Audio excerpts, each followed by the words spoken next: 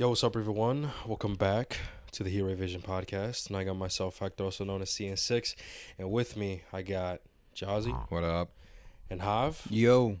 And tonight, guys, we are going to be reviewing Silent Hill 2 Remake by Bloober Team and Konami, man. Holy crap. Silent Hill 2 Remake.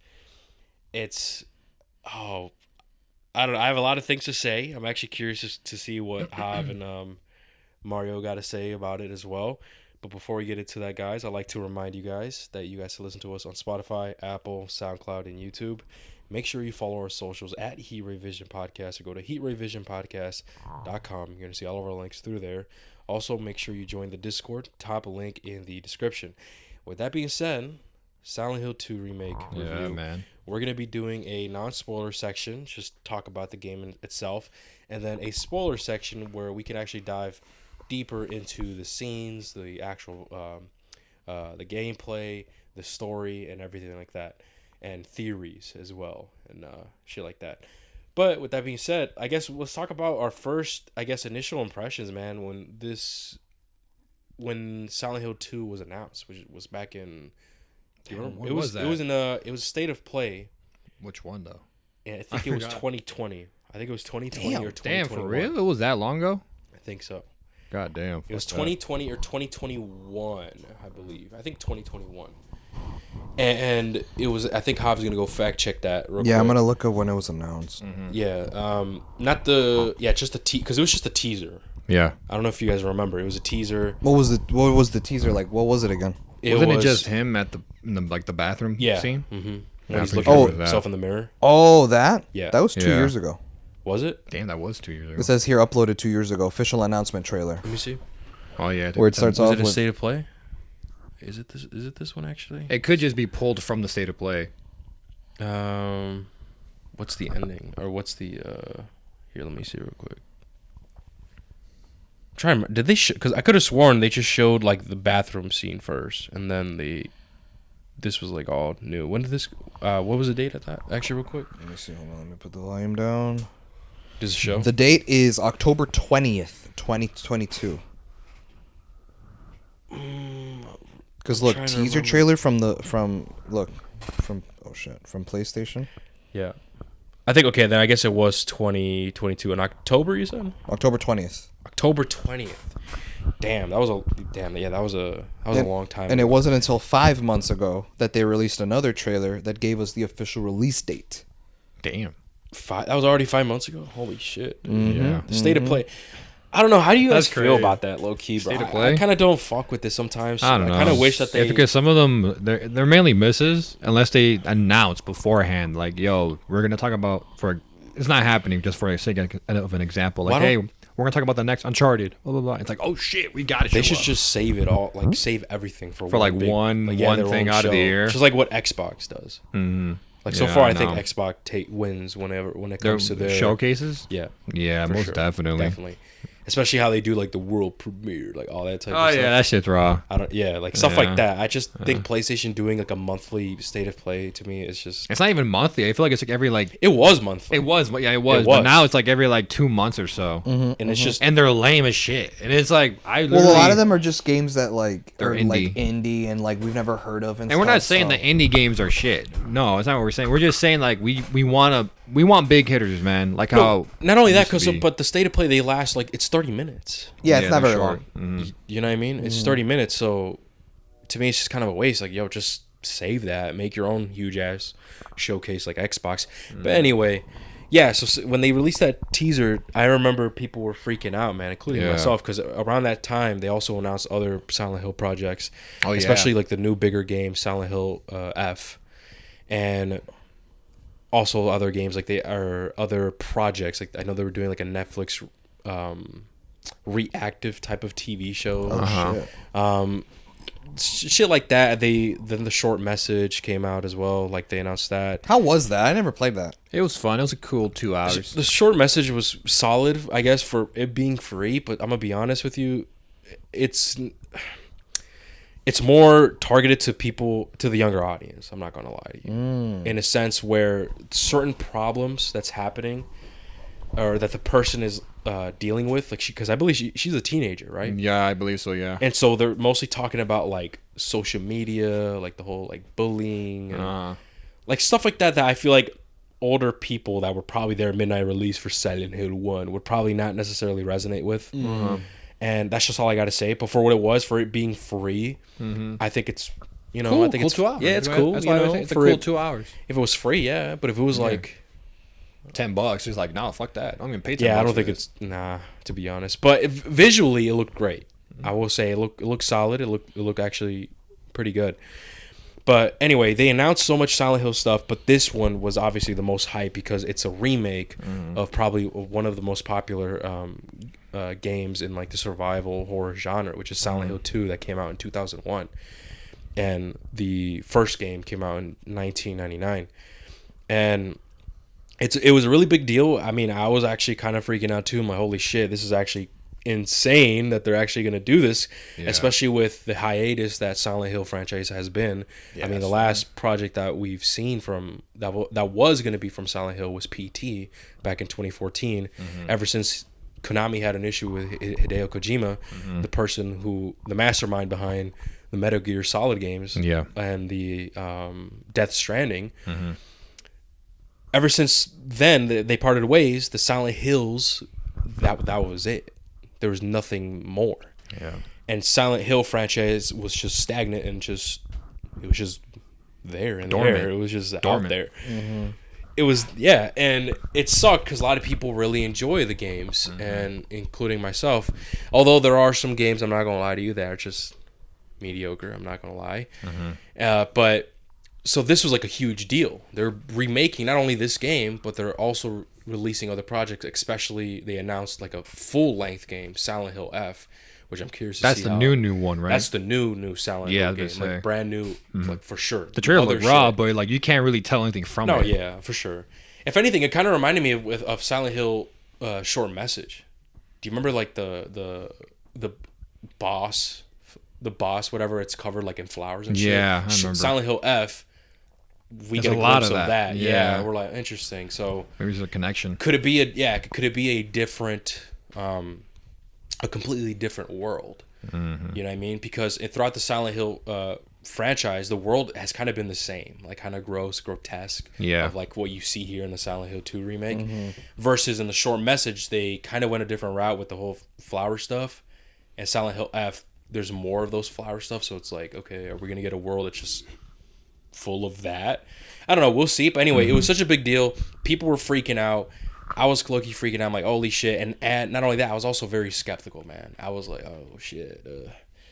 We'll see, especially when they announced that it was a Bloober team, because Bloober team were responsible for the medium. They were responsible for Layers of Fear. I played Layers of Fear.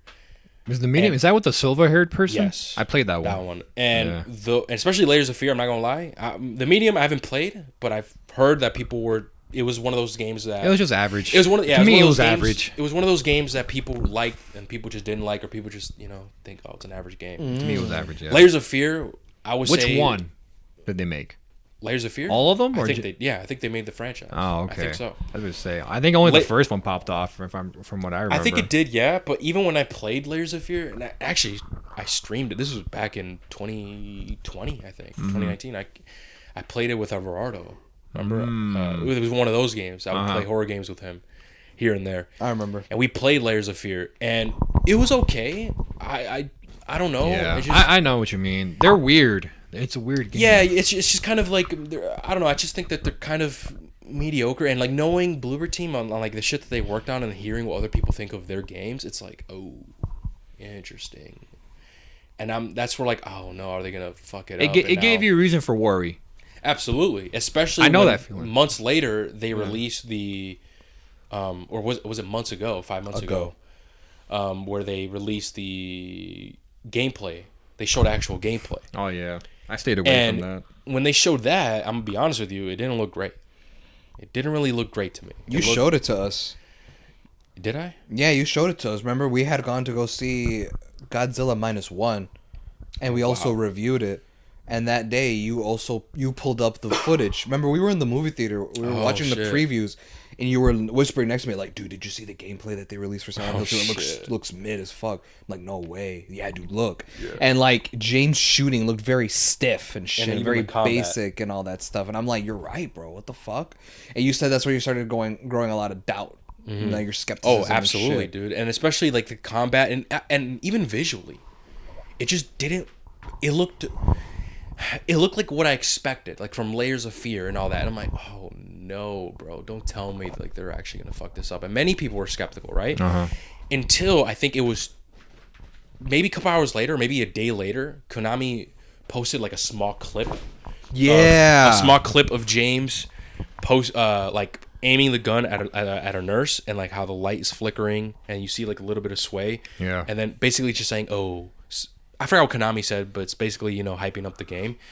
And people, including myself, were like, whoa, where the fuck was this? This looks better than what you guys showed us in the reveal trailer for the gameplay. Mm-hmm. It looked way better. So now I'm like torn.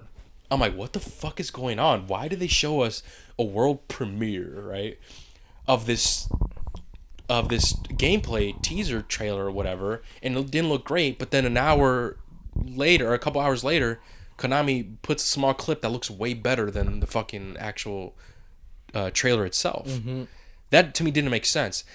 And then I believe, I think a couple of days later, I think one of actually the developers in the part of Bloober team or part of Konami, the distributor, something like that, said that the gameplay shit that they use was actually not like the current state of it. That they use older, they used footage from early on of the game. Yeah, exactly, of the game. And it's like, why would you do that? People were ripping them to shreds. Like, I remember the subreddit in Silent Hill, people were like, why would y'all do that? Why would Konami do that? And keep in mind, man, it's not necessarily Bloober Team's fault. It's Konami. Think of Konami as Disney, bro. Like, it's the higher ups. They're the one that owns the IP. They say what goes. Hey, we want this by this time, even if it's not ready, blah, blah, blah. Like, shit like that, Mm-hmm. So, and knowing Konami, dude, what they did was they didn't fuck with Hideo Kojima's vision. They said, nah, fuck this. They scrapped Silent Hills and PT. PT was fire. And then from 2014 till now, it's like, oh, now we're finally getting some Silent Hill content. They don't give a fuck. And a lot of people don't like Konami because of that. Yeah. And so it's kind of like Disney, like, oh, what Disney doing with Marvel and Star Wars and all that shit. Yeah. So because of all this, there was a lot of skepticism around the community, and including me, dude. I was a huge doubter. I'm not gonna lie to you. Even after that clip, Hav, I was like, yo, that looks better, but it's Bloober Team. I gotta see what the fuck is going on, bro. And it wasn't until I actually played the game where I was like, okay, now I'm actually gonna give my opinion on it and see if it lives up to the hype. And we're actually gonna talk about that now. But I know I went on a crazy like rant and stuff. My thing is, what did you guys think when the reveal trailer was announced for Silent Hill, and then obviously the other projects coming out? I guess we'll start with you, Mark, because I know you know about some of the projects. I was going to say, yeah, because I mean, I guess at first I should start off is that this was my first time ever playing a Silent Hill game from beginning to end, because I have played Silent Hill before, but never fully. It was only parts. Like the very earliest memory I have, I don't know which Silent Hill game it was. I just remember it took place in a city. It was during that age where, like, you know how demos used to be really big when we were kids. Like demos were way big. Now they're like shit. Demo disc and shit. Demos are like outdated as fuck right now. Yeah. And I had a demo disc, and Silent Hill was on it. And it was that one where it takes place in the city where you like crawl through like some tunnel and now you're in the subway or some shit. I don't know, but that's besides the point. When this got announced alongside with the other projects, I think obviously I was hyped for this one and the new one. The other two I didn't really give a fuck about because it was like a Dead by Daylight clone basically, and I forgot the other one. The other, don't you remember one was like a show, like interactive show, some shit like that. Yeah, I didn't really care about those ones. The one I cared about was like this remake. I was like, oh shit, I don't know the story and I never played it. And obviously I'm like, oh bad, they're continuing it. So like, who knows when that bitch comes out? I'll be honest with you, but no, I guess I was definitely intrigued because obviously I'm a huge fan of this genre of game. Obviously I'm a huge Resident Evil fan, and this is basically these two franchises are basically the exact same thing. They're the same type of gameplay, if that makes sense. Obviously different characters, different stories, but it's up my alley. Survival horror, that's what I'm about. I fucking love that genre, and when it's done like this, it's a must buy for me. I guess I can't really speak about being, how should I say it, like being my expectation towards it, just because I never played any of them before, so I don't know if I really had expectations. Just my expectation was, I think I'm gonna have fun with it and I'm gonna enjoy it. And ultimately, well, as we get more into the review, obviously you'll hear more about it. But I definitely this was a game I was definitely looking forward to playing. I mean, I was glad to drop it for fucking Outlaws. Don't get me wrong. Oh shit! I fucking hated playing that bitch, bro. Outlaws, really? It's just it sucks because when I finished Dragon Age, Age, that bad? That's not bad. It's just disappointing. Another Ubisoft game, dude. Yikes. It's another fucking bro. There's a section in the game, just a little side thing, to be quick, where it's so buggy. It's so fucking buggy, man. And you wonder that's probably why they delayed Shadows, Assassin's Creed Shadows, but that's another tangent. There's a section in the game where it's a side objective, right? And enemies pull up, right? And like speeders, and so with the enemies pull up. A bunch of them, they're coming in bunch of groups, right? All the enemies, they just get off in the exact same point every single time. So you kill all of them, wait like 20 seconds, more are gonna come. Okay. So it's like, bro, you just like, what the fuck is this? Like, this is so bad. Like, this is like, y'all were so lazy when it came to this. Like, you guys don't give a fuck. Like, what the fuck? This isn't fun. No, man. But either way, like I was glad to drop it. Ubisoft be pumping out all those Star Wars games. Like they pump out quite a lot of games. Well, not just Star Wars games, every year and shit. I mean, the only game that they're known for that, but Assassin's Creed is kind of I heard Valhalla was actually pretty fun and Mirage is pretty good, but Ubisoft has been on a decline, bro. Like they've been losing money, like hella money. That's why I heard Mirage was supposed to be a back to basics. That's what I'm saying. Like I heard that it was pretty decent, but. I don't know. Like I said, I was glad to drop Outlaws for this game because I'm just like, all right, I know for a fact this game is going to be much more attention grabbing or like keeping me engaged than fucking Outlaws. Yeah, was. And I mean, I will say this. Did you ever go back to Outlaws? No, just because after I beat Silent Hill, legit Dragon Age came out, so I had to play that, and I'm just gonna play Dragon Age and then go back to Outlaws. I was gonna ask, like, do you plan to go back on Outlaws? Yeah, I have to because one, it's Star Wars. Okay. It's canon to the world, so I gotta know the story. But I'm only gonna focus on main missions. I'm not doing anything side. Damn, I have no interest in doing. No, listen, Hop, that's a big deal for him. Because the type of gamer he is he's similar to me. When it comes to open worlds, he's doing side quests. He's looking at every single corner. Maybe you play like that, Hop. I'm not sure, you know, but. I'm sure people could relate to that, but the fact that he's saying "fuck that," I'm not doing that. I'm just do this main story missions. I don't care for exploring. That's crazy work. Because the exploring is just annoying to do because of how buggy it is. That's crazy. It's a bunch of sand and lightsabers, like the speeder, like the way I'm playing on mouse and keyboard. That's how the Doom game's gonna be. Remember how I told you about the steering and with the speeder? Yeah. They changed it. Remember how I told you the channel? I'm like, bro, these motherfuckers went back on, like, they made changes to the gameplay. The speeder gameplay halfway through the fucking release of the game. I was like, what the fuck is this? Okay, so I want to not go super tangent, but I just got to ask for the Just Jazzy fans. Will you ever go back? I don't know. Actually, I'm going to be honest. I don't know if you finished it. Will you ever go back to Avatar? Okay. What is it? Frontiers of Pandora. Frontiers of Pandora. Would you ever go back to that game? That game came out, bro. When I finished it. I was so burnt out. I was so burnt out with streaming and everything. I'm like, dude, because that year I went crazy. You streamed a lot that year. I know I did. A lot of new games. I streamed a lot. And I kind of did the same amount this year, but I think a little bit less. My streaming hours are way below. It's funny. I stream less, but I've grown like and crazy. Yeah. Right? But I maybe one day if there's absolutely nothing to fucking play and I'm bored out of my mind, like fuck it, I'll hop on again. I'm only gonna think about that game is that the world's so much better than fucking Outlaws. Like genuinely, it's so much better. But maybe there's a small chance. It's just the fact that you pay full price for it too, man. I know. You didn't even finish it. That's him on a weekly basis, though. Facts, right? He's told us. He's like, hey man, I'm a gamer, man. I gotta buy it. That's it's like, true. I guess, bro, but like, if I look at the reviews and people are saying it's trash, like, I think even as a gamer, I'd rather save my money and like, I'll wait for Black Ops 6 to come out or some shit like. Well, I got Black Ops 6 off Game Pass, so I didn't really buy it. And I know you regret buying Suicide Squad. I was never gonna buy it originally. You a bitch.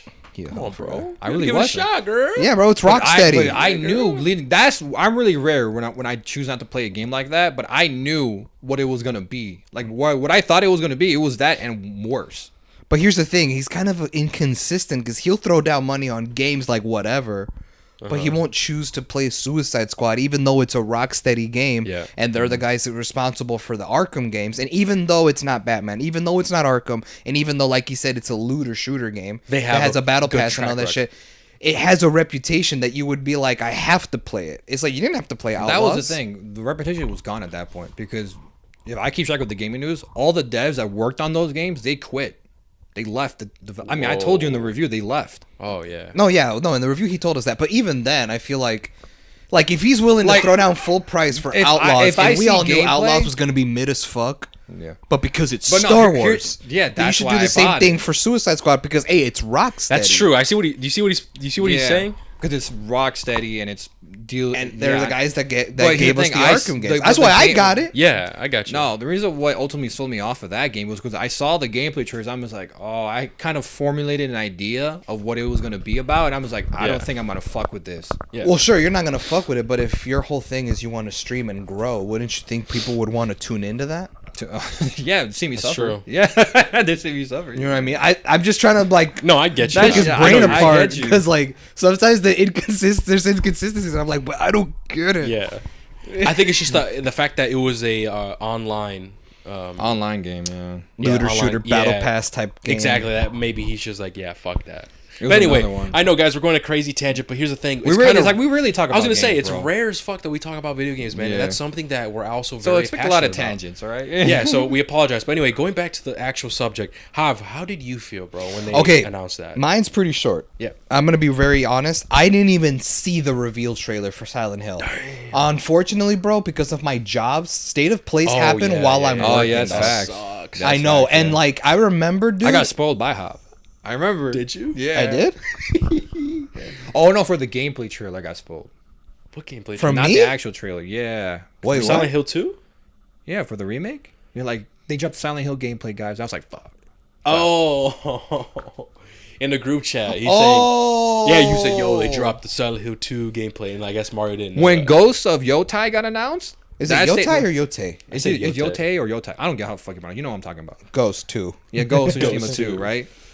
I didn't know that was gonna be in there, right? But every state of play, I always go D&D because of your ass. Because I know you're gonna Dungeons fucking and Dragons? no, do not disturb. Do my not bad. disturb. I always go D&D. Oh, on my bad, phone. my bad. Do not disturb. Because I know your ass is gonna say something, and thank God I did. Because I watched it on my yeah, last he break. did. He did. He did. I always do it because I know how I was gonna put it in the group chat. And He did. I'm just like, bro, I go on my break, and I told Hector, I was like, bro, I was watching it in my head. I'm like, dude, this looks like Ghost of Tsushima 2, but the last time I got fooled. I've been fooled before. Hobbs noticed. I've seen it before. No, that is true. Hobbs And then does do I that. was freaking the fuck out. I go to the group chat. I'm like, I fucking knew Hobbs would fucking spoil it. Thank God I didn't fucking do that shit. No, that's true. I mean, actually, I think that at that time I was lucky, dude, and I actually got home as soon as it was starting. I think it was like maybe 10 minutes in. Yeah. And I just quickly hopped on my PC, like, yo, I gotta watch this. And so I saw it live, when and then Hav sent me the text. I'm like, all right, yeah, you know. But I understand your situation. That's funny. Yeah, he does bro. do that, but That comes anyway. out next year. Okay, anyway, I'll go on. Well, yeah, I didn't see the reveal trailer from 2 years ago. Yeah. That I did not see because like State of Plays, bro, just happened when I'm at work, dude, and I can't. Yeah. Sometimes they're 30 minutes, sometimes they're 40 an hour, 40 minutes an hour, and I can't excuse myself from work for an hour. And there's no BS excuse. I can give my boss and be like, oh, I was, you know what I mean? Yeah. So I just miss out on that shit. So really, my State of Play experience every fucking time is just going through my YouTube feed, I like my feel you on that. subscriptions, and I just Yeah. see like people like PlayStation. I follow PlayStation. I'm subscribed to their YouTube channel. They'll like upload the games that they announced like per videos. Yeah. You know what I mean? I feel you. But yeah. So I didn't see the reveal trailer, but I remembered that when we all hung out one Saturday to review a movie for HRV, Hector was talking about it and he was hyping it up. And like, I'm gonna be honest, I have no experience with Silent Hill. I have no previous experience. I knew about the games and I knew about the movies, and I heard the movies are garbage. But Damn.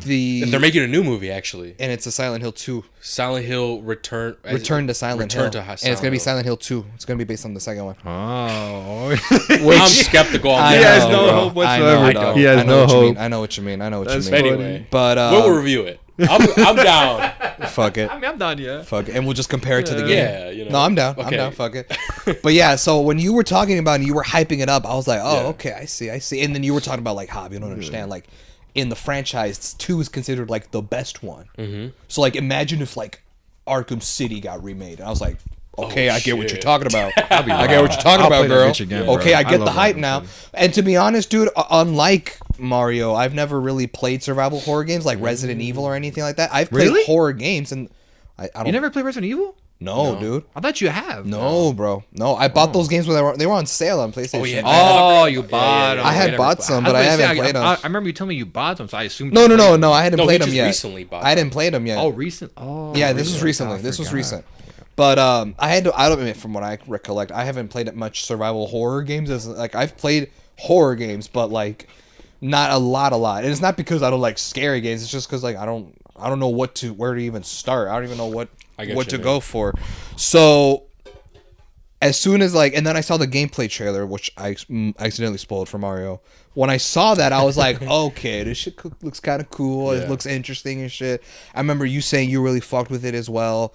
So I was like, okay, and that was kind of getting me more interested. And I'm gonna be honest, dude, the gameplay trailer, I think I saw it once. Like I saw it like the whole 3 minutes. I saw it once. I never watched it again. And anything Silent Hill related, I avoided. I wanted to go into Silent Hill 2 as blind as possible. Same. Sweet. So when I saw the trailer and everything, I was like, oh, okay, interesting, right?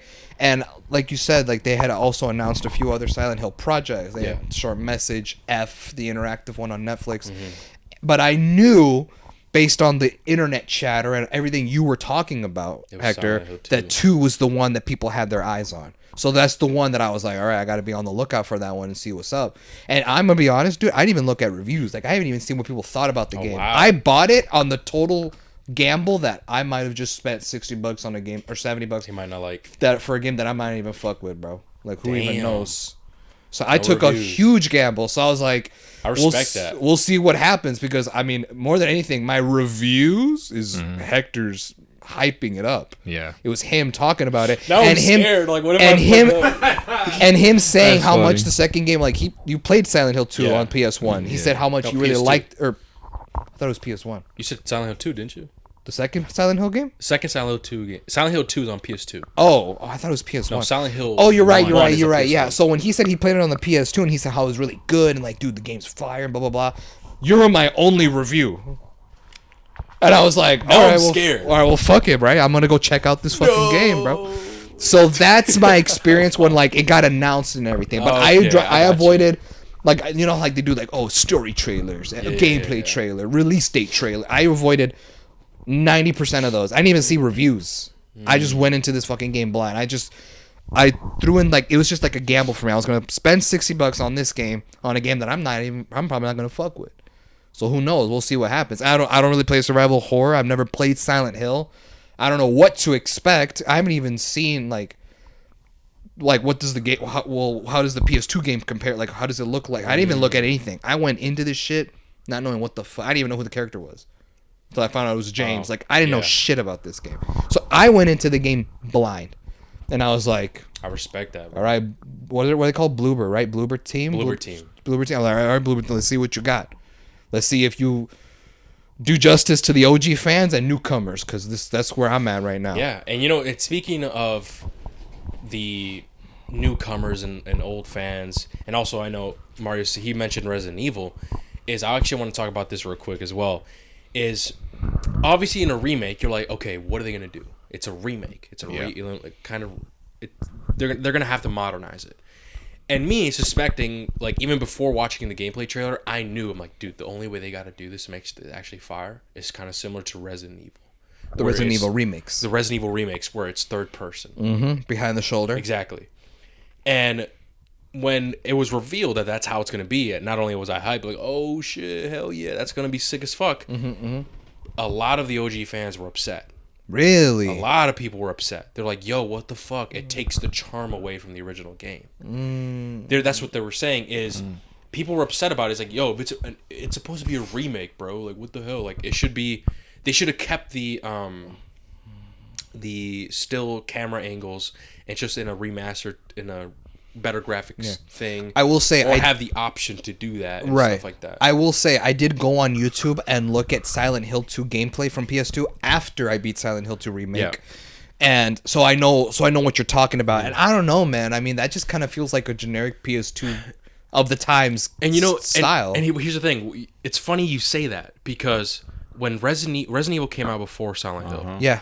Resident Evil was the first survival horror game that incorporated the still camera angles. Are you talking about fixed cameras in the corner? The fixed camera angles. Because Silent Hill 2 wasn't like that, was it? Silent Hill 2. It was the one where like it was like a floating camera that followed you everywhere you walked. When you're outside, yes, but then when you're in buildings, Oh, it would do that. It was the fixed camera shit, like the In security buildings. camera, what we call security camera. Yeah. In buildings. That's how it would play as well. Yeah. So, Okay. what I'm saying is, it's funny you say that. Oh, that's like generic PS2, but at the time, that was groundbreaking. What Resident Evil did with the fixed camera angles of survival horror as a game as a whole, it revolutionized horror games and survival type of in the horror genre. And then when Silent Hill did it as well, they didn't do it in like super fixed camera. Like how I've said, when you're outside running, it does follow you around, but you can't necessarily move the camera like You can't rotate. you can, but not like freely, if that makes sense. I don't know how to okay. explain it. But Like then when you're however in you some want. buildings as well, it's fixed camera angles, and people enjoyed it at the time, and that type of style was new for genre, like as in for Resident Evil and for Silent Hill. And at the time, it was like next level shit. Like for us, I'm trying to compare it. Like for us, maybe the God of War 2018. We're like, yo, that shit's crazy. No more. It's a different point of view. This is nothing I've ever seen before. Type of, I don't know. That I don't know if there's another game that I could think of that's like did that. But Resident Evil and Silent Hill did that for the genre. Yeah. And that is why those early games are like they're essentially landmarks in the genre itself. It's something they revolutionized. So that's why people wanted it back. And when they found out, oh, they're taking the Resident Evil 2 route, people were really upset about it. And me, I wasn't upset about it because I'm like, honestly, dude, in order for this game to thrive to like Resident Evil 2 remake and shit, it has to go this way. Because we're in the modern times, guys. Like, I feel like doing it this way is beneficial. Because that way you could actually see everything. And the part of the reason why back then in Silent Hill and Silent Hill 2 and like even the old Resident Evil games, the reason why they did fixed camera angles was because those consoles and those games were limited. So the developers, they didn't want you to see certain shit. You know? Especially the fog. I don't know if you knew this, but fun fact, right? In the Silent Hill 2, the reason why the fog is super fucking dense is because they had limitations. If they took it out, it'd be like like old school Minecraft where like you're walking and the world is barely loading in as you're walking. Yeah. It would look like that. That's funny. That is why they made it super foggy so you as a player can't see that happening, like the auto pops and shit. So that's really interesting that That's funny actually. That's pretty cool. no, yeah, that's the real reason. And that is why, and bro, we're talking about PS1, boy. PS1, PS2. They were limited. So now we have the crazy technology. Now you could literally look anywhere you want and there will be something there that's detailed compared to other games where sometimes if you look somewhere or you break the what's it called? The camera, like you're free floating the camera and you know how you like zoom in places and you're like, yo, what the fuck? This is fucked up. Kind of like did that with I'm trying to remember a game that they did that with where I think they tried doing that with Master Chief in the OG Halo game. Yeah, they did. Where they tried looking in his fucking when he takes helmet. off the helmet. Yeah, but it's just But his it's his helmet again. It's just his helmet again. Yeah. So shit like that. Anyway, point is, I understand why people were upset about it because people maybe grew up on it when they were kids. Maybe people were there on midnight release. You know what I mean? And I get it. But you guys have to understand, we're in the modern times, man. And truthfully, even though I do think Silent Hill and Silent Hill 2, for how they have their camera angles, I do think that they're still great and for its time. But if we're gonna compare it to like the big hitters now, unfortunately it is kind of outdated. When you're comparing it to modern games. But at the time, and is absolutely phenomenal. And like, I guess if you just want to pop it in and just enjoy a game, I mean, you could still have a relatively good time. Yeah. But if you're gonna remake a game, I do think that the way they went was the better option. That's true. It was definitely the better option, and many people, I guess, agreed with it. I mean, and I do think that Silent Hill 2 the Silent Hill 2 remake did a good job for old fans and like the newcomers. But anyway, let's actually fucking get into it. What the fuck are we doing, man? Damn, we out here talking about this, but yeah. So Silent Hill 2, man. The basic premise of the game is this: you play as this man. His name is James Sunderland. He goes to this town called Silent Hill to look for his late wife. You know, he gets a letter saying that she is waiting for him in Silent Hill, and so he's there. All right, well, how could this be if my wife died 3 years ago? Let me go out there and find her. And that's basically the premise of the game. And I'm gonna be honest, when you just say it like that, it's interesting. It's like, whoa, what the fuck? Imagine you get a letter from a loved one that died years ago, and it says, yo, bro, I'm right here. Come find me. You're like, what the fuck? Realistically speaking, I'm like, nah, you tripping, bro. You throw it away. I saw you get buried, boy. What you mean over there, boy? No, but and what's interesting, and then you fucking show up and it's foggy as shit, bro. Fuck that, bro. You know what's funny is like if this game was realistic, that first monster that he encounters, like, excuse me, sir. But then he gets close. What the fuck? I'm out, bro. I'm out, bro. I'm gone. And there's no one there. Here. Like, exactly. What, bro? But what it was, and also you might think to yourself, well, what the fuck? Why didn't he? Was because the letter, he says it's her handwriting, and it's really hard to forge people's handwritings, And it's like, yo, this is her handwriting. What the fuck? So that's what makes it like interesting. So that's the premise, right, of the game. I guess we could dive more deeper into what do you guys want to do first? Do you guys want to talk about the visuals or the sound design or the gameplay mechanics? What do y'all think? I think gameplay makes more sense to go first. All right, well, okay. Based on the gameplay, Mario. Actually, go ahead, Mario. I'll let you take it away with the gameplay. Okay, I mean, well, gameplay. It's nothing too crazy. I'm gonna be honest with you. It's nothing. It's very simple, right? It's just like in Resident Evil. You have a set of weapons that you can have. Can I say the type of weapons you can have or no? I don't think it matters, right? I don't think it matters. I think they showed it in the trailers. All right. You get a classic. You get a pistol. You get what else? You get a shotgun, a hunting rifle, and then a melee weapon. Right. You get a couple variants of the melee weapon, and it's very cutthroat. I mean, very simple. I mean, basically, it's either you use the gun to take down the enemies or you hit them, and they come at you. You're able to counter the enemies that you come across. The best way I could describe this gameplay is that once you figure it out, that's basically it for the combat. Yeah. And I know this is a hot topic for some people because they're just like, well, that's it? Yeah. And I think that could be a good or bad thing depending on who you are and what type of gamer you are. Oh, go ahead. I'll let you. I was about to say, for me, it's a mixed bag because, like, at the same time, did I get a little bit bored with it? Yeah, but it didn't happen a lot, if that makes sense. Yeah. But I also understand on the fact that if what was the studio's name again? Bloober Team. Let's say they did try to innovate. Would that piss off the OG fans? So you're taking a risk because in Resident Evil 2 Remake, motherfucker, they added a whole ass new section in the motherfucking game, and it worked out for them.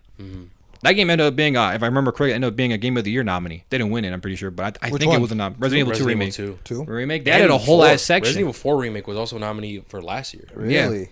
Yeah, that one I don't really know too much, but I know for 2 they added a whole ass new section, and that's a huge ass fucking risk. Because what if that section's not good? Here, I don't know if they did that or not. Because obviously, I didn't really keep up with the news. Yeah, I can answer y'all questions. But with me, it's like a double-edged sword. Okay. I did want them to do it, but at the same time, like, given their history, would they execute on it? So it's kind of like, you know what? It is somewhat a negative depending on who you are. So it depends on you. Fair. If the gameplay is either going to get really stagnant for you, or it's going to be good enough to the point where it's like, all right, even though I figured it out, I can easily counter these motherfuckers or whatever the fuck, right? I know how to deal with these enemies. The story's good enough, the voice acting is good enough, all the other aspects are good enough to the point where I can excuse the gameplay. You know, the one thing where I think it wouldn't, in my opinion, where I would have liked to see a little bit for them to take a chance like Capcom did with adding a whole ass new section of the game is maybe you could have added shit like, because when you like reload, it was really fucking slow at sometimes for me. I was like, what if they did a thing where like they added like a workbench or there's like where certain challenges where like if you added upgrade shit, your weapons, I know and what you're shit? upgrade your talking about, weapon. like the Last of Us type shit. No, Yeah. that's where my mind like went that. To. Nothing too crazy, but just something like that innovates you. Give you something that makes the gameplay a bit more fun, but at the same time, it's a risk because like you're pissing off the OG fan. So it's like you're gonna have to take it and see you're how. adding new shit to the Why game. are you adding new shit? Gotcha. Like why you? This is a remake. You guys aren't like. What are you doing? But it's things like Okay. that. Like I don't know Yeah. what would work. I'm just kind of going with ideas. Like get you. because the gameplay is stagnant. That's It's, really it's the interesting. truth. It is stagnant. It's not that complex. But that's not. I'm assuming that's how the original game was. It was exactly like that. And it's a fucking remake. What do you fuck do you expect? Okay. So it's going to be hit or miss depending on what type of gamer you are. In my opinion. No, yeah, I understand your point. Interesting. Before I say my thoughts, I want to know, what about you, Hav? What did you think about the gameplay? Do you agree with him? So- Maybe not. Like, With gameplay, I mean everything that Mario said is correct as far as the weapons that you use. It's one pistol, a long range weapon, your melee, and a shotgun. and the long range. Yeah. So like rifle, shotguns, whatever it is. Yeah. But yeah, I will say that it is simple. I did think the gameplay was simple. I mean, also on top of the weapons, there's also the mechanic of walking, sprinting, and even when you're facing enemies, the whole like dodging feature. So with those elements included, mainly the dodge when you're going up against enemies, I do know what Mario is saying about how the gameplay is simple. It's very like once you get the hang of it, you're like, okay, I know what to do. Like that's basically all the moves that I need to know for the game. But I think the way my mind went to is simple is better. Because then if you try to overcomplicate it, well, then you're turning this game into something even more. I don't know if that makes sense. Yeah. But I think for me, I think I would see the gameplay being too simple a negative if I felt that the rest of the game didn't immerse me enough. I feel like while the gameplay is simple, in a sense, it's like, okay, cool. When I face enemies, I don't have to worry about taking my vials or syringes or dying too often because the gameplay, I got it cracked down. Dodging them, shooting them, or hitting them with my melee weapon is cool. I'm more concerned as to the fuck is going on in this hospital. What are those sounds, bro? How the fuck am I gonna get out of here? Yeah. What's the fucking code on this keypad? I need to go find this shit. So my mind was on other shit. I was worried about other shit going on than the gameplay. So I think because my mind was already immersed with the rest of the world, the gameplay wasn't too much of a negative in my mind. Now, if the game was like mid and didn't really have a lot going on, like if it's like, you know how like you play one of those games where it's like people complain that there wasn't a lot of different enemy variations, like enemy types. If this game was like the same enemies that you kill all the time, they die, like let's say like they were all like the no armed people, like then it would be kind of boring, right? If the cutscenes were like short, if the gameplay wasn't as immersive, if the, you know what I mean, like I'd probably be like, dude, this game's pretty simple, like everything about it is simple.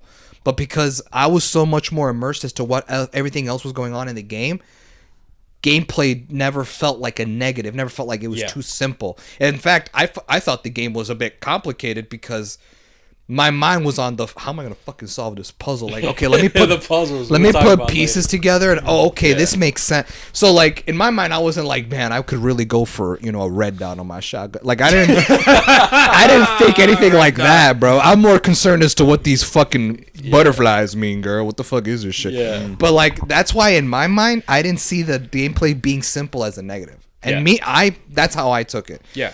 And my argument being that, because if the game, I feel like, has a lot more shit going on in the world and in your exploration and like the enemies and like, the whole like eerie music and sound effects and like what is around the corner. You always, your back's against the wall every time you check a room and shit. Like my mind was on other shit. Like gameplay never felt like a negative. Oh, it's too simple, because my mind was focused on other shit. That's the counter argument that at least I had for the gameplay being simple, and whether or not that's a negative, I didn't see it as that way. No, yeah, and I guess my take, I definitely agree with what you're saying, Hav, and I'm kind of glad you said it that way, because the original game, honestly, I'm gonna be honest with you, it wasn't necessarily known or hyped for its combat. I will say the combat in the original game is clunky, if anything, clunkier, bro, than this game, and it's not really its strongest suit. The reason why Silent Hill 2 grew so popular and it was so successful was because of what Hav said, was because of the story and the atmosphere and everything that's going around in the world. Kind of like The Last of Us, bro. Uh, A lot of people say the gameplay in The Last of Us isn't that complicated or simple. I don't know. Sure, No, I would I've been argue seeing that it's a more and little bit more more. as At least time's that one, gone you on. craft weapons. You have to. Yeah, you it's have true. you have to farm for the But supplies. more people to have craft been shit. saying, I don't know if you've been seeing it, they're like saying, like, guys, like, the gameplay in The Last of Us isn't that complicated, that's very simple. That the story is what got it up. Yeah, of course. Yeah, I could see that, but that's so that's like my take on it. If anything, I would say the combat in this game is way better than the original game. Oh, I'm yeah. sure. Oh, yeah. So assume I think to me it's like a positive as well, Mm-hmm. and obviously I do like the simplicity. If anything, I saw people make the comparisons of the combat system, the whole dodging mechanic and Mm-hmm. hitting.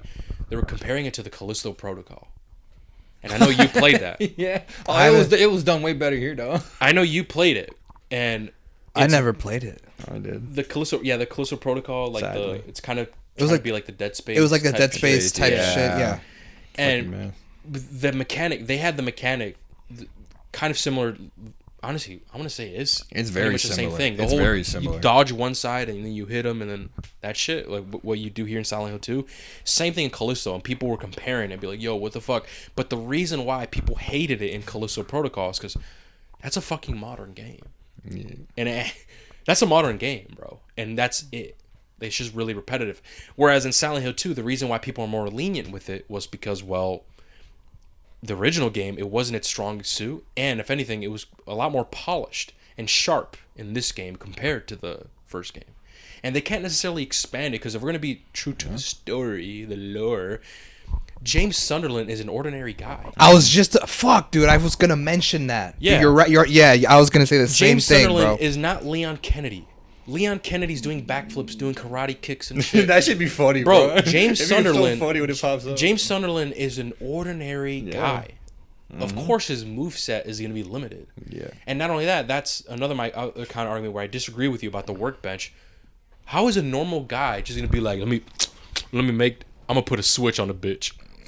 Like, Yeah. I'm I was gonna gonna say read that the on same the- fucking thing, dude. Like, I totally forgot about it. how But would yes, he know? Like, I agree. so the shit like that, it just doesn't fit with his character and doesn't fit with the story. You're just playing. Honestly speaking, when you're playing Silent Hill 2, you're playing for the atmosphere and the story. Sure, the combat is there, but the thing is, the combat is simple. That is true. But I don't think it's a negative. If anything, it's way better and more sharp than the original, so that's a plus. But in the modern area, I can see why you, Mario, and other people might have an issue with it. And that's perfectly, like, valid. I get it. But and it's kind of interesting too, because you're a new player as well, but you didn't think of it as an issue. So like I said, both sides are going to be, different on it. But I agree with Hob. I don't think it was necessarily an issue for me, especially when you incorporate the lore, whatever. I thought it was solid and it got the job done, if that makes sense. I don't think it needed a workbench. I didn't think anything of that. I will say this is, comparing to the first game, is that they actually bombarded you with a lot of heals and a lot of ammo. In the original game, those things are a lot more scarce in the first game. And this is, I guess, maybe reviewers' fault here. We didn't play it on the harder difficulties. I didn't play it in the harder difficulties. So maybe everything is a lot more scarce, like the original game, if you max it out. I'm assuming so. Maybe. I haven't tried it. I'm not sure, but I know that was like people's biggest complaints. But even though I do kind of think that's like a little negative there, But if they fix it by just, we fixed it, just play in the highest difficulty, then okay, then fine, and disregard what I said. But that's one thing I did realize: when you play in the normal setting, you do get a lot of ammo, you do get a lot of health and shit like that compared to the first game. And that might be just a little negative because, like I said, in Silent Hill 2, the combat wasn't necessarily the star of the show. And honestly, it was kind of more... it was kind of more relevant to run away from your fight, from the people, from the enemies in the original. Like, oh shit, like I just got to fight or shoot if I got to, type of thing. Whereas in this game, you don't find yourself doing that much. You kind of find yourself, there's an enemy, but let me dodge real quick, hit him. Let me shoot him with my shotgun. I have 40 bullets. You know what I mean? Yeah. Whereas in the original game, it's like, oh shit, there's 3 guys. I only got 3 bullets. I'ma run. I gotta maneuver around these guys. But like I said, that could change with the higher difficulty setting. So okay, that's the gameplay, and we're not the. There's diving more into the gameplay. Let's talk about the map system in this game. And I will say that the map system in this game was a lot more. It was expanded upon on the original. Ooh. And because in the original in the original game, it's the same thing. You pull up the map and like it kind of like does the X's. crosses Yeah, out it does and the all that crosses. shit. It does that stuff. But one thing I've noticed is there was more details in this one. Like you could actually see like the building numbers and when James writes down like codes on the map. The map was absolutely bigger as well. That's one thing I want to include is that the Silent Hill map and the areas you're in are expanded bigger than they were in the original game. And so I want to say this. That's fire. I loved it. And the map honestly, dude, I want to say this, dude. This might be crazy. This might be not a hot take, but I want to say the map system in this game is probably like the most superior map system I've ever seen. And in a game? In a game. Okay, ready? Okay. I agree with you. Let's go, Hoff. That's why you my blood. I was waiting for that. That's why you my blood. Hoff. Because no joke, wherever you go, James writes it down on the map. I know. I noticed that. If he writes down like, oh, this is blocked. Oh, I've been in here. Oh, there's a The question little mark. squiggly, the zigzag lines. Exactly. Oh, it's blocked. Exactly. The solid lines. Oh, it's locked. Dude, I never got lost. I was never like, Exactly. what the fuck do I do next? Because of all that shit. Absolutely, and it's obviously daunting because obviously you get like different floors Yeah. and buildings. And like, oh, I got 3 fucking maps, and you feel overwhelmed. But as you play the game, Dude, yes. because of the map, you're like, okay, it's not so bad. I know what's Yes, happening. dude. Okay, so when I started collecting like all those maps, dude, Yeah. immediately I was like, "Oh, what the fuck is this, bro? 4 maps, bro." Yeah. I'm like, ugh. I'm like, "Oh my god!" Like, I'm gonna have to like lock it hella to like keep track of what the fuck I'm doing, Yeah. bro. Yeah. But as you play the game and as James tells you what doors are locked or what floor you're in and all that shit, it was actually way more simple. I was stressing out over nothing. I was like, "Oh wait." Oh, he's doing this as I go, so I'm keeping up the way he is keeping up. Yep. And I thought it was gonna be annoying, being like, "Fuck, what floor am I in?" Or, "God damn it, like I don't even know what floor I'm in. I could be in the 3rd floor, and I'm looking at the 1st floor map or something." But I never got lost. That was another thing. I mean, I guess I could tie into like map layout, like not the map, but the map actual map that you're playing in, like the buildings outside or whatever. The layout itself was easy enough to like understand where you were. Like I knew I was in the 1st floor the whole time. I knew I was in the basement the whole time. I knew I was in the 3rd floor, and I never got lost anywhere that I was exploring.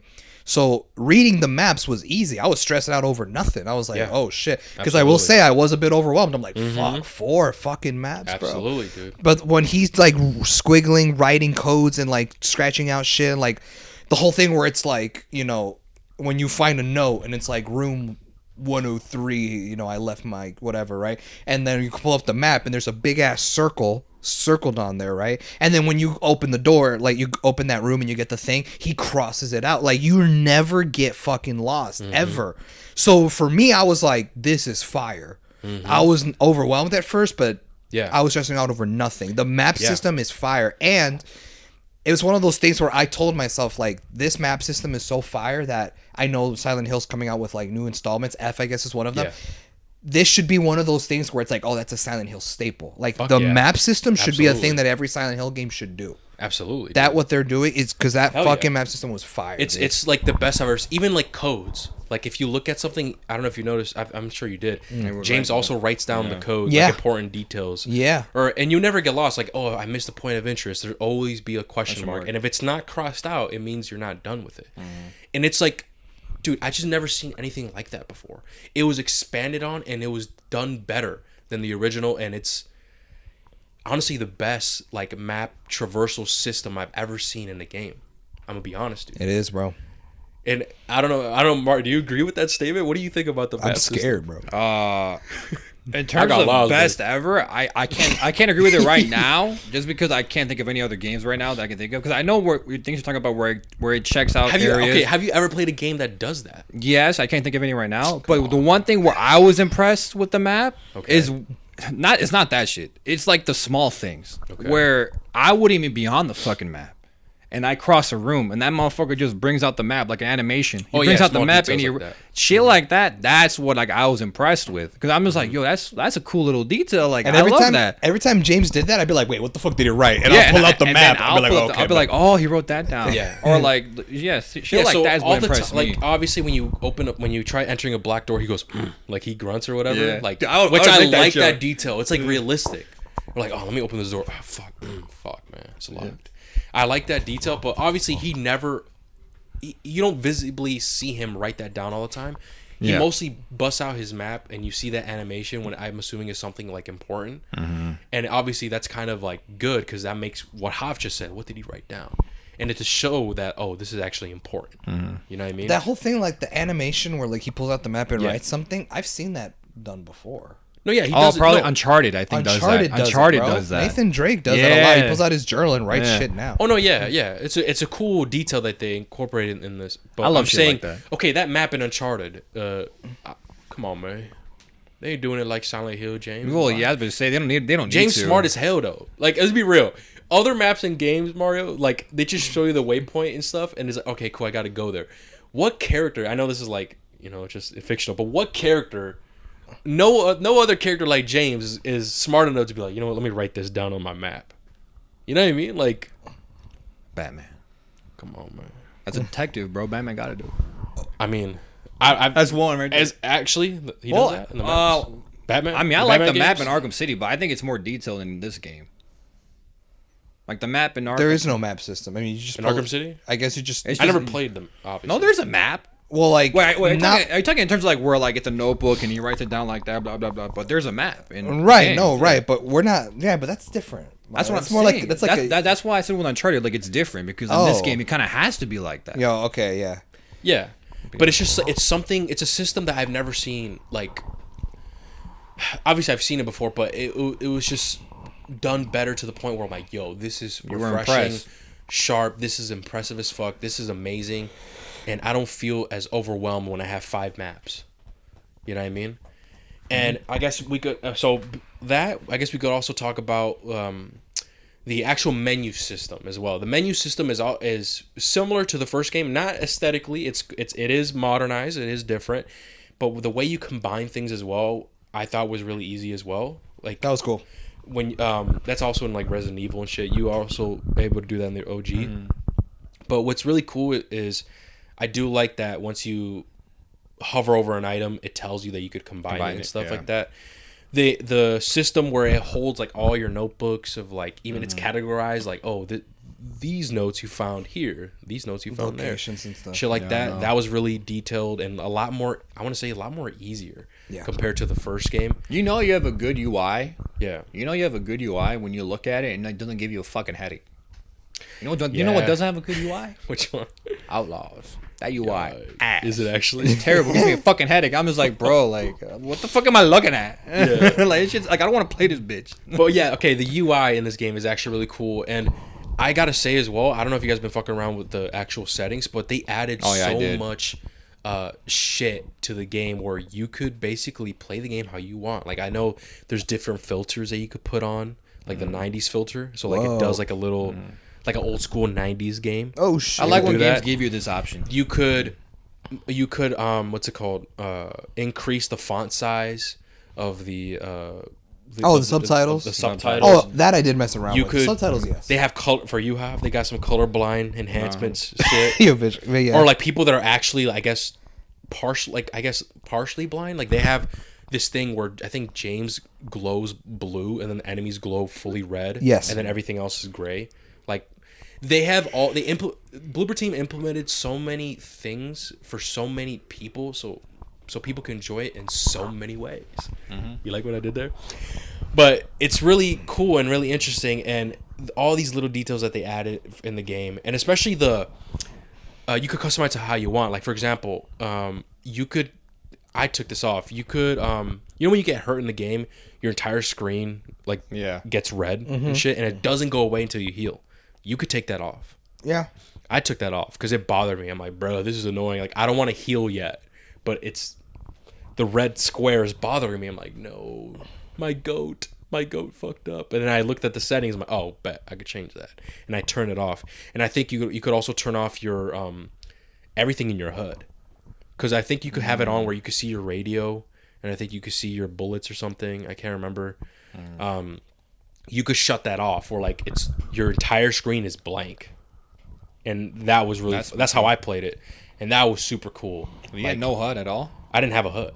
Oh wow! Like everything was blank. Oh damn! The only time you could see is when you switch weapons. Obviously, you could see your weapons that you're choosing and shit. But I took off the red square shit.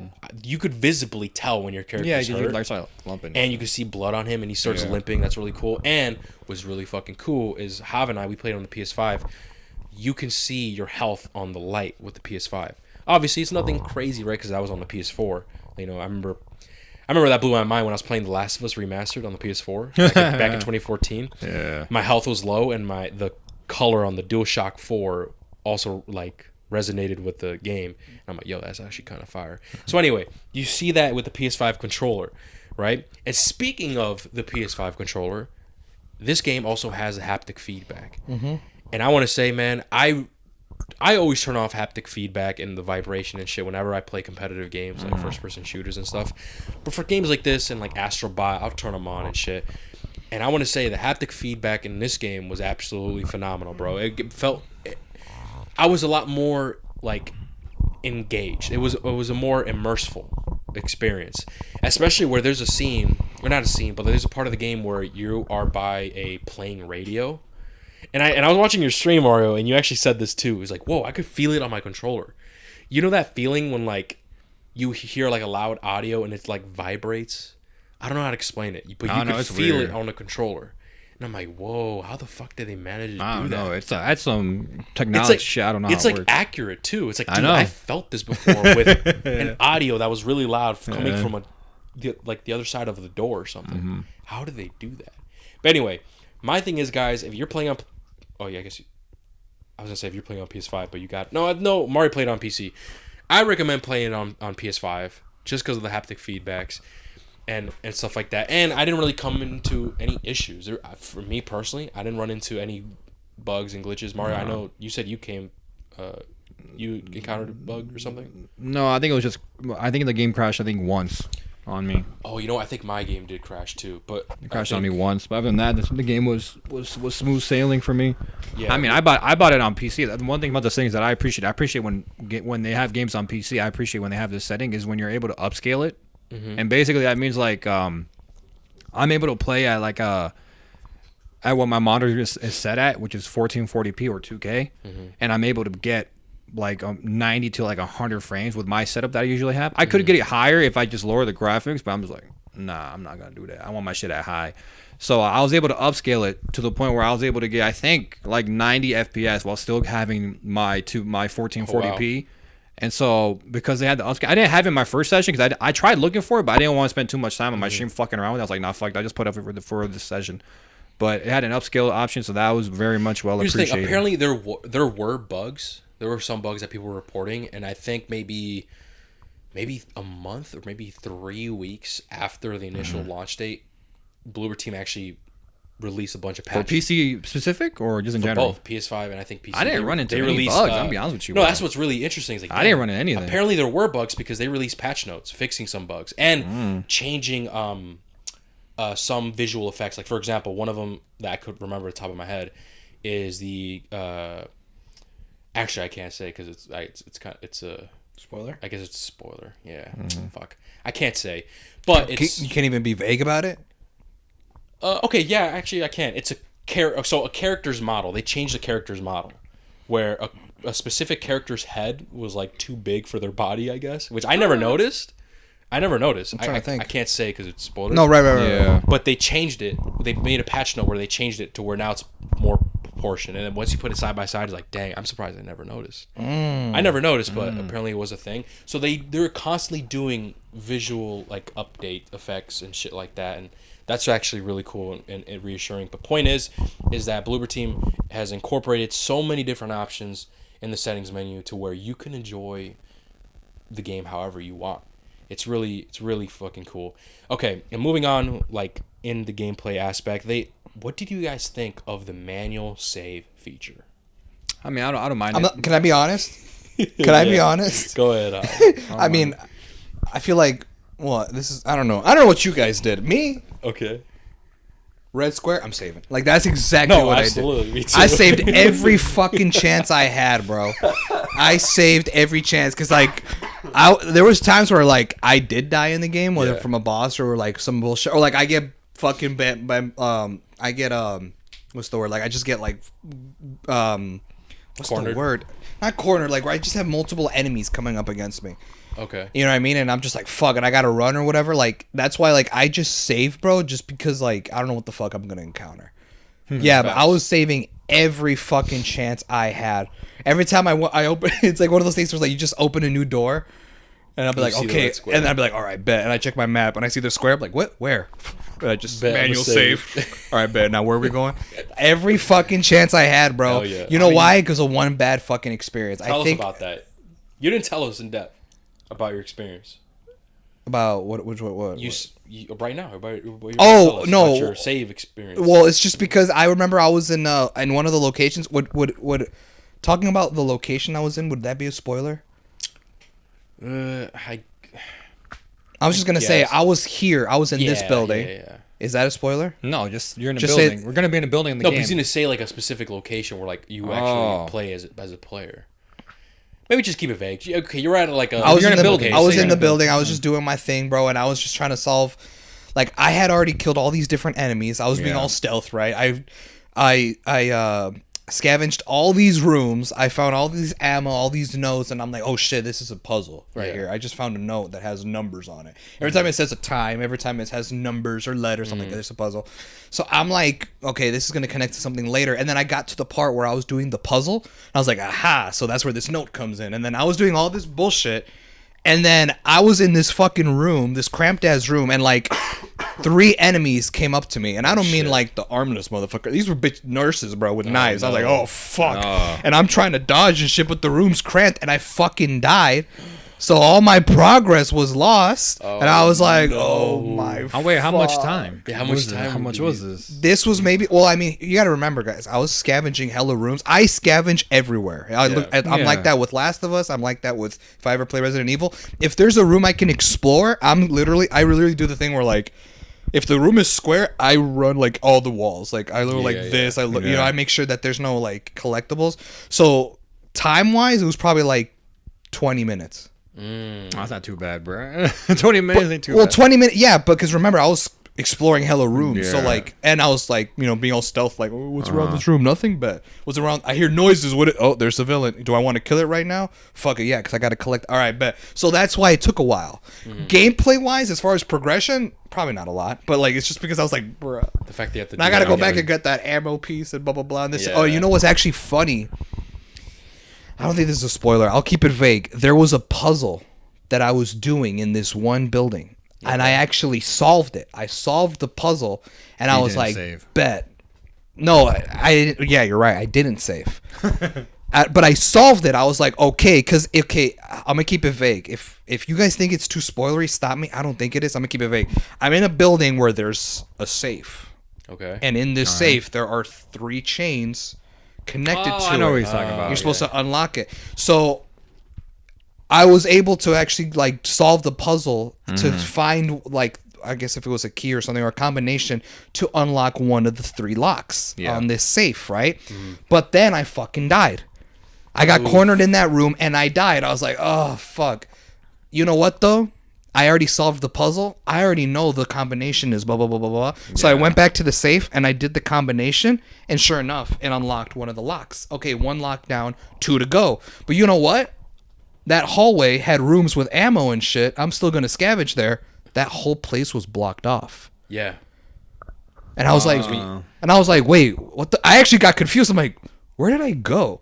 And I was like, where was that hallway? And I was like, it was this way. No, I'm back in the fucking. Yeah, blocked. What the fuck? And that's when I figured out. I'm like, yo, I think they blocked that area off. After you solve it. So I had no idea that was a thing. Yes, because there's 3 different areas, and like they don't want the player to get confused. You know what I mean? Like, so okay, you finish this side, but we're gonna block it off. Now you got to work with this. That's funny. But I had done that after I respawn, like after I came back, like after I died, like I respawned back to my checkpoint. You know what I mean? Like I lost that progress, but I knew what the puzzle was, so I went and I just did it. And I tried to go back to try to like rescavenge those rooms for ammo or whatever, but it was blocked off. And I was confused. I'm like, did my game glitch? Like, what the fuck? Like, there's no way. But then after a while, I was like, you know what? I think this is on purpose because I already fucking solved it. Like, I would have to gone this whole hallway again, kill all those enemies, collect all those notes, all this bullshit to solve that puzzle. But I already unlocked the thing. So there's no point. So that was like one thing that I ran into, bro. I was like, yeah. But no, the manual save, bro, came in fucking clutch every goddamn time. The manual save, I think it's really cool, and I'm glad that they stuck with it because in the OG game, it's like that as well. And it's one of the, and when you think of manual saves, you think of like older games. You know, remember the PS2 memory card, like just stuff like that. Manual saves, like there's no auto save. You think of older games, and I like that the fact that they stuck with it. Hey, this is a remake, and they stuck with the manual save, and they kind of made it like a lot more kind of immersive because when you use it, it's kind of like real time. Like James is like the red square is like looking back at James. Dude, that always freaked me out. It was weird. What is that?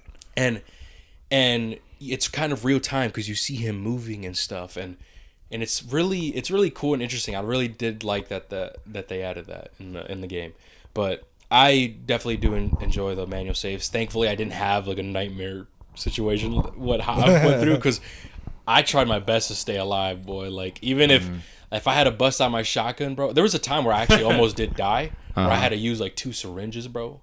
Oh yeah. And I was like, I try to avoid using the syringe as much as possible. No, for real. No, yeah, I went for the vials. But dude, there were some times where I almost died and shit. But yeah, the manual saves, I definitely like it, man. I like that they stuck with the old aesthetic type of vibe. What about you, Mar? Did you like the manual saves, or what do you prefer to the auto saves? No, I know. When it comes to these games, I want manual saves. And the thing is, they're kind of frequent too. Yeah, they're not. That's if they were scarce, it would be annoying, but I would kind of like it just because it makes it more tense or whatever. But no, I'm used to it. Resident Evil's like that. Oh, really? They got manual saves? I don't know about the later games, that ones that were where they were falling off, those games. But like Resident Evil 2 has the exact same way where you got So That's cool. I'm used to it. I mean, I didn't experience that issue in this game. I experienced it in another game where when I said like 20 minutes ain't bad, I think I lost like 2 hours. And that was in Persona 3. Persona 3, I lost like, I forgot, it was like 2.5 hours. And that game is a manual save there? You got a manual save there too. Oh, it's an old game though. Yeah, it's Persona 3. But yeah, man, dude, I remember I hopped off of it and I was like, fuck! I didn't fucking save. I'm like, bro, that's 2 hours. I checked how long was I live for? 2.5 hours. I was like, no. Oh my god. I'm like, I gotta play all that back. So literally, thank God Persona has a function where you can like fast forward dialogue, and I just did that. And I had to remember what I said.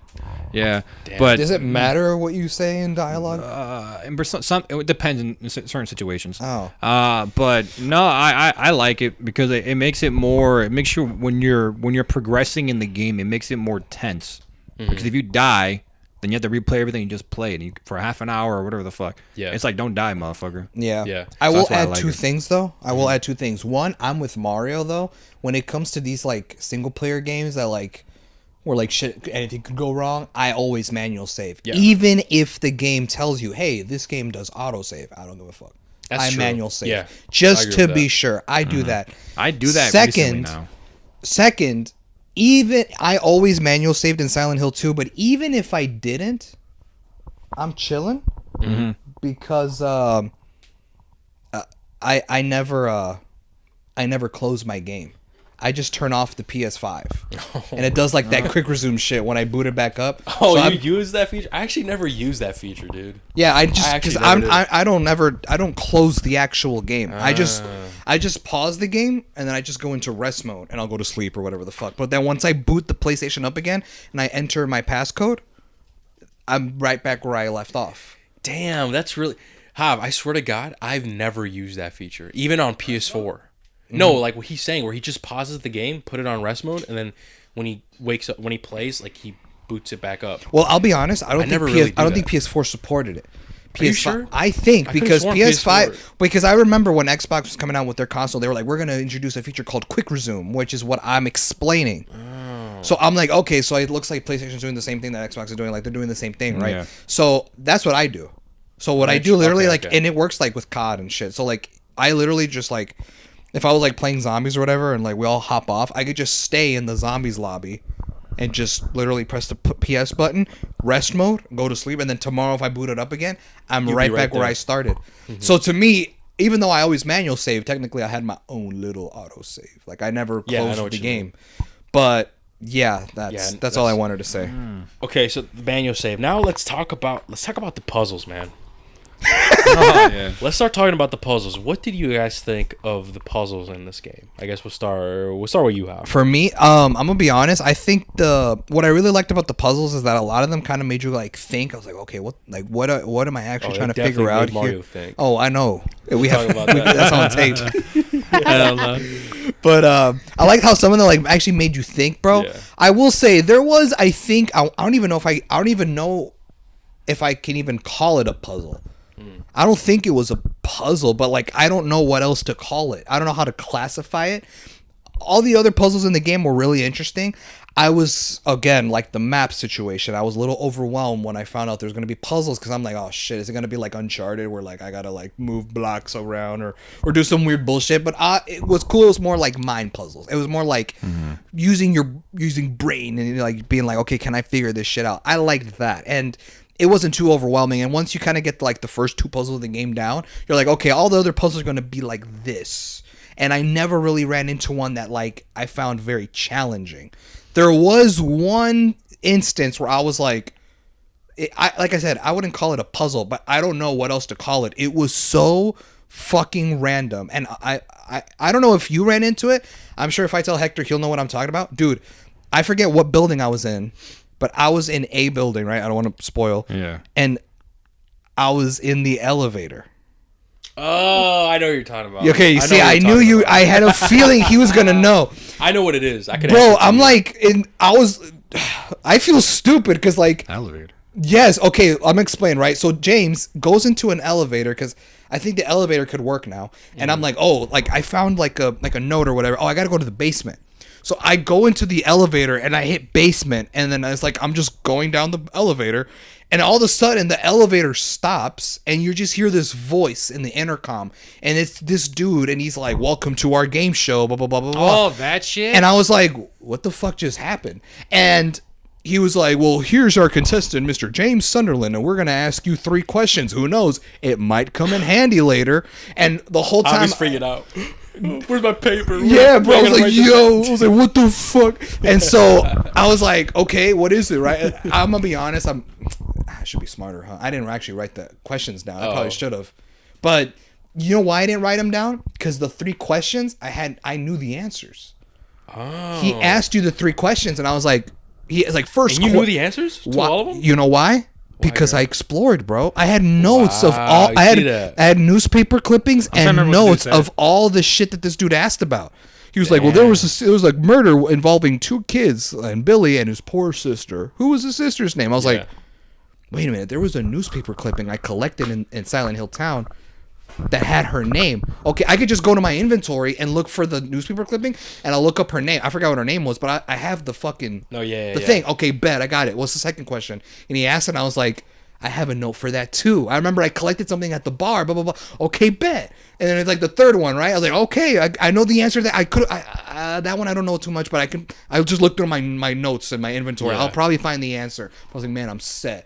And then I bit the rest of the game. These questions never came up again, bro. I was like, how did this come in handy? What kind of puzzle was this? Was I just supposed to stress out the whole time? I have the answer to that. Okay, is it spoilers? I guess. I mean, maybe people listening, they want to figure it out by themselves. Okay. So I could tell you in the spoilers. In the spoilers section? Yeah, but dude, I was like, he's like, "Hey man, who knows? It might come in handy," and I'm not gonna repeat these questions. I'm like, all right, so I gotta lock in apparently. Yeah. But I knew the answers. I was like, okay, like I didn't know them, but I had the notes and the newspaper clippings and all that shit in my inventory that had the answers. All I gotta do is look back and find them.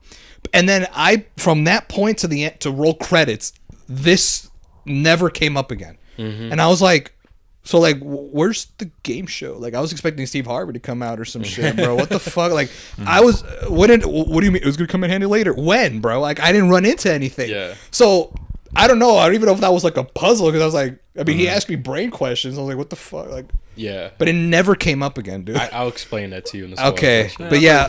Other than that, though, like that was the only thing I was like kind of confused about. I'm like the whole time I'm like. To the point where you get to the last building of the game, like you know it's the last building. I'm like, okay, I'm still waiting on these. I'm still waiting to see what these. Notes like lined up. I'm like, yeah, bro. I'm like, printed them out. Bro, I'm ready. I'm ready for the answer. Right here. All right. I have them highlighted and shit. Yeah, I should be good to go. I'm like, okay, I'm like still waiting. I can answer these questions really quickly. And there's a scene in the last building where like James finds a tape and he plays it. I'm like, maybe this will have the questions on it because when the fuck am I ever gonna run into this again? And then roll credits. I'm like, what was the point of that? What was that? Yeah, dude. So you know what it is. I know what it is. Did I pass it then? Yes. Okay, because I know I know what what it the is. fuck, Okay, bro. then Did you run into it? Yeah, I ran into it, but I think I passed it too. Oh, then I passed it we too. both. Then. Did you pass I'm it? assuming I passed I it did. then, because I remember hearing. I was like, okay. I'm gonna be honest with you. I did, but I didn't do the puzzle because, I didn't know the answers because I knew the answers from the OG game, but they changed it. They changed the questions here. Okay. They kind of like did a little flip flop with something. Gotcha. Alright. So I didn't know. And I'm gonna be honest with you, Hab. I didn't. Is this think optional? About Isn't running into this optional? spoilers. Oh, never go mind. spoiler Oh, section. shit. Go spoiler section. But I wasn't thinking like you. How I'm like, damn. Like with my notes that I collected, I should have. That's actually kind of. Yo, because the thing is, bro, when should've checked my notes, when I but- explored the game, Yeah. like every time you find a note or a newspaper clipping, I don't know about y'all, maybe I'm OD, but I read them. I read them too. I read them. I I'm just like, forgot. Like. yeah, no, I was reading them. So I read the newspaper clipping talking about a murder involving two kids. And so when the dude asked me that in the elevator, I'm like, that sounds I read about that. Oh, that's in my inventory. And then he asked the second question. I'm like, I have a note for that too. I have to just look. I have to look for it. So I knew I carried the answers, and I was just waiting to see when it was going to come up again. But like, yeah, I just never did. So I was like, I guess I Put a pin on that. passed it. I put a pin on it. Other than that elevator situation, the puzzles I thought were really great, and nothing to me was too challenging. Speaking of that, let's Let's pass play it on some to Mario. let's pass it on to Mario. What did you think of the puzzles, bro? You better not say they were easy. Okay.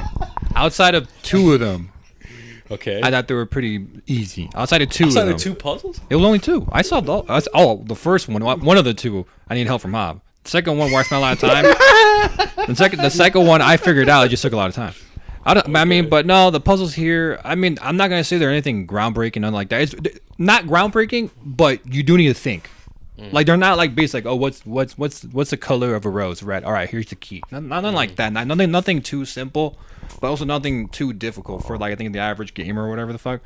But no, I think they're cool. When it comes to the survival horror, you kind of expect this from these type of games, of course. And you don't want to make it too easy, and you don't want to make it super fucking annoying. You just want to make it like a somewhat challenge, kind of like Uncharted does it. They're like somewhat challenging, but they're like you can with like as you go, like spending like time in the puzzle, you'll figure it out. Yeah. I think they were cool. I kind of expected, like I said, I liked them a lot. I mean, obviously, what? I was gonna say real quick, something that I appreciate about the puzzles is that they didn't overcomplicate it. What I mean is all the clues to the puzzle remained in one room. Yeah. Yeah. If it was one of those things where it's like, oh, I have to run all the way back to third floor and find, you know what I mean? I feel Some like that games would are have like just, that. Yeah. I feel like I would have overcomplicated it. But for the most part, like the clues to the puzzle were all contained in one room. So that was like a few, like, oh, okay, thank God. Okay. Well, real quick. I was gonna talk about the puzzle that gave me struggles. Wait, hold on. You guys I wanted want me to talk say about this real that. quick. Oh, go ahead. What you just said, Haf, about like backtracking and like all these different things. There's one Silent Hill game that has that, and people Hate it. hate it, and it gets. But how do I explain it? Like the game overall, like people really. I never played it. There's a Silent Hill game. It's called Silent Hill 4: The Room. I never played it. People say it's a good game, but the biggest flaw is that The backtracking. a lot of backtracking, and people just weren't a fan of that. So that's really interesting. I think that just comes down to execution. Because I don't think backtracking's bad. It's just how you go about it, how you execute. And like if you have to travel a lot, then you're killing a lot of time. Oh fuck, what was that? No, number that's again? exactly what Silent Hill 4 does. Yeah. And so a bunch of the time it's just you backtracking. Then that's just bad. That's just bad. Just execution on their part. No, yeah, bro. Because like, then you're just wasting 4 minutes to get to the thing. Okay, that's the number, and now another fucking 4 minutes to go back to where. Like, I thought it was gonna be like that, and thankfully the puzzles in Silent Hill 2 Remake were not like that. All right, but okay, and even then, let's say there was like a number at the other side of the building. You don't have to go back because James wrote it down on your map. Fire, yeah. You know what I mean? But anyway, go on, Mario. No, so the two ones that gave me the most trouble was the moth one. The moth and puzzle. Then wait, these are spoilers. The moth we can say moth puzzle. It's not really a spoiler. What Just about keep the it other vague. The other one, just the keypad. Just say keypad. Okay, I'm just keypad. So basically, it's a moth puzzle, and you basically had I don't want to explain the puzzle, but basically, you had to pay attention to the moths, right? The moth puzzle, Mario overcomplicated it. Yeah, to the extreme. I know. Once he explained it to me, I was like, oh, that's what it was. For both puzzles, because okay, so we should probably mention, right? Like I saw the stream. Mario streamed his gameplay through. Go check him out. Just Jazzy on YouTube. I'm close to 200. Please subscribe. At Just Jazzy. But I watched his stream, and I remember, like, I think. Shout out Hop. He was there a lot. Shout out you. I watched your stream. I was about to say you were. But there you know why though, low key, and I was also ahead of us. Yeah, I was neck and neck on him. I was ahead from. That's why I didn't watch. I was ahead of you guys, so I wanted to look back. I even looked at your streams. Oh, did you? Yeah, I found your streams, and I was like, oh shit, like Hector's fucking with it. Obviously, you turned off the red shit, and like, so I saw a bit of your stream, but I was mostly watching Mario's because he just cracked me up sometimes, bro. And sometimes he has a face cam. He has a face cam and shit. And sometimes I message him and shit, and like we'll be talking like, hey man, what you think of Outlaw? Like, hey man, blah blah blah. Like, hey, I'm working 12 hours, so he's slaving me at work. Like, we're just talking shit. Yeah. But I realized when I jumped into one of his sessions, he's in that room with the moths. Are those moths? They look like butterflies to me. No, they're moths. Okay, they're I'm moths. tripping. Okay. But I was like, oh shit, he's in this puzzle. Like, I remember this one. Like, okay, like I didn't think he was going to spend too much time. I remember like you look at the lock and it somewhat tells you what you're supposed to do. So I didn't really struggle that much. I was just kind of like those symbols mean like that's not just a cross, girl. Yeah. That's a plus sign. That's not a plank. That's a minus sign. So I kind of figured I knew what it was asking for. So okay, I have to go, and I actually did whip out my notes and I wrote down like the numbers and That's shit. what So, I like, did. you know what I mean? So when he's like, and I'm gonna be honest, sometimes what I do, Mario, I'm not gonna lie to you, I'll watch your stream, but I don't immediately establish my presence. I watch. I just creep a bit just to see what you're doing. I mean, a lot of people do that. It's called creeping. You know what I mean? Yeah. I just creep a little bit before I go, yo, what's up, Mark? Like, I just watch to see what's going on. And I see him being like, so I'm counting the wigs, right? And I was like, wait. That's what? why I was fucking up, bro. I was like, wait. I didn't know what it wanted me to count. Spoilers. I was like, wigs. I was like, and so that's where I was like, yo, Mario, you good, bro? Like, what are you doing right now? And so, bro, I was watching his stream. Like, how long was that, Hector, that he was in that room? He was stuck there. I think maybe like 25 minutes or something, dude. Dude, I was like, what? It was a long time. And then the other room with the keypad, dude, he was. No, I didn't see that. That one pissed me that off, not because of the puzzle, but because I lost footage. Bro, he was bro, put this in perspective. On the footage that he did have, he was stuck on there for like 30 minutes. This is not counting him being stuck on the footage that he lost. So he was already in that room with the lost footage. So who knows? He was probably stuck there for like maybe 40 minutes, 50 minutes, bro. Yeah. That's crazy work. That is crazy. And if you watch, I lost. I'm out there. I lost. It took me 2 minutes. I'm out. No, dude. Brody took 40 minutes. I lost so much gameplay. He did though. His stream like crashed. Out. Yeah, my OBS didn't tell me I wasn't live.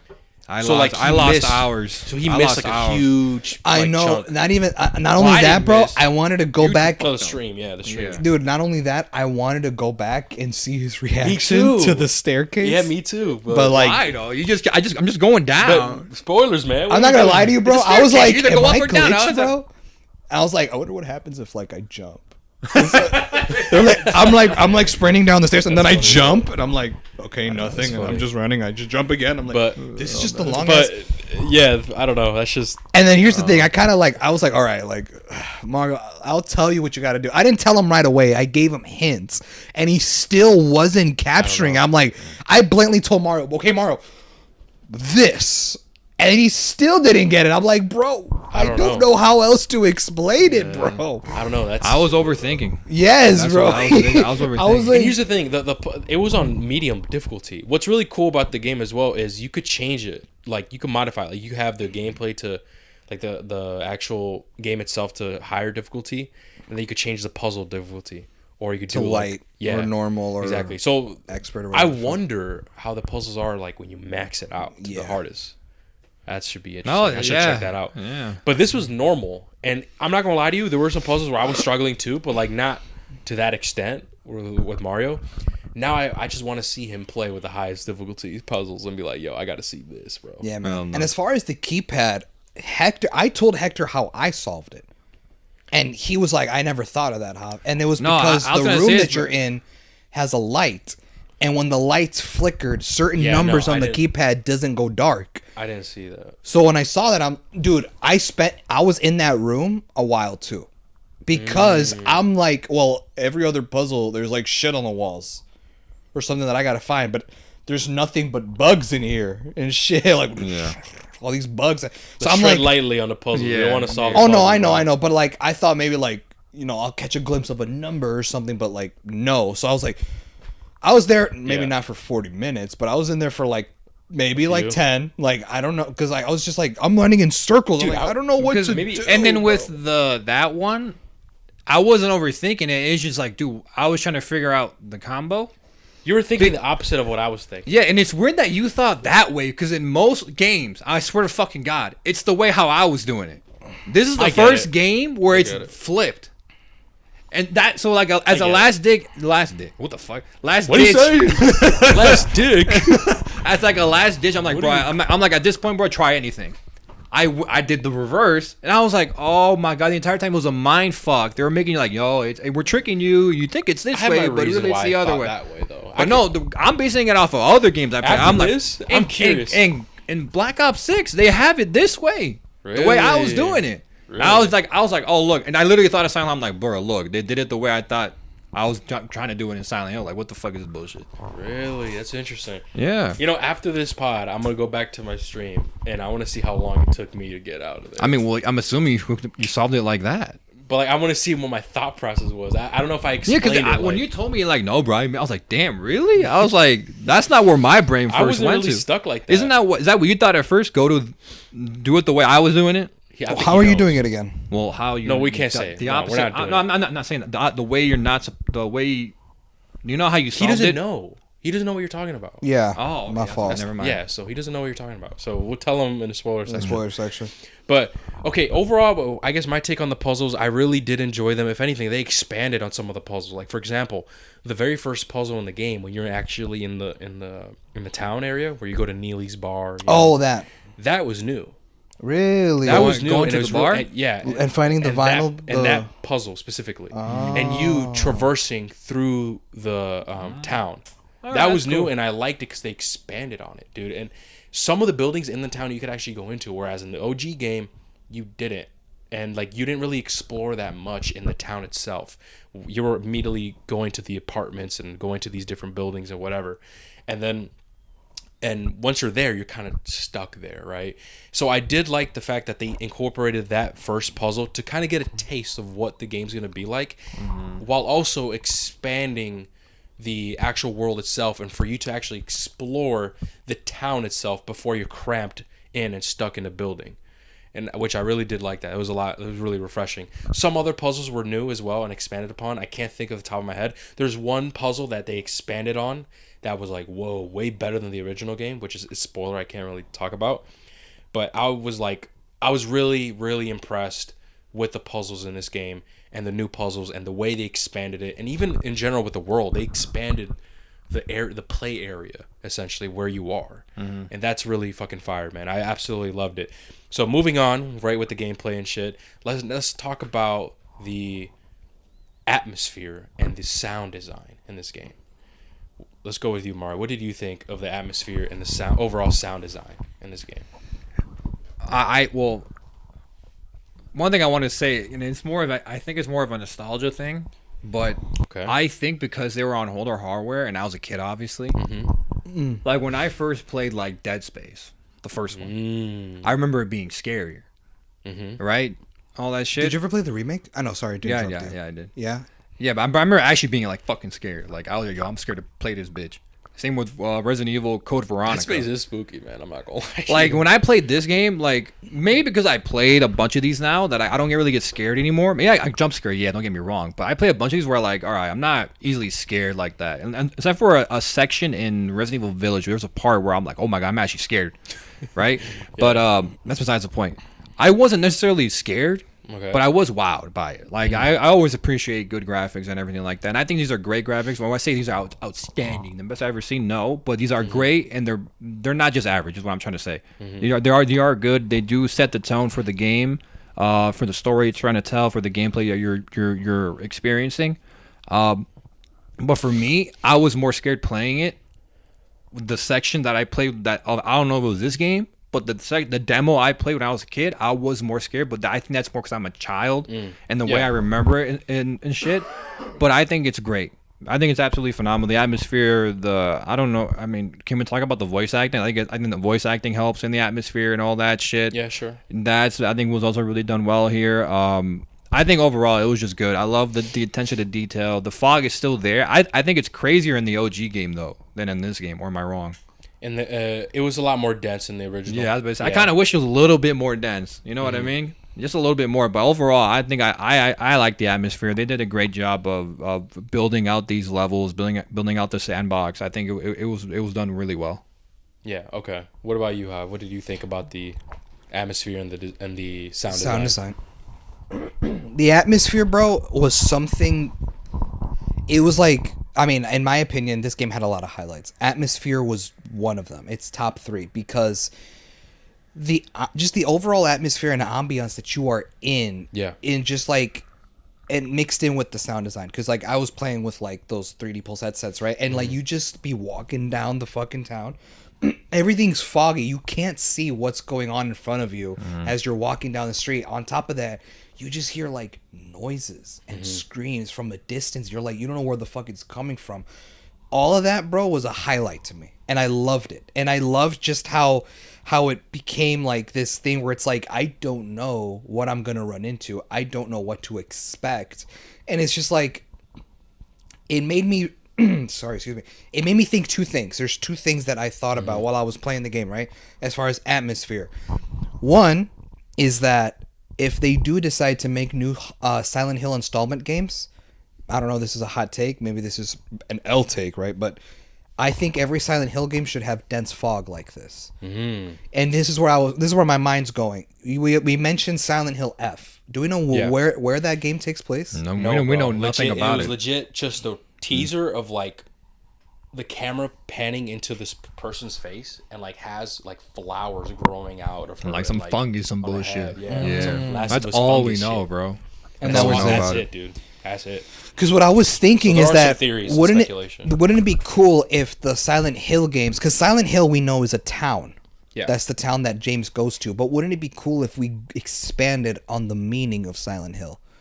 What if Silent Hill wasn't just a town? What if Silent Hill is like, I mean, it kind of gets really like fantasy wise, but like, what if it's like its own realm or something? You know what I'm talking about? Wouldn't it be cool? I could tell you a lot of spoilers. Wouldn't it be cool if like there was a Silent Hill game that took place in Japan? And you're just like in a Japanese village and you're playing as a female protagonist in this game. And all of a sudden, like late at night, she goes into the wrong part of the woods and she runs into fog. Dense fog. I know what you're talking about. And you're like, oh shit, she's about to go into Silent Hill. She's in Silent Hill. And then it's like, and unlike Silent Hill 2 where it's a town and you run into those enemies, this one in Japan in the middle of the woods is different enemies and it's a different vibe. So something about the sound design and the fog was one of those things where it's like, this could be fire in future installments. Like have the fog and like have that be a staple. I think it had it in the first game, which I understand, right? But it should be a thing where it's like anyone could get this shit. As long as like, you know, who knows, right? That's the first thing I thought of. The second thing is the combination of the atmosphere, the fog, the sounds, you're like, where the fuck are those screams coming from, made me feel actually scared playing the game.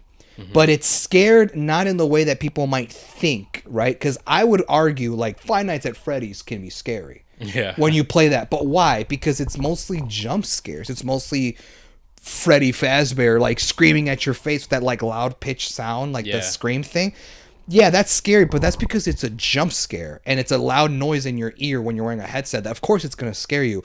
This is scary on a much more deeper level. It's scary fearing the unknown. It's not knowing what the fuck is going on, what's around you. You can't even see what's going on ahead of you. You are limited so much to your direction. You don't even know what the fuck's going on. And you see a shadow, you're like, oh, that's either an enemy or that could be someone. Like, I don't know what that is. And on top of that, with the sound, and I can even throw in the haptics as well. Like, you're just so immersed in the world that you're scared in a game that does not rely on jump scares.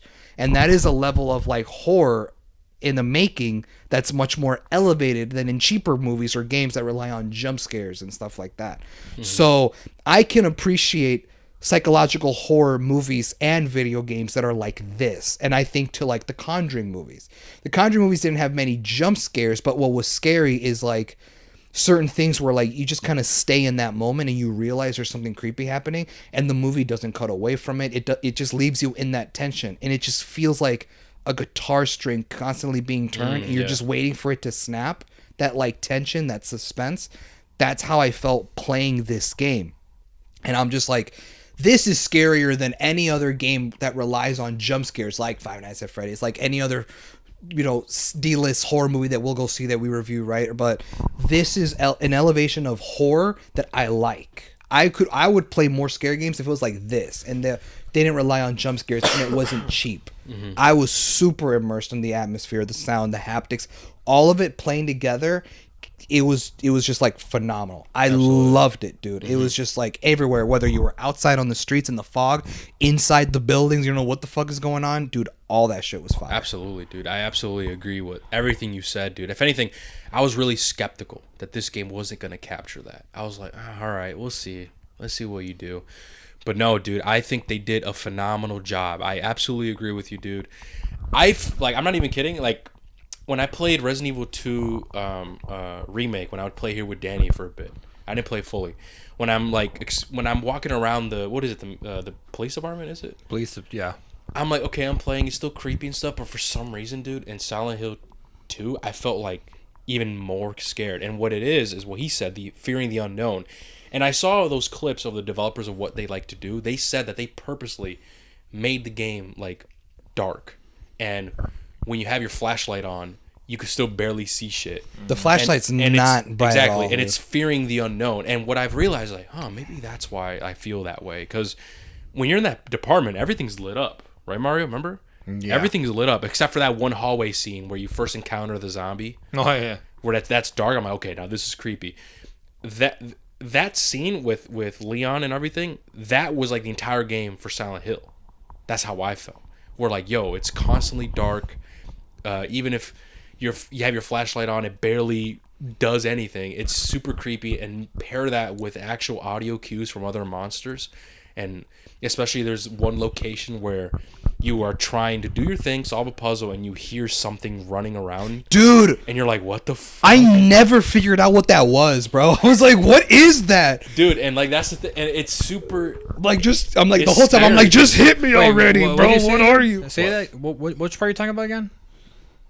Where you're in, I don't want to say like exactly too much. Just say what you said. You're in a specific location, right? Trying to do a puzzle. You're trying to do a puzzle, and you hear something around you. Like, I know what you're talking about. Yeah, that part was where I felt more creeped out. And entire dude, yes, because I'm like, what? And like even in general, like when you're in the first apartment buildings or anywhere else, all the audio cues and even the sound effects, like the score as well. Mm-hmm. You just hear everything paired together. It's like, oh my god, it's so much fucking tension. Yeah. And what I really absolutely like about this game, where they did well with the original, is as you progress through the game, it gets worse and scarier and more tension. And that's how I felt with this game.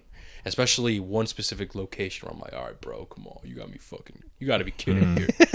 Yeah. Right?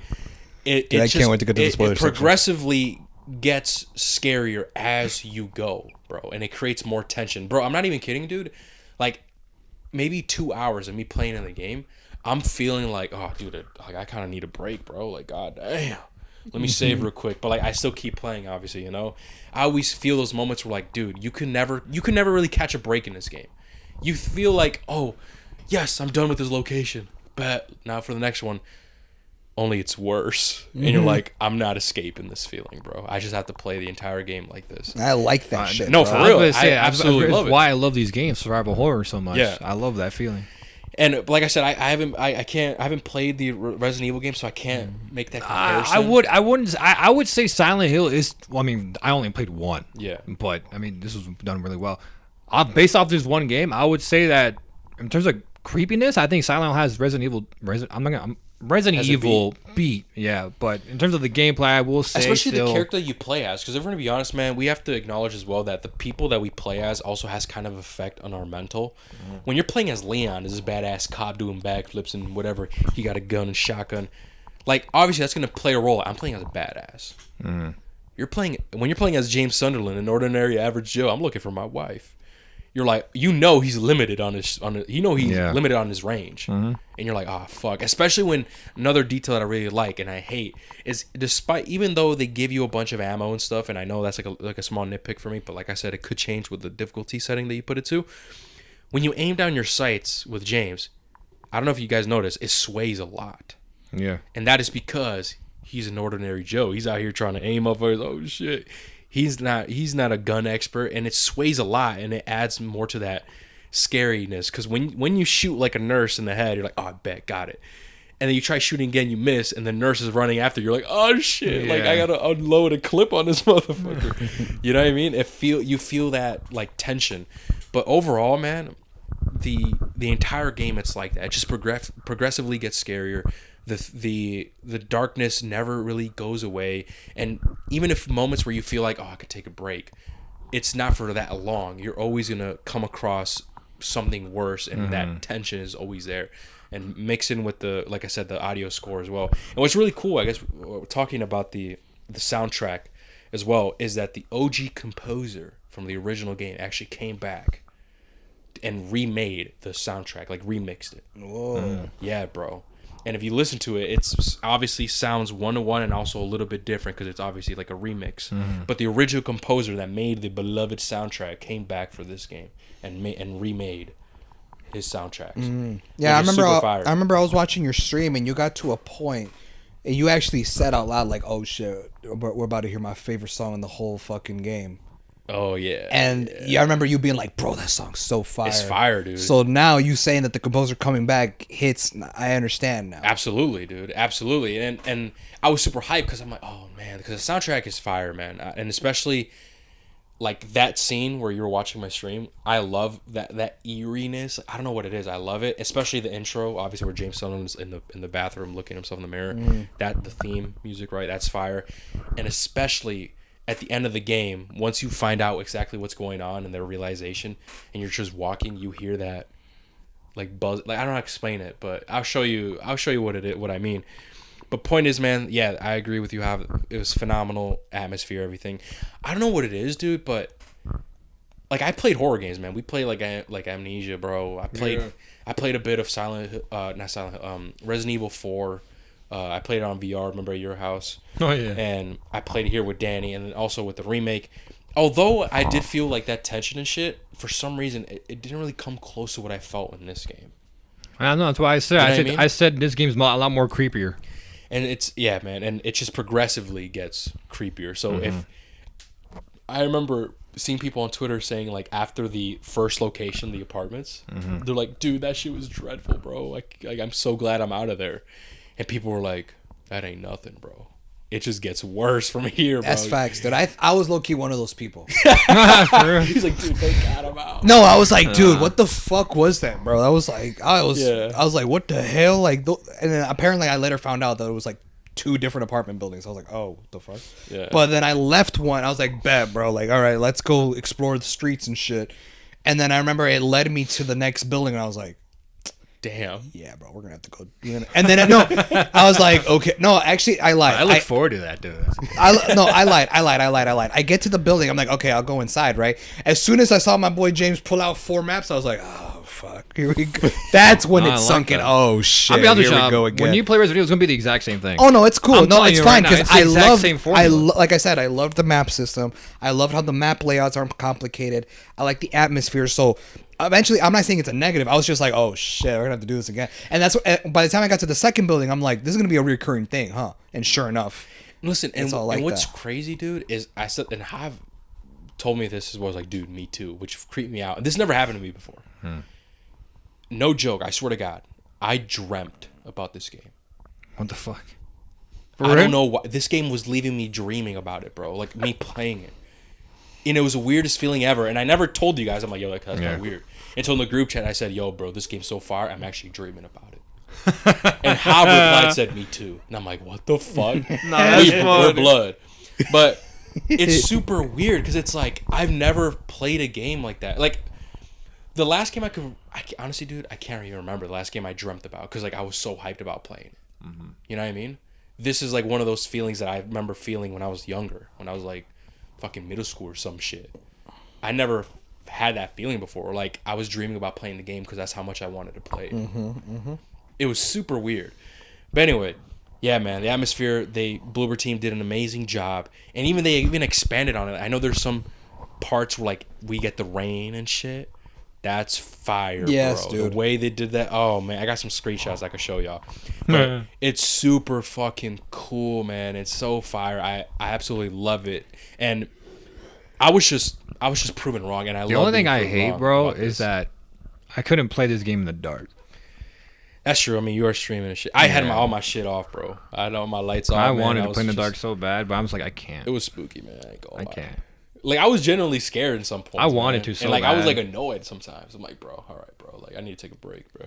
Especially in one area where, like, we get to that area, I'm like, there's no way. This is an area I have to explore. And we'll get to that in the Explorer section. But, yeah, that's it. The last part, I guess, for the review is, I guess, the story and the pacing. Keep it very vague, obviously. What did you guys think of the actual story and the direction and the pacing of this game? I think the intro gets you hooked. For sure. I'm talking about the actual intro to the beginning thing. I don't want to say what it is. It grabs your attention. I think it's a very cool intro. I'm not gonna lie to you. Like I wouldn't say iconic, but I was like, oh, I like that. I like that. My restless dreams. Yeah, like that's that's fire, bro. Like that's fire. Yeah. It hooks you along the way, and it keeps you hooked as you play the game. I think the pacing is fine. I don't think it's boring. I don't think it's too fast. I don't think it's too slow or anything like that. I mean, it's a video game, so obviously you pick up the story like as you go along, as you play it, compared to like a movie or a TV show, right? Because you're actually doing the movement. You're the one, killing these enemies, solving these puzzles, whatever the fuck, right? So instead of watching the actor do it or the person animated do it.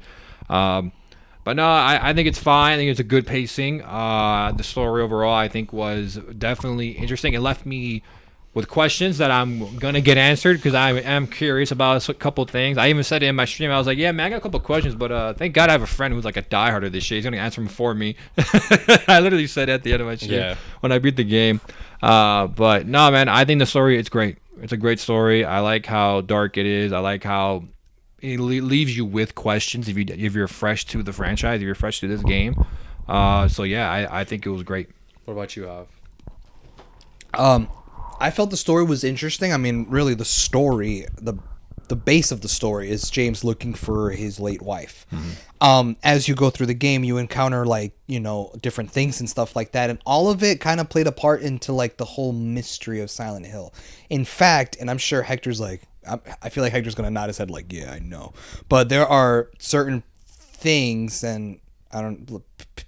People, I won't spoil, right? Let's just say I ran into things and people along my journey that at a certain point, like you encounter them at such random occasion, like you'll just be like strolling through and you encounter that person again, and it left me thinking like, bitch, are you real? Or is this just Silent Hill fucking with me, bro? Because like what do you mean, bro? Like, what do you mean, girl? like, what do you mean you're just chilling there with a knife, bro? Like, you weirdo. So like shit like that, like the whole story and like how it progresses and stuff like that, just kind of like, I don't know how to explain it, dude. I guess in a way it kind of ties back to atmosphere. Like it all just blends in perfectly. Yeah. It's just like, again, the fearing of the unknown. Like you don't even know what these people or these things that you encounter are. Mm-hmm. So, but I knew that it was also to the point where I was so immersed that I was on the goal with James. Like I was like, despite what the fuck's going on, I need to find out what is going on, because that hooked me from the start.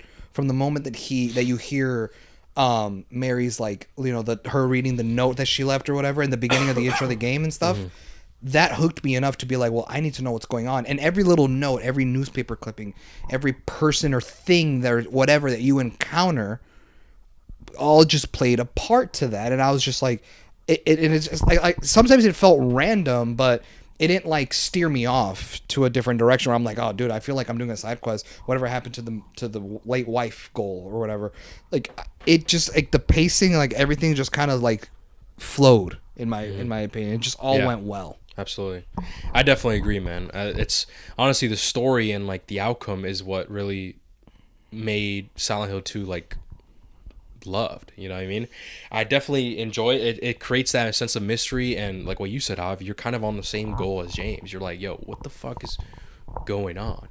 You know, I definitely love it. Also, I guess real quick before we actually like end it off and give our ratings and stuff, let's talk about, I guess, the boss fights too. I was gonna say, are we gonna talk about that? Yeah, we could talk some of the boss fights. I want to say this, bro. The boss fights here, I know, to the modern gamer that maybe never played the OG games and stuff, I know maybe someone could be generic or repetitive. I know Mario, you said that, I think in your stream. But I will say that in the way the boss fights were handled in this game was absolutely like expanded and a phenomenal compared to the original. Especially one particular boss, and you guys are gonna be shocked. Like, really, that was a boss fight in the original? You're gonna be like, what the fuck? So the way the boss fights were handled here were just like amazing, bro. Like just phenomenal. I was like, oh wow, they really expanded on it, and it was definitely fun, and I enjoyed my time with it, man. It was dope as fuck, man. That's all I gotta say about the boss fights without, diving into spoilers. Yeah. But what about you, Hal? I can't really say much as to what you said unless I go into spoilers. But yeah, true. Same way. Yeah. I mean, again, I guess in a way I can kind of like connect it to the combat. Is it simple? Were the boss fights sometimes simple? Yes. There was one in particular, I'm not going to lie, and it's going to be like, I feel like y'all going to cook me, but there was one boss fight that I kind of took forever to beat. And when I realized what I had to do, I was like, bro, this was the key the whole time. Like this is what I had to do. But I have a reason as to why I didn't think of that first. But there was one boss fight that I did have struggle with. Other than that, all the other boss fights were really interesting, especially like one stood out to me a lot, which we'll get into later. But there was one that I felt like was like the best one. I was like, this is really interesting. But yeah, they were all done well. There's three that stand out. One that I took the longest on. One that I was like, this is bullshit. This boss fight's bullshit, bro. What the fuck am I doing? And the one that stood out as my favorite. I'll leave it at that. Spoilers. I'm curious to see what you got. And also real quick, it was super cool to see these like the boss fights in like modern graphics. Yes, it was really fucking cool. Yep, I can imagine. Hell yeah. But what about you, Mario? What did you think? I mean, I remember in your stream, bro, you said that there were like you kind of wish that there was more. More in what? I don't know. You said it. I don't know. Yeah. Because the thing is, he said it, I said it was generic. I'm like, did I say that? I don't even remember saying that. I think you did, man. I mean, I will say, even if I did say that, I still enjoy these boss fights. No, yeah. Like I had fun. I don't think like these are terrible boss fights. Like no. They weren't thought of anything like that. No. Like I definitely did enjoy these boss fights. Like, I'm sure you encountered these boss fights before in Resident Evil, I'm assuming, bro, right? Like in terms of how to deal with them, how to defeat them. Maybe it's just hard, because, like, to think off the top of my head, it's, like, just hard. Maybe not. I don't fucking know. Maybe something was unique here that I never ran. Oh, maybe there's one unique thing that I liked in one boss fight that I liked a lot. But no, I think the boss fights are fine. They're good. They're good. I don't think they're bad. I don't think they're Elden Ring level type of boss fights. Those are fucking different. The Elden Ring boss fights they're fucking different. Right? All right, Okay. all right. Yeah. They're nothing like that. And I think no game will ever be like that. I'm gonna be honest with you. But no, I think they're good. One thing I will say about the boss fights is I absolutely fucking love the uniqueness and how they look. Oh yeah, the designs are fire. The designs are fucking fire as shit. And I think that's one thing where I think this game clears Resident Evil in. Whoa. Because I see it clear respectfully because I love Resident Evil and I still prefer Resident Evil over Silent Hill. Granted, I only played one game, but I think they clear in design and not even in enemies too, in my opinion too. I think the enemies are super unique. I think how fucking the bosses look. I'm like, yo, this is just like these are something I've never seen before. I think it's awesome. I think it clears Resident Evil because in Resident Evil you kind of expect how your enemies look because it's zombies, you know. So you're kind of stuck. So they're limited. And I wish they would just take more of a risk. Yeah. I'm not saying they're bad in Resident Evil. They're not bad, but I'm just saying like the enemies in Silent Hill 2. They in my opinion, I love the designs. They're all fucking amazing. They're all cool. They're all memorable. With the boss fights, I think they're just good boss fights. I mean, they keep you entertained, and once you figure it out, you feel good about yourself. Like, yeah, I figured that bitch out. I defeated it. Blah blah blah. I mean, I think they're good. Yeah, I think they're good. Yeah, the boss fights they were definitely expanded on so much better. Also, real quick as well is, I want to say the voice acting in this game between characters was enhanced, bro, and actually fucking great, man. Like phenomenal. Because it's a key word, man. I'm using phenomenal, man. But it's just the truth. Especially when you listen to, especially James, man. When you go ahead and listen to James in the original game, you're probably, I'm gonna be honest with you, you guys might not like it. I looked it up. I know you have. I already knew. Oh, no. I already knew. But keep in mind, this is 2001. I was gonna say whenever I play the OG times. games, I never take that into consideration because I'm like I know it's from a long time ago. Oh yeah, of course. Yeah. So I care more about like the story in this game. In the OG game, right, the dialogue was very like cheesy, kind of campy, and especially there are moments like that in this game. No, of course. There are moments, of course, but it's not the entirety of the dialogue. It's fire. Yeah. And especially James's character, the way he reacts to certain things, like maybe some people might call him a dick, man, but a lot of people didn't like the change. Me, dude, I loved it, man. The dude, I forgot his name. I forgot the voice actor for James. He was in the Batman. What was his name? What Batman? The Batman. Robert Pattinson Batman? Yeah. Really? I think so. I can Look him up. Look I got him up. you. I think he was in the Batman. His name was I forgot his fucking name, bro. Yeah, look, fact check. Guy Chi? Guy Chi? Was it him? What's the actor's name? Yeah. Was it what? No, I'm the actor's name. What's his name? Yeah, his real name. Yeah, what's his real name? I forgot his name. The voice actor for James Sunderland, the Silent Hill 2 remake. Oh, fuck. Silent Hill 2 remake. Should put that. Yeah, Silent Hill 2 remake. Oh shit, y'all were looking up the OG? No, I just looked up voice actor James Sunderland and it just gave me the OG guy. Yeah, no, that's the OG guy. No, the new Luke guy. Roberts? Yes, him. He was in the Batman, I think. Was he? Type in Luke Roberts, the Batman. Fuck. It's funny where these guys are. But point is, he did an amazing job voicing James Sunderland. He would capture the sympathetic moments that he has with certain characters, and like you could hear in his voice like the dread and the. I just don't know how to describe it. I'm gonna be honest, man. This is my James Sunderland, bro. Yeah. Damn. Yeah. Was he in the Batman? Oh, yes, he's my James too, because I did listen to the old voice actor. Yes, he's in the Batman. He plays Thomas Wayne. There we go. Oh, Okay. he's the He dad. plays Batman's dad, I guess in a flashback or something. okay. I'm trying to I did remember when not they know showed that. him. Oh, Yeah. it was a scene in the Batman where like he was doing a press conference from like years ago. Oh, okay. Yeah. Oh, okay, I see. He plays Thomas. He was in the Batman, and dude, I don't know how to explain it, man. The way he voiced James Sunderland was fucking perfect in my opinion. I feel you, bro. Then with other characters as well, I want to say that every other character they delivered their lines like a lot better. It was a lot more sharp, more modernized. Was Yeah. there still some cheesy like kind of awkward moments? I mean, that's sure there is, But I kind of like that they did that because it doesn't really stray away from the original too far, I guess, you know? Yeah. They just kind of enhance it. They just make it more sharp. And I definitely enjoy that, man. But with that being said, I think that's everything, man. That's pretty much everything in the non-spoiler shit. Yep. With that being said, let's give our ratings. Mario, you want to go first? All right. All right, man. So I guess in terms of enjoyment of this game, I really enjoyed my time playing it. The gameplay was, for me, like I said, gameplay is going to depend on what type of person you are. I'm going to be honest with you. You're either going to fuck with it.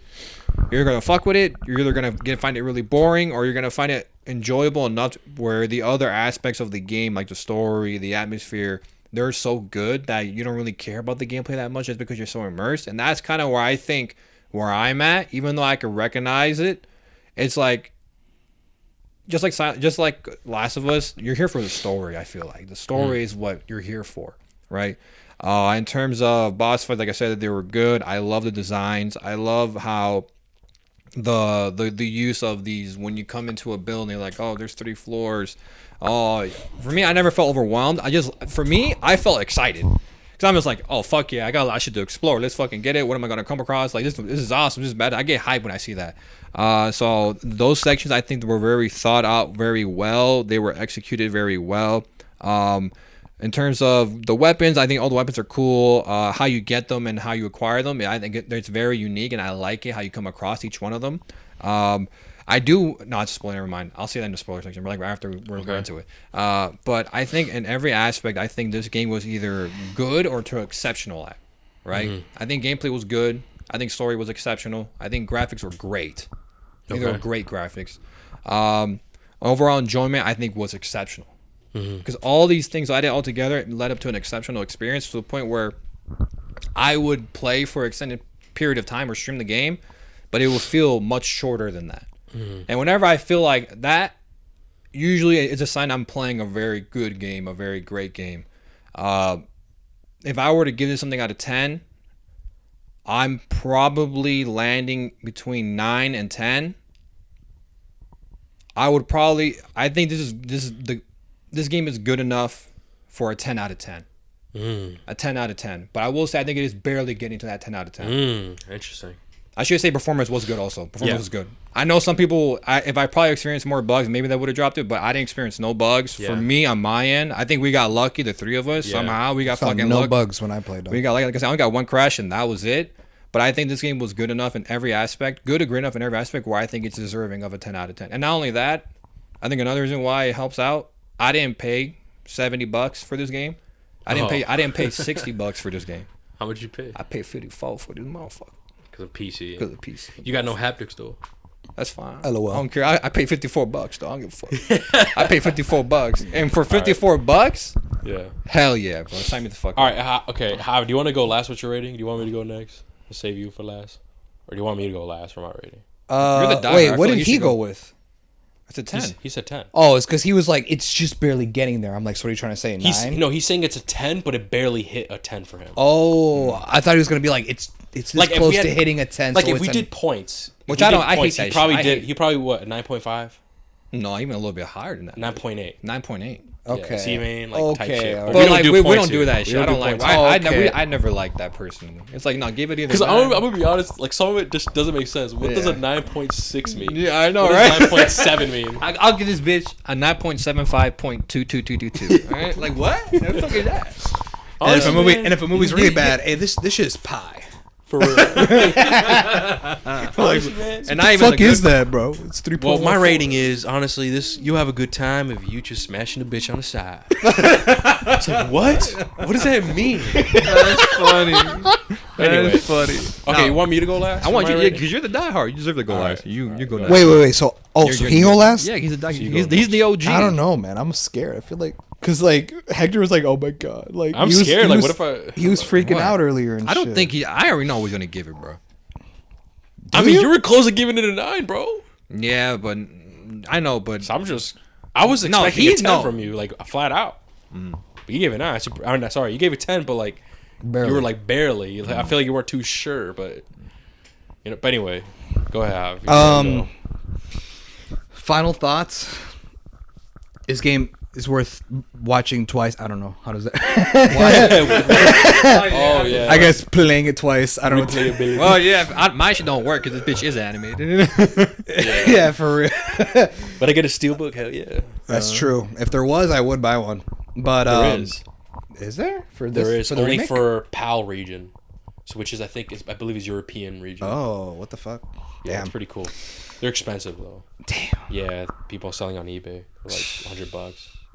All right. Anyway. Well, final thoughts. I had a lot of fun with this game. Again, I'm going to kind of backtrack to what I said earlier.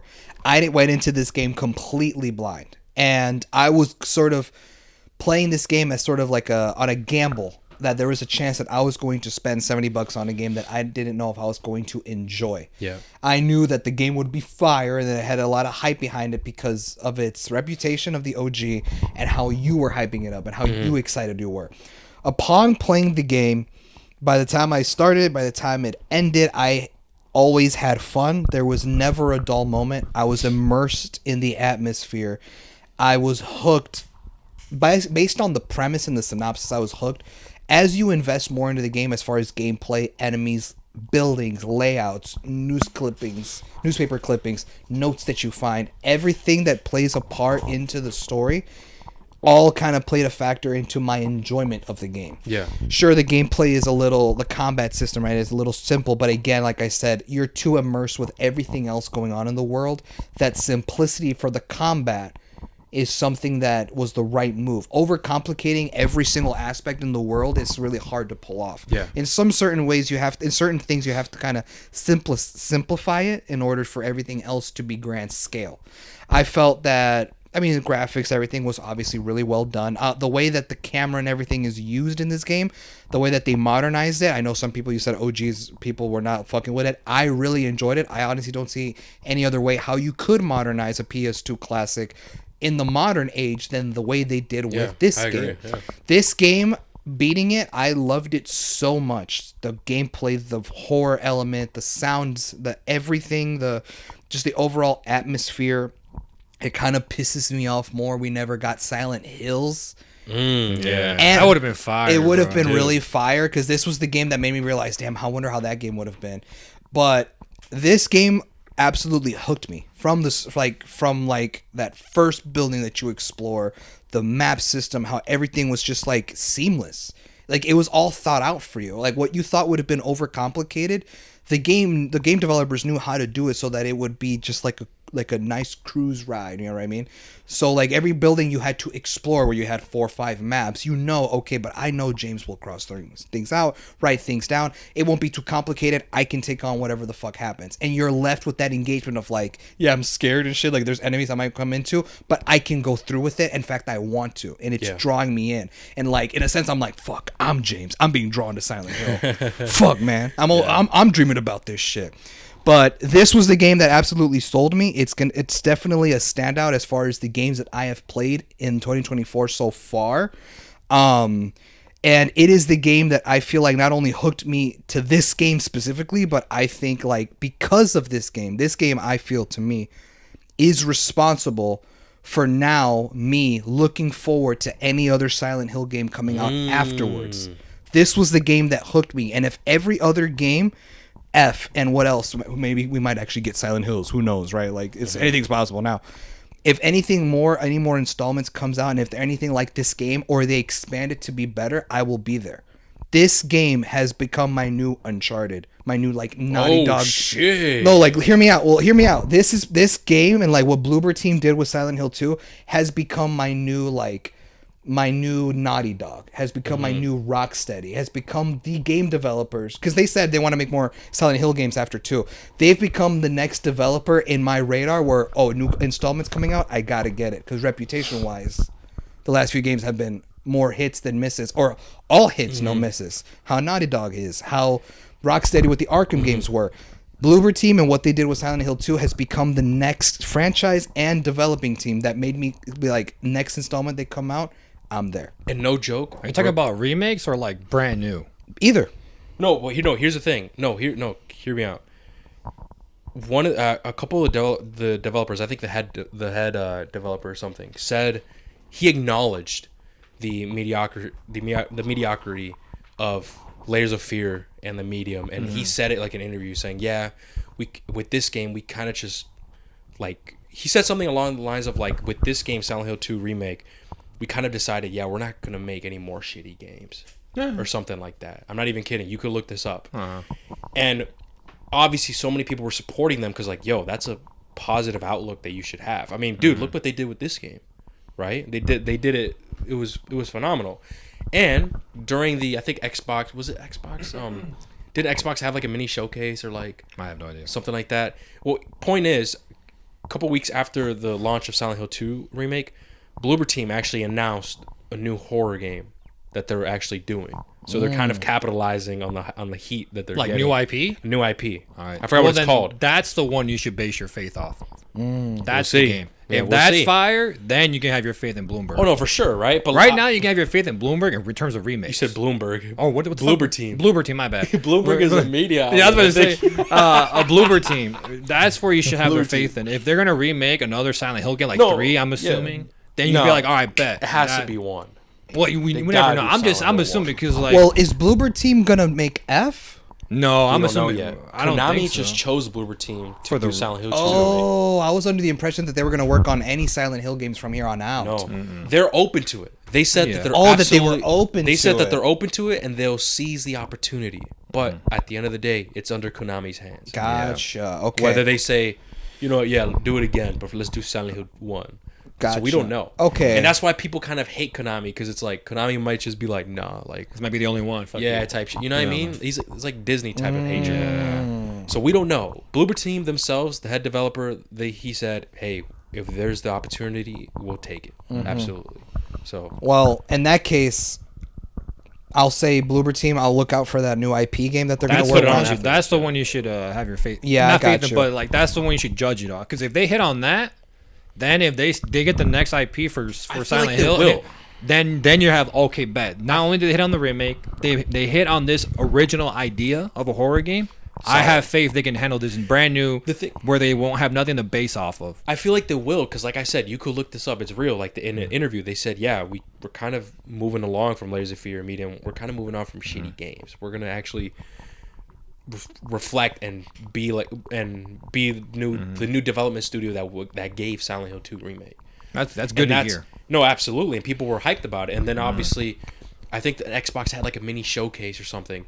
A couple weeks after Silent Hill 2 launched, they announced their new IP that they're doing, which is kind of smart because That's cool. people are raving about Bloober Team because of the success of Silent Hill 2. They announced they were gonna start developing, or they already were. I think they're already working on it. We got Alright, the bro. title and everything. Like, what's the title? I forgot. That's the thing. I got the. It's Alright. been a while. We have to look it up, but I forgot what it's called. But anyway, you're continue on because I don't think you rating. gave your rating. Yeah, just No, not yet. But like I was saying, like this game was the game that sold me on the Silent Hill franchise, and I'll probably be there For the for next every installment that they come out with. And if Bloober Bloober Team. Team Hopefully they remake. exceeds with that new IP, and they learn from the mistakes of those other two games, or games that I've never played but you guys have, then my dedication will be to them as well. Yeah. Yeah, that's fair. You know what I mean? So overall, with everything that I've said, dude, I had a blast with Silent Hill 2, and I cannot fucking wait to play the next one, dude. This game's a 10 out of 10. See, I knew. I told you when Let's go, bro. Bro, he said it like he might be worried. I'm like, no, really? He's unpredictable, I bro. already know what I feel like you're gonna give it. He's unpredictable, bro. All right, now it's your turn. No Mountain Dew. 9 out of 10. No, I'm playing. No, dude, listen, man. I love being proven wrong. I was super skeptical. I'll admit it. I was skeptical. I was, quote unquote, one of those haters. Oh, they're gonna fuck up.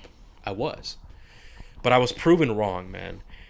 And just to see the success of the Silent Hill 2 remake has made me like actually really happy and glad, because this is going to show Konami that, hey, this franchise, there's so much potential here. Let's fucking rock with it. And it's going to cause for more projects to come, especially, we're getting the movie and all that stuff. And not only that, there is a chance that Konami could reassign Bloober Team. Yo, Bloober Team, hop on board, bro. Let's do a contract deal. Let's remake the 4 games. So Silent Hill 3, and Silent Hill 4. And because I want to say those 4 games are the most like known and like iconic that people fuck with. The rest are like honestly kind of went downhill. I want to say the first 3, the trilogy, is like the most like popular, whatever. But if they do remake another Silent Hill game, I would want them to remake the first Silent Hill. I think it makes sense because I believe Silent Hill 3, you got to play a bit. You have to understand some things that happened in Silent Hill, the first one, to like and really enjoy Silent Hill 3. All right, so it's smart to do the first one then. Yeah, it's smart to do the first one. And dude, that's gonna be crazy. Because the first game is spooky too, dude. It's spooky. And I'm curious to see how they would remake that. Oh man, that'd be so cool. And the person that you play as and stuff and shit. But I don't know, man. I absolutely man, I just love this game, man. I'm not gonna lie to you, dude. I'm not gonna lie. I believe that the Silent Hill 2 remake is a restless dream come true. And I think is a modernized masterpiece of the beloved 2001 game. And with that being said, I think that the Silent Hill 2 remake is a 10 out of 10. I think is essential for you guys to go out there and actually play it and enjoy the world for yourself, because it's absolutely amazing. But with that being said, thank you guys so much for listening. And we're going to be going to a bit of the spoiler sections, clear some things up and stuff. And yeah, with that being said, thank you guys. We're jumping into the spoiler sections in 3, 2, 1. We are now in the spoiler sections of the Silent Hill 2 remake review. All right. So first up, I guess I'll answer that question about the elevator. Yeah, the elevator situation. So I believe in the after you leave the elevator, and I think that's in the next section that you're in. I think the other world, remember with the huge cube? I think it's there, or before that. Remember you fuck around with the cube and it like makes the world shit? That thing, No way. that thing. Do you have to have it in a certain way? I think it's there, or I think it's before that. I can't remember because it's different from the original. There's a box. There's like a box in a room or somewhere, right?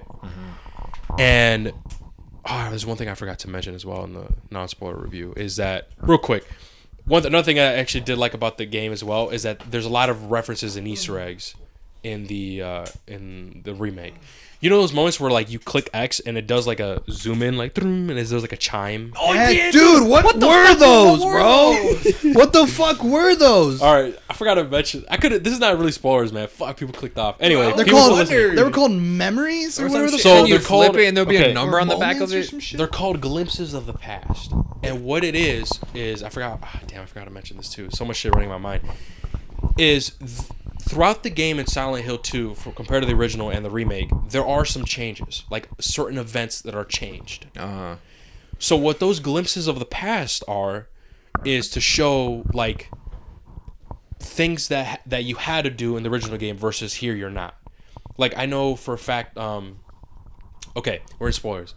Do you remember in the rooftop of Brookhaven Hospital? Do you remember, Mario? I know you got mad at this. Like, I want to explore over there. You go into this room and you enter the room, and then like you get knocked down by Pyramid Head. Yeah. So there was a glimpse there. There was a glimpse there. He didn't know that. I'm assuming you did. I saw it. I forgot what it was. What was it again? The glimpse was when you go there. It looks at a fence, like a broken fence. You remember that? Yes, I think so. So what it is in the original game. In the original game, the reason why you're looking at the fence, like in the remake, and it's like a little, like it's kind of dented, is because Pyramid Head actually throws James Sunderland into that fence and falls.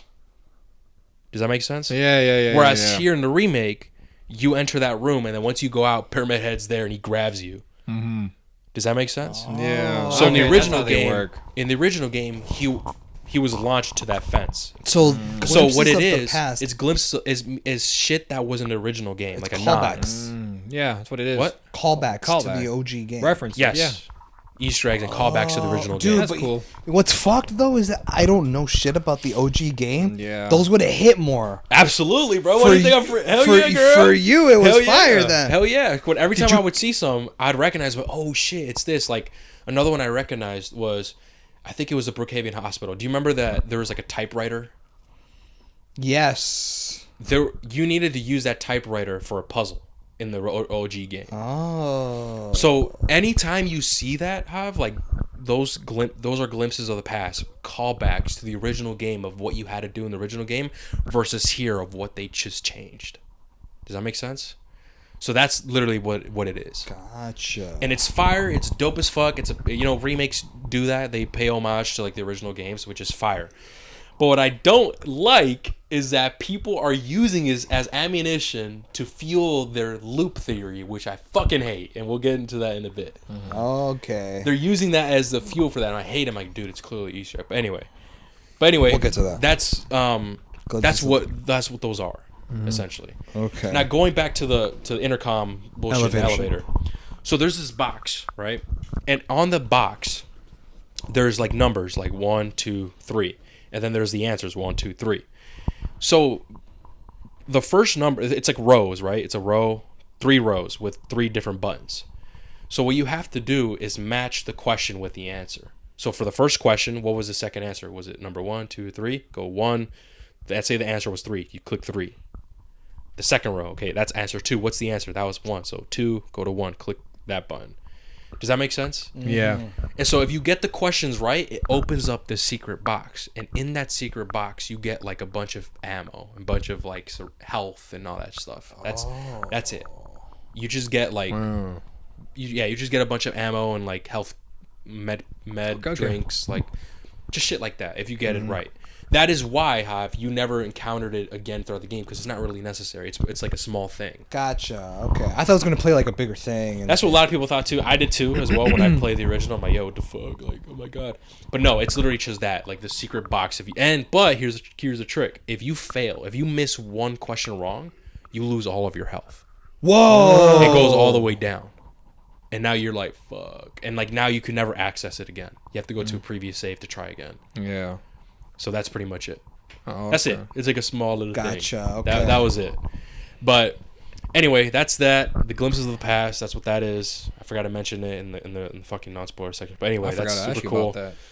But now, okay, we're in the spoiler section, guys. Let's see. Okay, let me start with Mario. Mario, what did you interpret with the game? Like the what story? The story, bro. What'd you think was going on, man? Well, the outcome. Yeah, I think maybe want to talk about the ending. Really.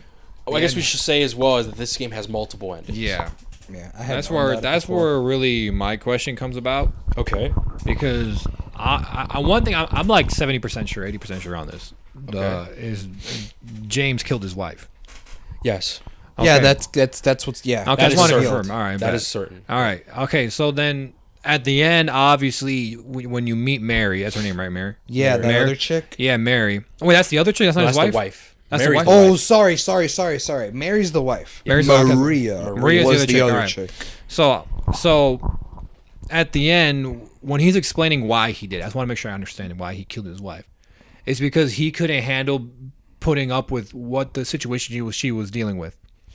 With her dealing with, from what I understand, like drugs, her sickness, it was too much for him. He was like, I don't want to come and see you. And I picked up on that through the cutscene. I was like, I can tell, James, that you don't even want to see me anymore, this and that. And I was like, damn, fuck, fire, right? So my question is, where was I going with this? I was going somewhere with this. He even went as far as to say, like, in all honesty, I hated you. And I was like, Jesus Christ, what the fuck have we been doing for 10 hours looking for this bitch? Because going somewhere with this. it's because remember she was also verbally abusing him. Really? Yeah. Don't you remember the hallway where she was like yelling at him? Is like, go away, James. Like, Yeah. Saying all this crazy shit to him. So that was actually real. I thought that was just like a scary, like a gameplay mechanic. Wait. I think I don't. When was that? That was near the end of the game. It was Remember near the end of the game when you're walking. Down the hallway. Yeah. When she gets angry. You don't see her, you hear her. Yeah, you hear her. Oh yes. She'd be like, "Fuck you, James, just run away." Like, I'm sorry, Type James, shit. please Yeah. don't leave me. Don't leave. Exactly. Yeah. Like she's constantly in mood swings and like yelling at James. But and, I took that as just like psychological Silent Hill bullshit. Yeah, that's what I thought at first, but then I didn't now think it he's was telling me real. this. I didn't know it was real. no, it's not real. No, it's this is a psychological game. No, it's not real. Okay, this so is we were this right, is huh? for the audience to where like it shows there's more to it. James, and not only like did James do this, but Mary was also like tripping out too. She was like yelling at James and like saying that whole conversation. We could just assume that was just like a part of conversation that he was just remembering while he was walking down the hallway. Does that make sense? So it was real then. Like those were the voice. Like that was an actual. That was Mary's. That was an actual conversation that they had. Oh, that's what me and Mario are saying. Oh, yeah, that's what we're saying. Like, was it real? Like, did that actually happen? Oh, I thought you meant that was Was that actually her yelling? Yeah. No. Oh no. We took it. We just took that as actual... like Silent Hill was just playing tricks on us. Like it's just that like, actually dialed. This hallway's haunted, bro. It's talking to me. Wait, like, I thought that's what it was. Don't you remember in her letter at the end of the game when she's reading out her letter, she apologizes for the way she acted towards James? I'm gonna be honest, bro. No, because that was all the way in the beginning. And like it took me a few. At the end of the game, she reads the letter. Yeah. Oh. If you pay attention to what she's saying, she's there apologizing for how she acted towards James. Okay. Anyway, I'll get the door real quick. Mm-hmm. But yeah, you guys. Okay, dude, I legit have you can say something because I'm trying to remember where the fuck I was leading for, because that was just my first part of my question was like, did James kill Mary? Oh, if he did or not? Yeah, and honestly, he just confirmed it right now, and it was leading towards something, but bro, it legit escaped my fucking mind. So I don't know what the fuck to I forgot. I was like, bro, this was leading somewhere. It was like fire ass question I actually legit was like curious about getting an answer to, but now I legit can't fucking remember it because I fucking forgot. Well, I guess another thing, and maybe you can answer it, is what was the other chick's name? So the wife lookalike, the blonde chick was Maria. Maria. Okay, what's her old deal? Is she even real? Okay, I want to wait for Hector to get back because I have a theory. Because I don't think she's have a theory real. on this bitch, bro. I don't think she's I have a real. theory, girl. I have a theory. So he's like, okay, so you know what he just asked? Did you hear him? You know what he just asked me? I didn't hear him. I went to go get Danny. Shout out to Danny. Danny walked in the building. Danny pulled up? He's gonna be here in the background. Oh. What up, bro? Happy belated birthday, dog. Oh yeah. I got you, sir. Yeah, I was about to say. Yeah, it was Danny's birthday, everybody. Man's getting old. 11th. Yeah, man. Okay, yeah. so Mario just asked me a question. He's like, "Ha, maybe you can answer this." Okay. Like, I have a question, and I was like, "Wait, I want to wait for Hector to get here because I want to ask him his question, but also I have a theory." What did he say? He just said, "Who was that other girl's name?" And I was like, "The wife lookalike." Yeah, that's Maria. Her name was Maria, the blonde chick. Maria. Okay, what was her deal, bro? Like, was she even real? And I was like, "Okay, hold that thought, because I have a theory." Because I want to hear this theory. well, I could be wrong, right? Yeah. I know, right? The eighth theory, how we got wrong. Fuck you guys. Here's the thing, because you mentioned that we could only assume that James and his wife had altercations in the past, and you said, oh, like even Mary herself was tripping, like she would yell at him and like all this bullshit. Was Maria like a Silent Hill figmentation of his mind, the representation of the bad side of Mary?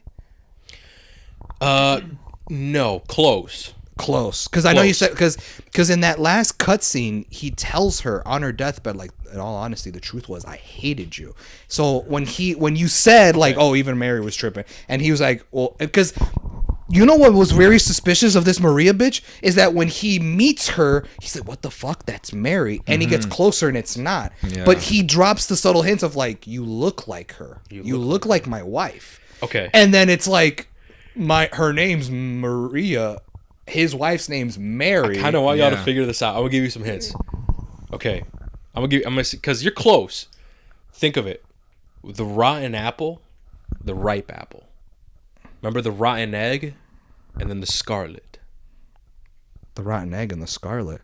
Do you remember when you defeat the two pyramid heads and you pick up like a rotten egg and you pick up yeah, the scarlet and you put it in up a door? Oh, yeah. I didn't think much of that, bro. And do you remember in the mirror as well where you have to put the apple? It wasn't there. I think I remember. It was part of like a. Wasn't it part of a puzzle? Like you had to put a glass together. Yeah. You put the glass together and you have to put an apple there. Wait, so is one in front of a mirror? Is front that of a the mirror. bad? But the side of apple her? didn't appear in the mirror, did it? I can't remember, but you had to place an apple. You had to have. You had to. That was the only way you Okay. could get one of the figurines on the other side. Yeah. Okay. I'm just trying to remember because it's weeks, bro. That's I've played this game. That's facts. Because you're close. Okay, want me to just tell you? Blow your minds? Wait, I think he said this already, but I may have not heard it. So do you wanna give him is some one all the good? And won all the bad? Okay, this is where like you guys are kind of close. Because like I'm saying, because like I'm assuming Maria is just all the bad traits and all of the bad memories that he carries of Mary. Close. Okay, Because Mary's like this loving person, like James, come help me. okay, but remember this: James, right, was sick of tired of the nagging, the yelling that came from Maria. Yeah. And Maria, remember, she had a disease that was changing her physically. Yeah. Ugly. Uh-huh. So who could Maria be? Come on, Hav. the real, no. Come So on, who could Hav. Maria be? So in the game you have two options. You have a good ripe apple, then you have a rotten apple. You killed the two pyramid heads. You're left with a rotten egg, and you're left with a beautiful scarlet gem. Put that together, Hav. I know you got it. What's a scarlet again? It doesn't matter. Just point is it's better than a rotten egg. Oh, okay. Yeah. So you're close about like, oh, it's everything bad, but come on, dig a little deeper. Maria was very seductive. She was very flirty. She was very Very seductive. flirty. What, She like was the also devil or some pretty. shit? She was also, huh? I said it's like, she's acting like the devil, like, or some shit like that. She was also pretty Uh-huh. compared to Maria. Temptation, or I don't. Well, yeah. I mean, it's all the. I'm trying to think. This is fun, man. I don't know. This is Well, really I don't fun. know, because like if he remembers Mary as the person that he hates, then wasn't she the? Then that would mean Maria, because she was very seductive and flirty. Well, then that would be pretty. all of the great traits that Maria had, or Mary had. Sorry, Maria. Maria is all of the good and all of the good memories, all of the good traits that Mary had before her disease, before her disease and all that shit fucked her up. That's close because if you look at Mary before she died, her style was nothing. No, like she that. was very basic. Okay. So this is a psychological game. And I guess let's establish this first. Maybe you guys don't know this. Silent Hill is established as it's established in the first game. It's like a weird location that fucks with the person that's in it. Yeah, Right? yeah. We've established that. Mm-hmm. Okay. So Maria and we know at the end of the game. Remember, Maria transforms into that weird thing. Yeah. Apparently, that's different depending on the ending true. you get. That is true. I did not know that. I looked that Did up you get later. that ending? I'm assuming No, you did. I got the one where Maria was the boss fight. Yeah, Maria. Yes, that's the one I got. Wait. When you saw her, was she dressed as Maria or was she dressed as Mary? She was dressed as Mary, and she Okay. revealed herself to be Maria. Okay, so what does that mean? That they're the same person. No, what does that mean? That she was dressed as Mary, and then James realized. So you're not I her. said, "You're not her." Blah blah blah. And then she cuts the act and says, "What the fuck? I could have been whatever you wanted me. I could have been her. I could have been better than her." And then there's Come on, boys. there's an I feel like I'm there, but I'm just like, There's- I would just. because there's an alternate ending where you end up with Maria. That's a bad ending. Yeah, I know. But- Fuck that ending. I looked it up. I was I like, know, that's I know. trash. And then she ends up capturing the same disease that Mary had because she starts Okay. coughing and shit. So he's Okay. like, damn, I went with the best option. And I'm still getting fucked in the end. Okay, but is he who So that's why I was like, is- fuck that ending. I'm glad is I didn't he get that who she ending. wanted him Mary to be? Was that what it is? keep in mind, Maria's dressing as Mary, pretending. James realizes, Snaps and then she snaps out of it. of He's like, it. "Come on, James, I could be whatever you want. You just name it. I could be better than her." Is that the fog? Bitch, what? Wait, Like, what? it's like What the fog? Like What the do you- like the fog fucking with him? Is that like whatever the town? You know how No. they said the town fucks with you? Okay, why don't we just tell y'all? Or no? I You wanna mean, keep figuring it out. no, because I don't feel like we're getting anywhere. But I'm gonna be pissed if it's something we didn't figure out. Okay. Yeah. Okay. Here's the thing. So in the first game, like I said, Silent Hill is established to fuck with people's minds, Yeah. and for some reason it just calls them. Every character that we have encountered had the same thing. This town just called me. Yeah. I forgot their names. The one chick and then Eddie. Was Angela, which is the girl. it? Angela, and that then chick, Eddie. and Eddie. It just calls, right? And then there was that little girl. okay, there's a little girl. Now, doesn't it seem weird that like, how come I'm playing as James Sunderland and I walk into this room and Eddie's here again? It's like, what the fuck? Yo, what the hell's going on? How come Laura is running around with these monsters around? How's that happening? Come on, guys, think. It's psychological horror. He's all imagining it.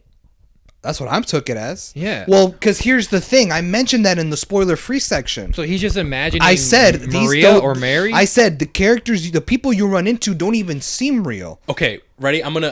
Okay, I'll give you a hint to help you. The characters are real. They are real. Really? They are real. They're real. I was gonna say because you kill Eddie and he seems dead. So I'm like, okay, so he The was characters real? you encounter are real. And Angela kills herself. There's only one character that is not real. It's Maria. Right, because there can't be a twin of his own wife in existence. Yeah. Maria doesn't exist. So I what knew Silent she Hill, was. Okay, so what Silent Hill does is It's his fantasies? it takes. Wait, what'd you say? It's his fantasy. It's his fantasy life that he would have wanted with Mary. Okay, yeah. That's what I took it as because she says I could be anything you wanted. Okay, and the way Maria is, she's pretty, seductive, flirty. It's everything he ever wanted. Exactly. Uh-huh. It's his, So his it's dream. his manifestation, All of his desires. yes, of what he would wanted Oh, okay. and preferred. Because if you compare Mary, she's doesn't dress like that. Yeah. She's always nagging. And she's like disfigured from her Yeah. disease. Whereas Maria Is the complete opposite. is the complete opposite. I noticed that. I did notice she was a complete opposite. Yeah. Yeah. So it's his manifestation of what he would have wanted out of his relationship. That makes sense. Does that make sense? Yeah. And at the end of the game, he says, I wanted my life back. What does that mean? Let's be real. We're all men. When your woman is there for 3 years, like sick, getting ugly and stuff, she's angry, she's telling you, leave, right? She's telling you all these hurtful things, and you're like, all right, I'm going to leave you alone. No, wait, don't leave. She's going crazy because it makes sense, bro. She's going to die, right? But as a man, for 3 years, man, how would you feel not having any sexual activity? You'd go crazy. You'd go crazy, right? You'd be like, yo, what the fuck? What the fuck? So now, that's in his deep conscious, right? So what Silent Hill does is what Silent Hill does is that it brings out people's dark inner secrets and thoughts and fantasies. So have you noticed the characters that we fight? Aren't they? What are they? What do y'all think?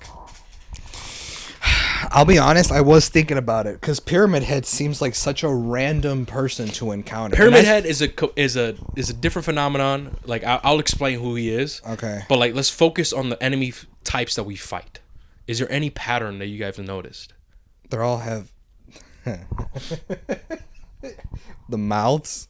Mouse, okay. What else?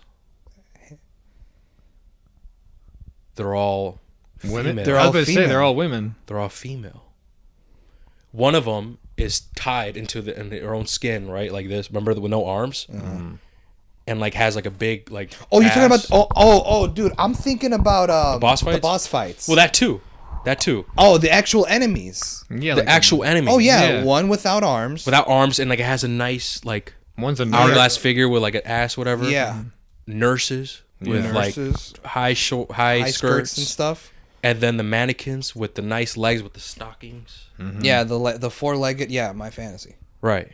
Okay. His fantasy. So all of these things, you're realizing, whoa, why are these like this? Well, what's happening is these are James like fantasies, his sexual fantasies that he wanted and was craving for those 3 years. And the nurses, you might be thinking, nurses? Why is nurses in the subconscious? Because who was attending? Yeah, I was going Maria? to say, whenever he would go visit. And let's be real, like if he's attending in Maria and then you see a fine nurse with those skirts, you're going to look. You'll go, oh shit, it's been a while. It's been a while since the buddy got crazy in the bed sheets, right? So all of these, so what Silent Hill does, it's using your deepest, darkest secrets in your internal subconscious against you, bro. That's what Silent Hill is. That's what it does. So you start to look back and be like, huh, this is really interesting. I wonder why Laura is running around like freely and Angela and Eddie. Well, could it be that their Silent Hill is not the same? You understand? Do you remember that they're seeing different things than you are? Oh. Yeah. You got it, Hav. Bingo. And we see some of their worlds collide when they meet. Yeah. He walks into that one room and she's crying on the stairs and it's on fire and it's so random. Mm-hmm. Uh-huh. Yeah. And what did James say? Fuck. Damn. It's hot as hell in here. And then Angela, she's walking away. She stops. You see that too? For me, it's always like this. Oh, she did say that. Mm-hmm. I was like, what did that? I was always like, what did she mean? I just by got that? goosebumps, bro. She said, for me, it's always like this. And James is like, what the fuck? And he walks out. What does that mean? Is that Angela's Silent Hill? It's always on fire. Is always on fire. You see that? Yeah. Mm-hmm. And then Eddie, when we counter Eddie, Eddie's problem is what? Him being like super obese and him being insecure and being constantly bullied. Yeah. And we see dead bodies and shit and like dead bodies that look similar as James. You might point out. I think I did actually put that out like that kind of look. You did point that out. I didn't see that. The dead bodies, especially the one that you encounter where the dude's on the TV. Remember that? Yeah. Resemble is James. Really? Yep. And obviously speaking, like, people are using this as the loop theory, which I don't agree with. But if we're talking like actual real life games from 2001, they just use like character models and stuff like that. Yeah. But and they did that here. But okay, but with for example, when we first meet Eddie, remember the fridge? Yeah, there was a dead body. Like, yo, what the fuck? And then Eddie's like, yo, I didn't do anything. Could it be, right, that James and Eddie's world collided? And could it be that Eddie just saw what, like, what's it called? Eddie saw a part of a world of James' world. Because James sees that, he's like, yo, what the fuck, right? But what if Eddie that, like, never saw anything like that before, and that's his first time seeing it because he's crossing paths with James. They're in the same vicinity, and that's what causes Eddie to like react like that. Like, yo, what the fuck is going on? Like, that doesn't make sense. And then in the meat lockers, one thing they changed this too. Remember the boss fight that you have with Eddie? You're in the meat lockers. Yes. Mm-hmm. So in the original game, they didn't make it super clear here. In the original game, they're torsos. They're torsos with like that look like they have shorts on it, and like it's a big belly, and that's supposed to resemble Eddie. Does that make sense? Of his insecurities. Yeah. Because remember, Silent Hill takes your deepest, darkest secrets and your biggest flaws and uses it against you. So Eddie is his insecurity and him being bullied and stuff. That is why he always encounters people bullying him. Does that make sense? Mm-hmm. And like in the meat locker, it's himself. So there, we're crossing lines with Eddie's world. And that's where we see the bodies, because we're now in Eddie's Silent Hill. We're interlapping with his. Mm-hmm. And that's why James is like, yo, what the fuck is going on here? Like, does that make sense? Yeah. Mm-hmm. So what the truth is that these characters are real. It's just based on what they have going on in their head, they see Silent Hill completely differently. Okay. For example, the reason why Laura is able to run around freely is because she sees nothing what any of these characters see, because she's a kid. She has an innocent conscience, just looking for Mary. So she's walking around Silent Hill like normal. She probably thinks it's abandoned. Who knows? It's not confirmed. Maybe there's people that our characters can't see. Who knows? But that is the reason why Laura is able, the little kid is able to walk freely anywhere. And that is why, do you remember when Laura and James meet up at the hospital, I believe, and James is like, yo, what the fuck are you, what's a kid doing? Like, it's dangers out here. You should be watch out for those things. And Laura's like, watch out for what? And she locks James into that room without her thinking that there's a monster in there. And then James is like freaking out. Yo, Laura, there's something in here. She's like, what are you talking about? Like, shit like that. You were on your phone. I think you missed that part, but you bitch. I remember that. But anyway, that is why she's able to roam freely. And that's what Silent Hill is. And so with James not being able to enact on his sexual desires as a man, come on, we can all agree, right? For 3 years and constant nagging from your wife and she looks disfigured, you're not attracted to her anymore, you are going to feel some type of sexual frustration, right? And that is why Silent Hill used that against him. And that's as all of his enemies are sexual related, right? And Maria uses Maria to be all seductive and super pretty to try to lure him. Does that make sense? Yeah. And everyone's story is different. And in the articles and shit, and the little notes that you find and shit, they actually explain the stories of what's happening, even with some dialogue with Eddie and Angela, like what their deepest, darkest secrets are. And I guess I could maybe explain on what they are as well, if you guys want me to. So with Angela, right? She's there to. I'm here to find my mom. Her mom. It's something to do with her dad. Yeah.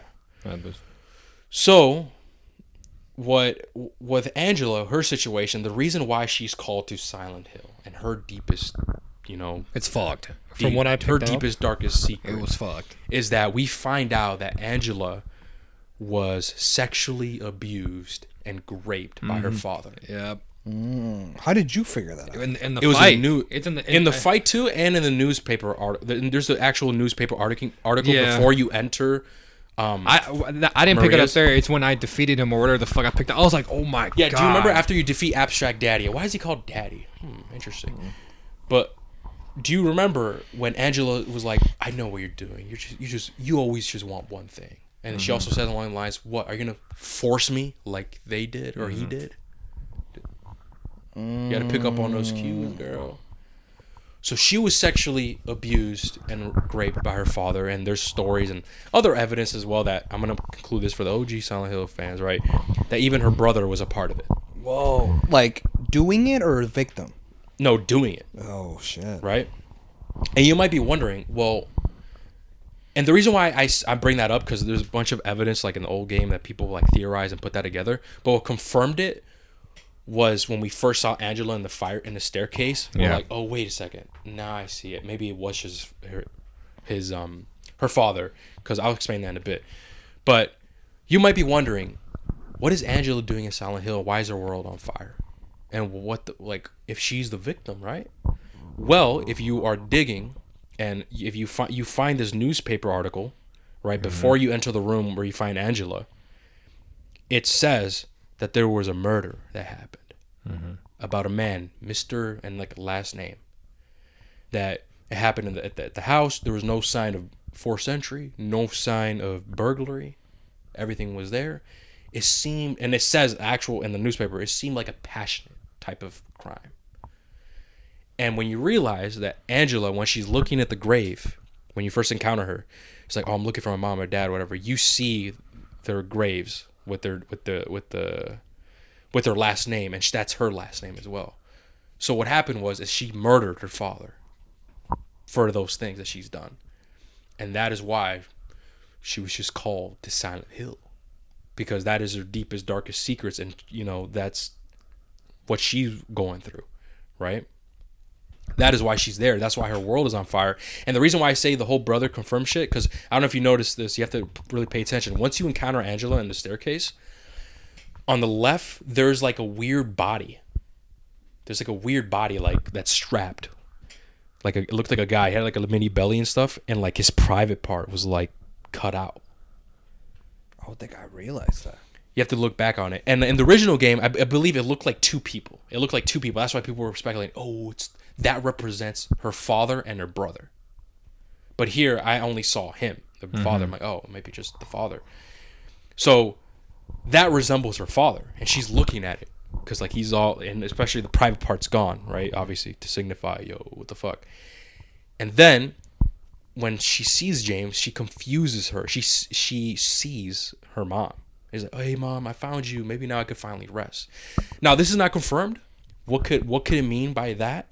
We don't know. Could it be that she was looking to kill her or something? Because she also says in that scene, well, while she's saying I deserve this because mama said I deserved it. So not only did her father for sure sexually and raped her, and potentially maybe her brother, but her mother also didn't do anything about it. And she said that she deserved it.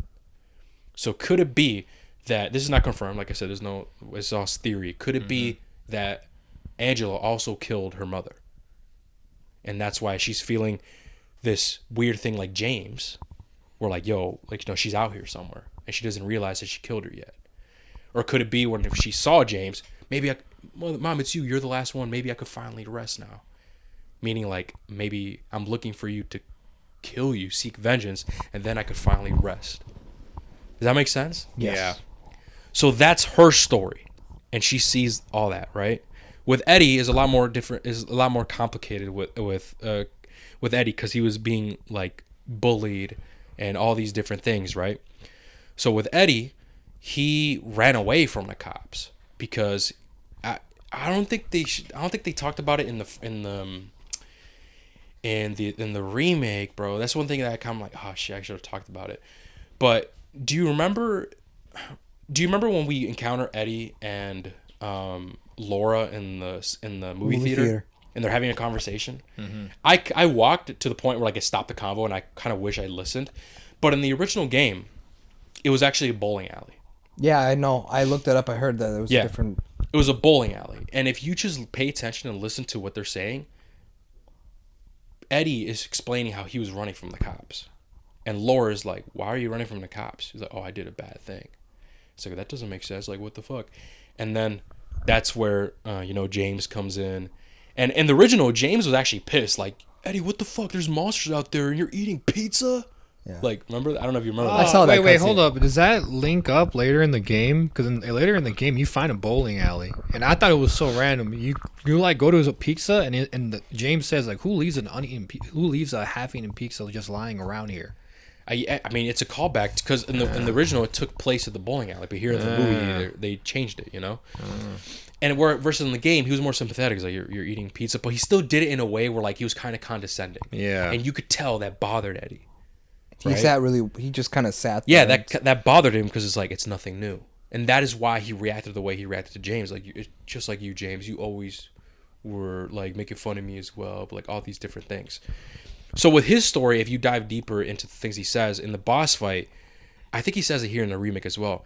He's like, do you remember when he says something along the lines of like, I shot his fucking damn dog, and I shot him too. He's not gonna be he says something along the lines like, that's not going to help him with his career anymore, ha ha ha, like laughing.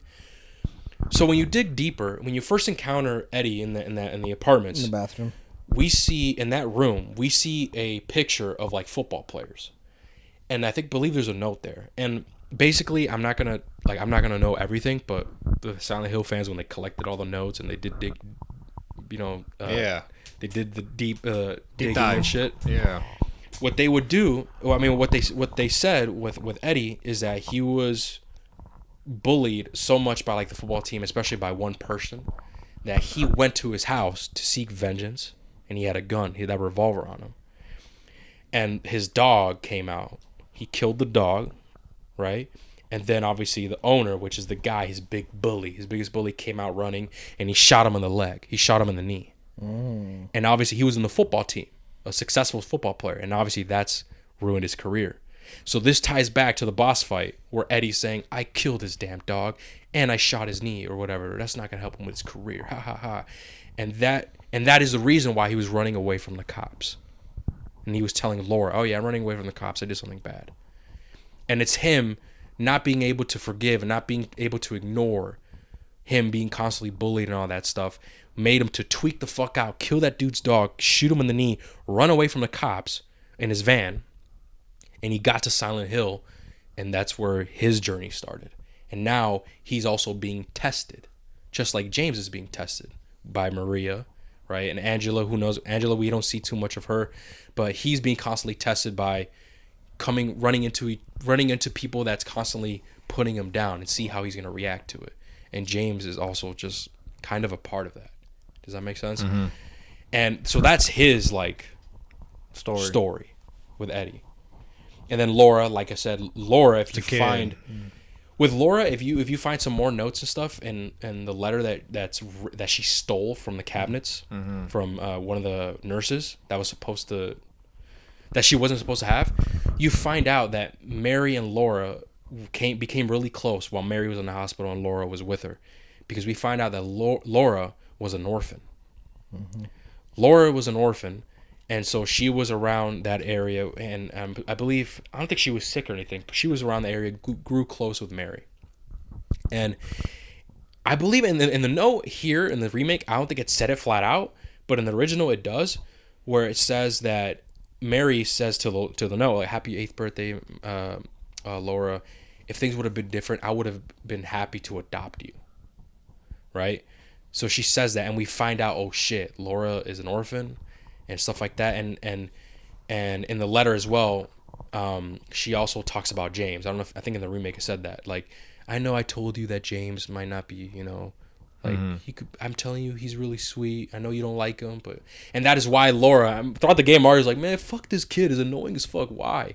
Well, that's why. It's because Mary told all the bad things, or like that, told Laura that James wouldn't come see her while she was sick in bed, and all these different things, and that is why Laura just doesn't like James from the beginning, until she starts talking to him, where she's starting to open up more, like, "Oh, hey, like, maybe you're not so bad, blah blah blah," until the very end, where James straight up tells her, "Mary's gone. I killed her," that's where she loses it and hates him. Does that make sense? Yes.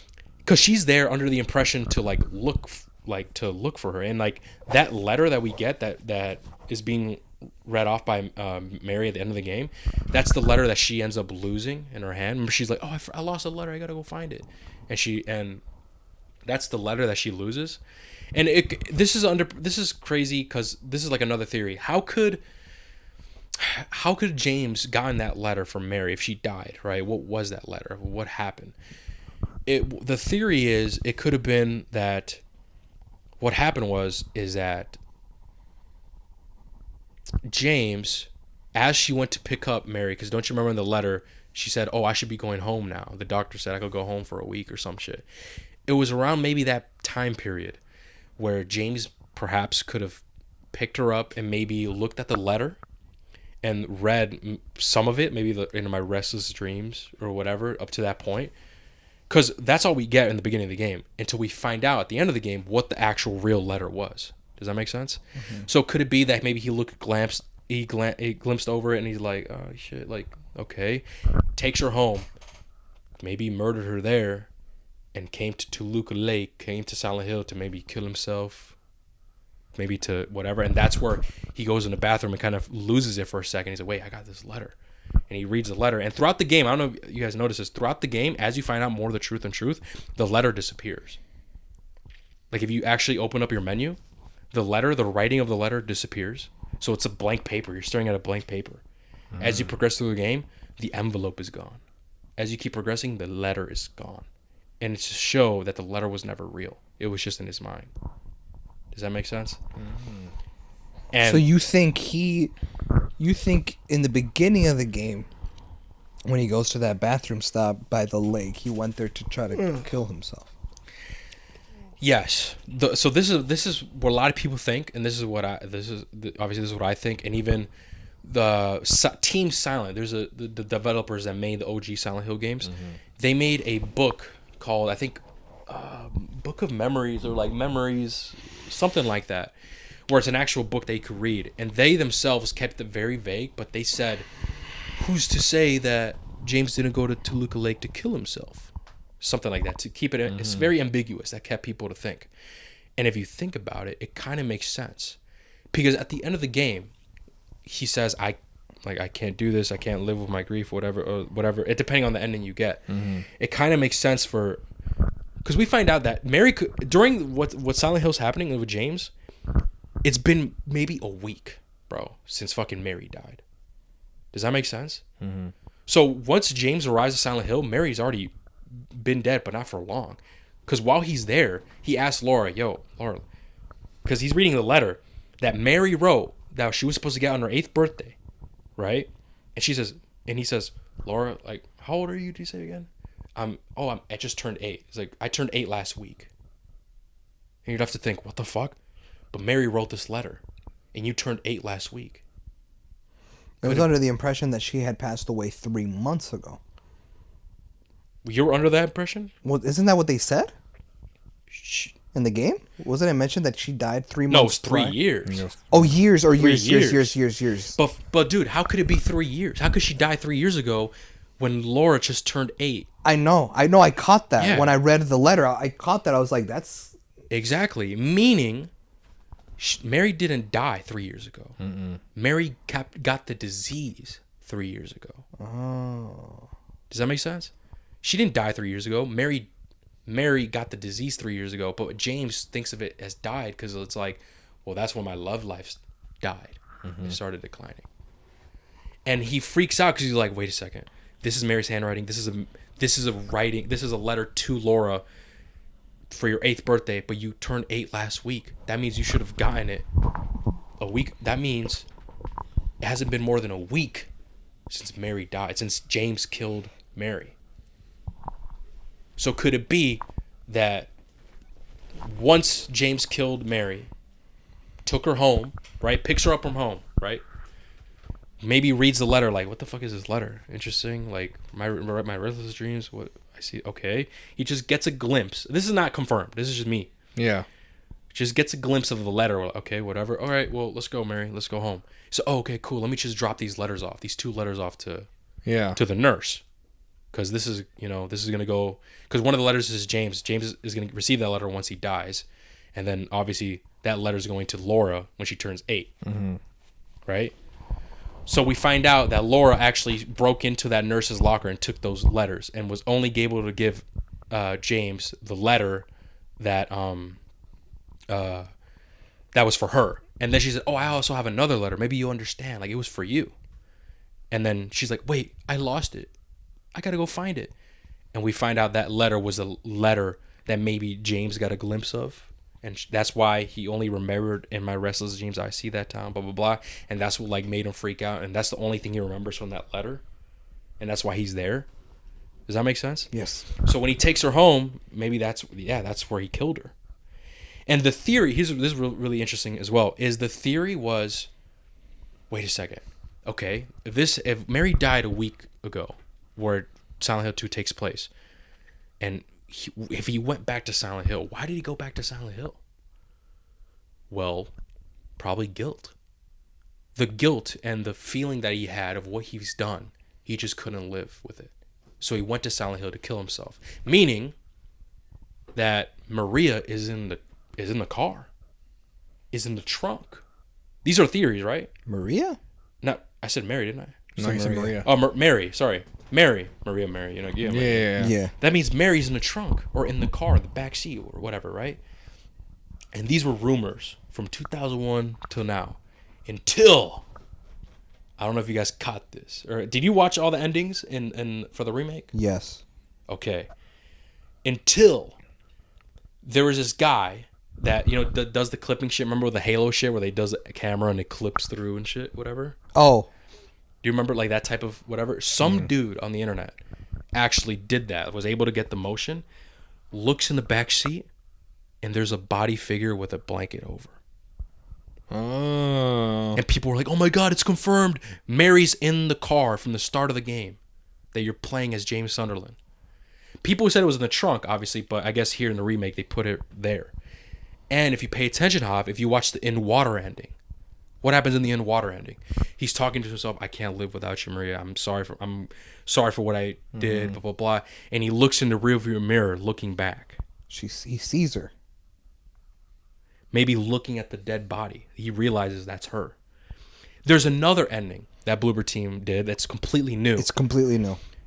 Where she comes from the backseat and touches him, caresses him, and starts talking to him. So Bloober Team, essentially for this remake, has confirmed that Mary was in the car this entire time. And that was the theory that's happening since 2001, bro. Theories. And the whole suicide thing, like I said, Team Silent released a book and then made a quote, like, who's not to say that James maybe went to Toluca Lake to kill himself out of the grief and guilt. And it kind of makes sense because throughout the game, what's happening is he's trying to find the truth. And that's where Pyramid Head comes along. So Pyramid Head we see him as an evil person, right? I thought it was one person until you like ran into the two. The two, right? We think of him as like an evil entity trying to kill us. But have you noticed that he always has killed Maria? At the very end. No, he kills her in the elevator. Oh, well, yeah. Sorry, she dies twice. She dies times. And then she somehow.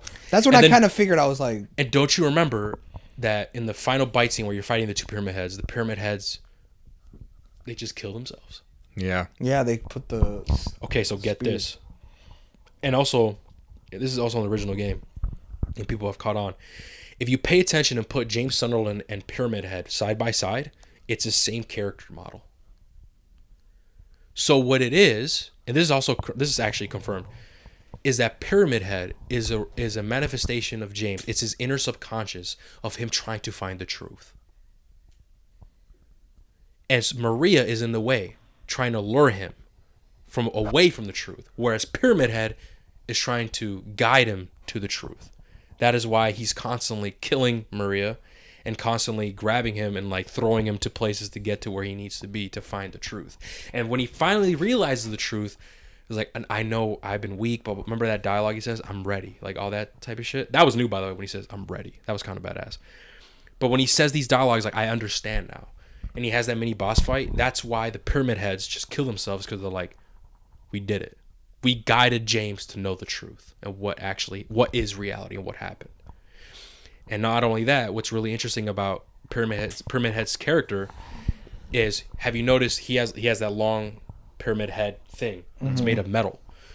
So what that is supposed to symbolize is he always has a constant gaze down, right? He can't look up and shit, right? He always has a constant gaze down, and it's metal, it's heavy. That's supposed to symbolize the weight of guilt, and you constantly looking down because you're guilty. And that's actually confirmed by the actual what's it called? The artist and the person that actually created Pyramid Head, who's very active on Twitter, bro. He be answering questions and confirming new shit every day now because of the remake. It's really cool.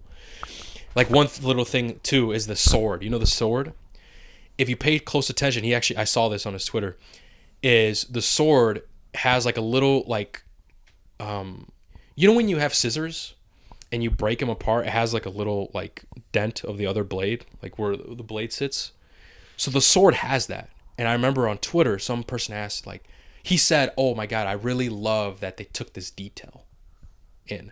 And someone said, what is that? Anyway, well, originally the idea was that is supposed to be like a scissors, right?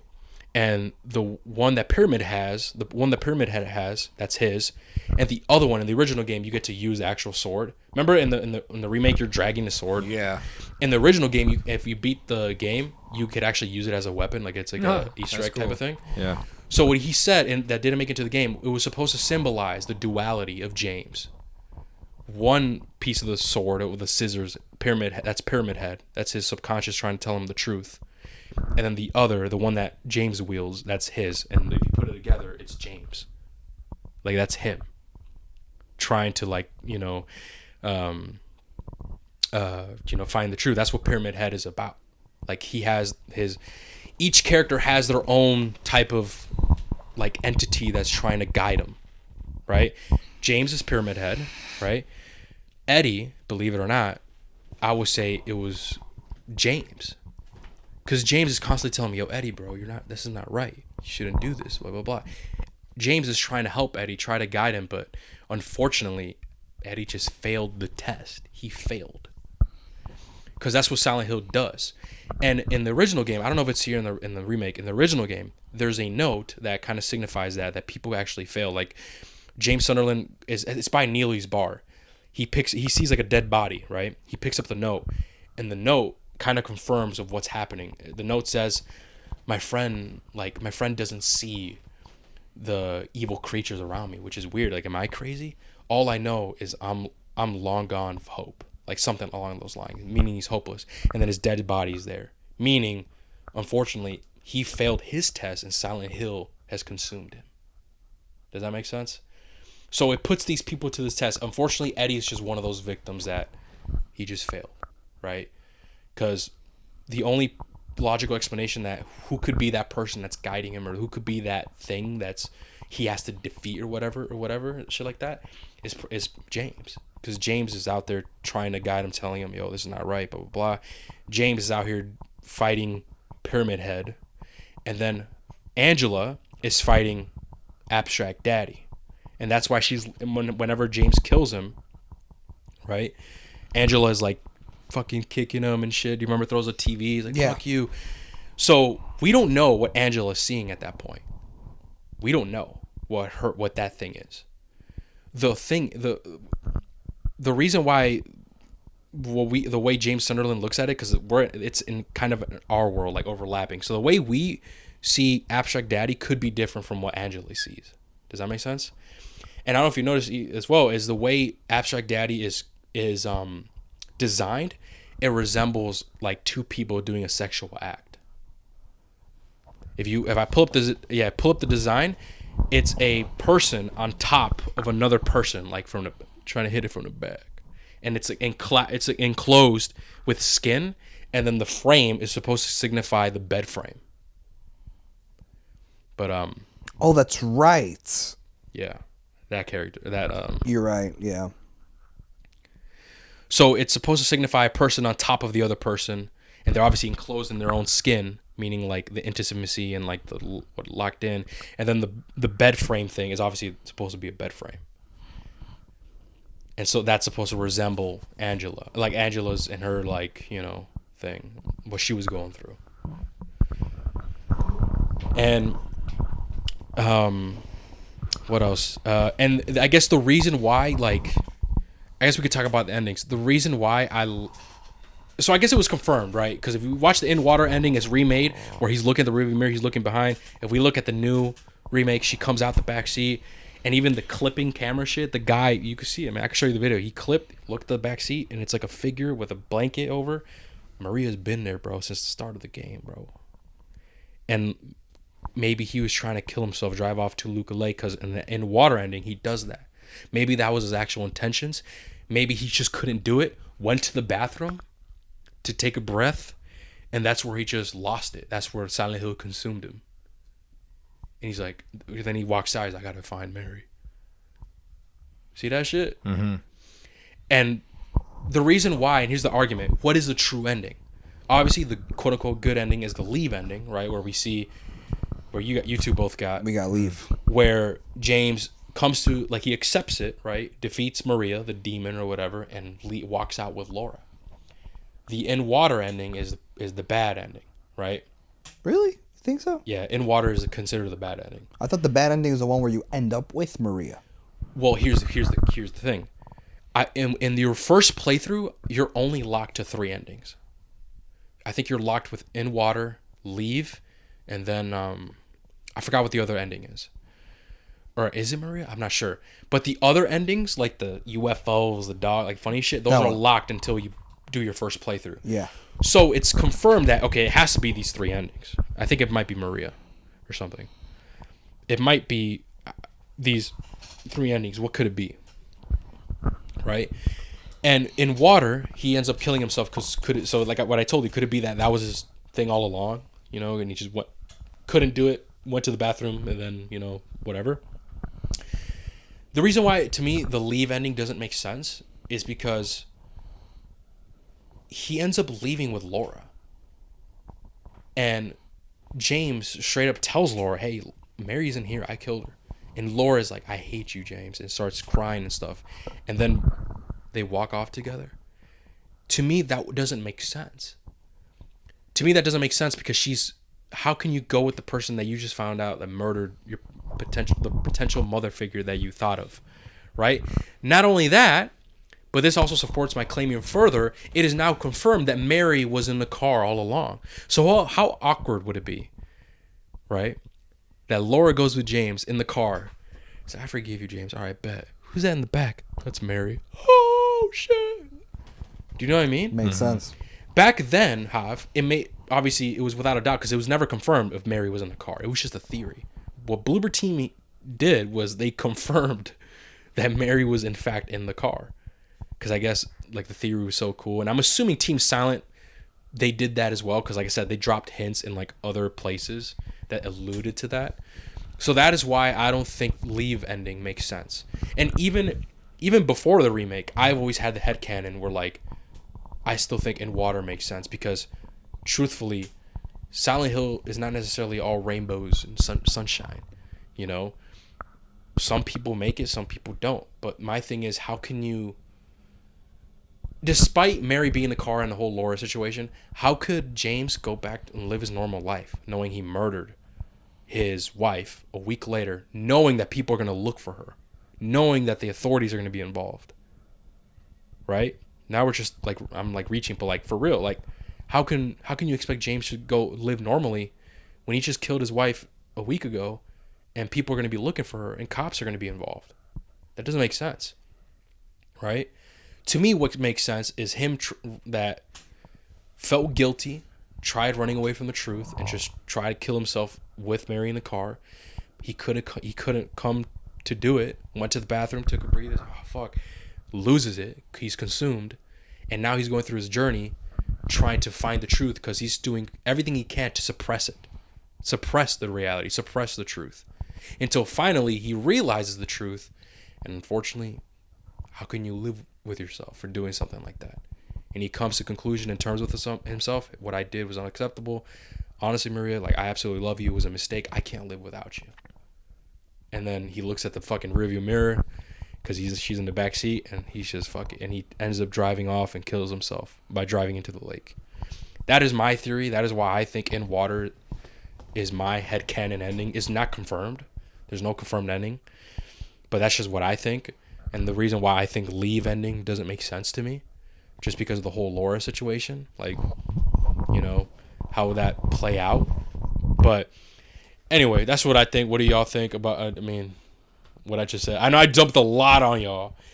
Y'all could go on YouTube and probably look up an analysis video, and it'll explain everything a lot more clearly than I did, and like step by step. But that is essentially what the general thing is about Silent Hill and like James and the struggling of guilt and the duet and what Pyramid Head is and what he represents, the enemies of what they represent, his sexual fantasies, and who Maria is and shit like that. But that's pretty much it, man. I mean, if you have more questions, let me know. I can pretty much answer them. No, I was about to say, bro, you pretty much answered pretty much anything I had questions to. I at some point you were talking, I was like, oh, that was the fucking question I had. Oh, okay. But no. But did it open up your mind now? Like, holy shit. Oh yeah, like, everything makes much more sense. The only one I really figured out when I was playing it was the dad one, the one that. Oh yeah, I know. I was watching your stream, and that was the one I was just like, oh my god, like what, like yo, there's no fucking way. But did you know that she murdered him? I don't think I thought it, but I don't think I was right. I must have done like no, I can't be that. Because you could only find out if you read a newspaper article. I think I picked it up, but I didn't. It's right before you see Angela in that room. Did I pick it up before Abstract Daddy? I can't remember. I think I picked it up, but I don't think I put two and two together. It's right before. I think I picked it up. I think. But yeah, dude, it's another cool thing about Abstract Daddy. Once you're there trying to fight him, they patched this, which I hate. But it's like a nitpick, but whatever. Is once you're walking down the hallways, remember like the Abstract Daddy? Yeah. The walls are moving back and forth, and it's squeaking, and you hear like a little bit of like a moaning type of thing, and it's signifying like the beds, like yeah. But they took that out in the new patch. Why? I'm assuming maybe it might have been too triggering for people, but they took it out. And here's the thing: in the first game, when you're in the room with Abstract Daddy and Angela, around the room there are like holes, and you just see like something going in and out. In the original game, yeah, bro, it's even gnarlier. Oh my god! So that obviously signifies what? Yeah, you know what I mean, and it symbolizes to Angela. Obviously, they took that out. They did the mattress thing with the walls. Now they took that out, and I'm assuming it's because probably too triggering to people. I mean, hey, I get it. I know some people actually experience that type of shit, and I get it might be triggering. But I might sound like a bitch here, but the thing is, Silent Hill is supposed to be dark, man. It's supposed to be like fucked up. Yeah, man, it's supposed to be fucked up. So I don't like when I figured it out. I was like, bro, that's fucked. So I don't like when development teams do that, bro. When they tone it down or like even small things like that, just because it's triggering. I just don't like it because that's the point of the game. If anything, put a fucking disclaimer. Hey, this is gonna be really fucking triggering. It's gonna be a fucking Dark fucking game. If you guys can't, this is a fair warning to you guys. But don't like change that. I know what you mean. But anyway, it's a small nitpick. It's not gonna drop my rating. Yeah, It's just one of those things where like, that was such a cool detail that I noticed with the walls, but they changed it. Now it's just like they look like mattress, but now it just doesn't do anything. Yeah. It's just like still. Anyway, okay. but Hav's looking up something right now. Oh, I just pulled up a website that basically just explains all the different endings in the remake. the different. Oh yeah, the Maria ending. Okay, the Maria ending. The reason why that one is bad. I don't know if you know that one, right? The ending. I don't know So anything. the Do you want me to- Maria do you want me to ending. tell you? The Maria ending, Mario. It's basically James ends up leaving with Maria. He leaves Silent Hill with her. With Maria, and as they're walking, right to the car, Maria starts coughing like, and Yeah. then James says, "You better do something about that cough of yours," and like the game ends that way, signifying that James did not learn a single thing throughout his journey, and that what's happened to Mary is obviously going to happen to Maria, and Maria's not even real. You know what I Yeah. mean? And it's just to show that it's going to be a never-ending cycle. James did not learn his lesson, did not pass his test, quote unquote test.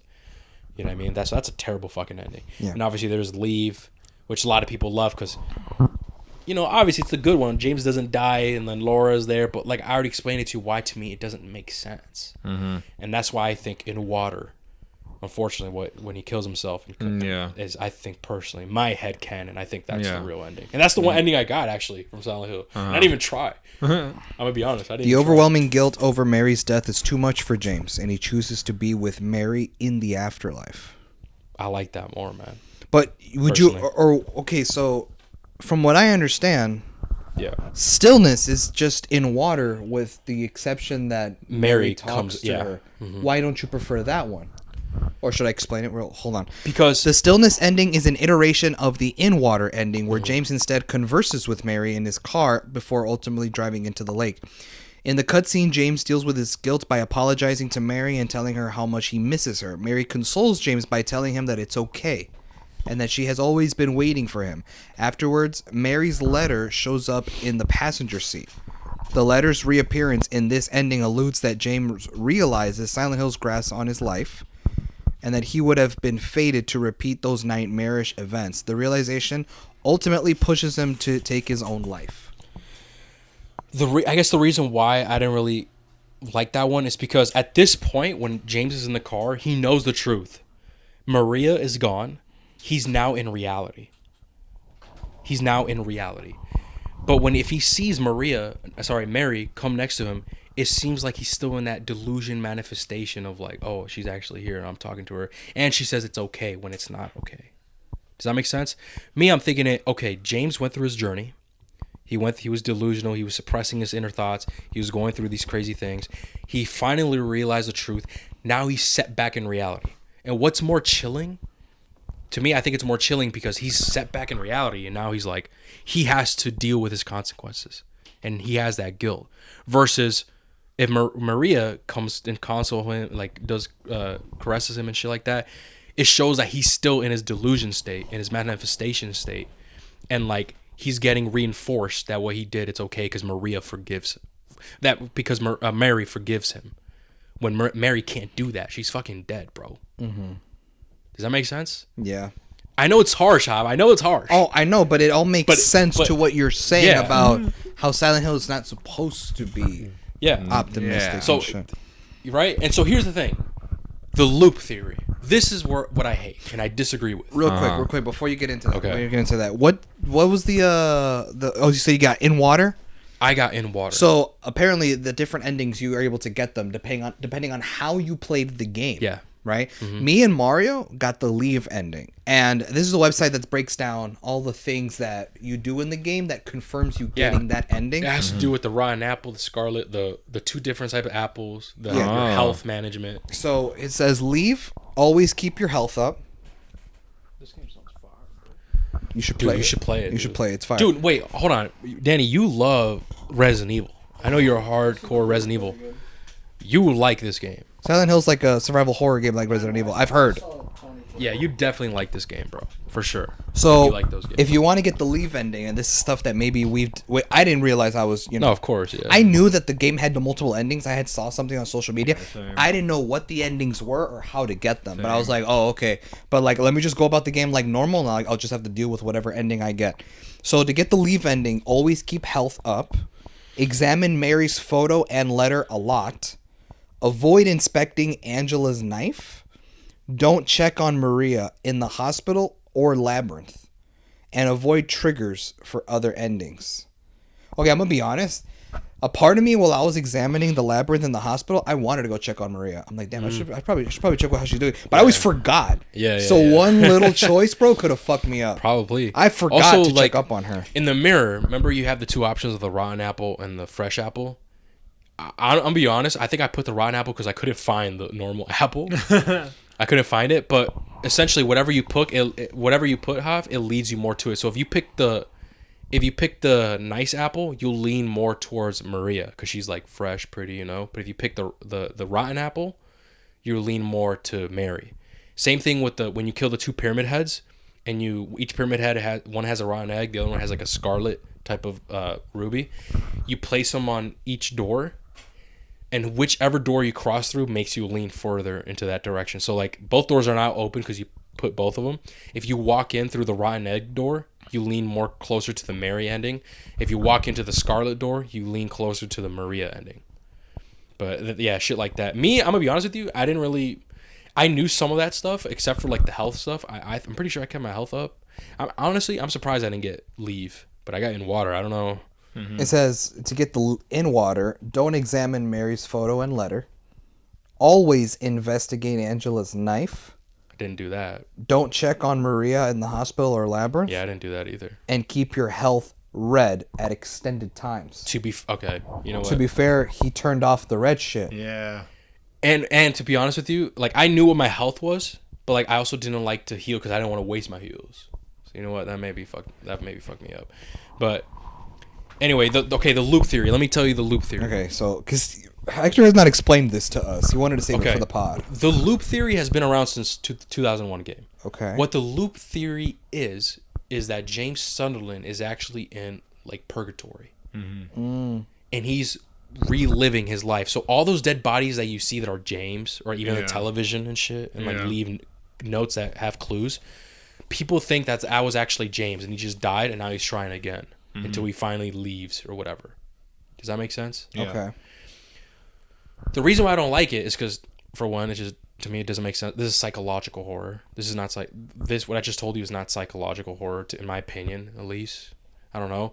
And that means that, like, every person you encounter, are they also in a loop purgatory? Like Eddie, Angela, Laura. Why is Laura in a loop if she's innocent, right? You know what I mean? She's a little girl. And what pisses me off is that in the remake, do you remember the Polaroids? Yeah, you told us. Right? So there's these Polaroids, and this is like new to the remake, and the development team did this. Yeah. So it's like a puzzle piece. So once you collect all the Polaroids, somebody on Reddit, I don't know their username, but shout out Oh, to the ones you. that had like numbers on them and shit. Yeah, I somebody never on figured Reddit, that out. somebody on Reddit actually solved the puzzle. Oh. And what the puzzle is each Polaroid has something distinct. Like, let's say in a Polaroid, you see like a hallway, but only 3 lights are on, right? That means 1, 2, 3 lights. Keep that 3 in check, right? And you look at the back and you see like letters. Well, you take the 3rd letter in that word, and that's how you come up with the message, right? Essentially. So this person on Reddit, it actually blew up. It even got to the point where the head development leader was like, "Oh, I knew it wasn't going to take long to find it, so it's confirmed it's real." So this person solved it, and what the message says is, "You've been here you've been here for 2 decades." That's what the message says. And people were, loop theory is confirmed. James Sunderland has been in Silent Hill Purgatory for 2 decades. That's what people are saying. Me, as a normal person, as a normal sentient being, fuck you theorists, fuck you loop theory motherfuckers. No, seriously, guys, like, come on, I'm fucking around. Everybody has their own theories, you know. That's dope about the game. But this is my counter argument.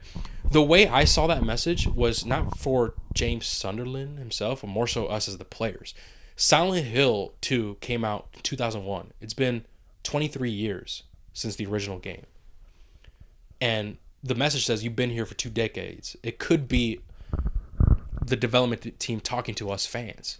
Like, hey, you've been in this Silent Hill world for 2 decades, man. It's been 2 decades since the original game. That's how I took it, and that's how many OGs and many other people has taken it. But people are flipping it and saying, no, it's to James. James been here for 2 years. He's been in this loop purgatory for 2 decades. And that is what glimpses of the past mean.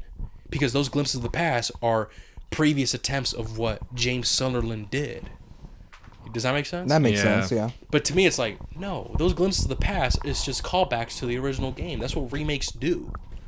So now there's a newcomers like to the franchise, like you guys, that think that theory is now confirmed because of that. And now there's like a divide in the community where like, oh shit, it's confirmed, because he's the loop theory is confirmed. Then there's other people like me that just disagree with it.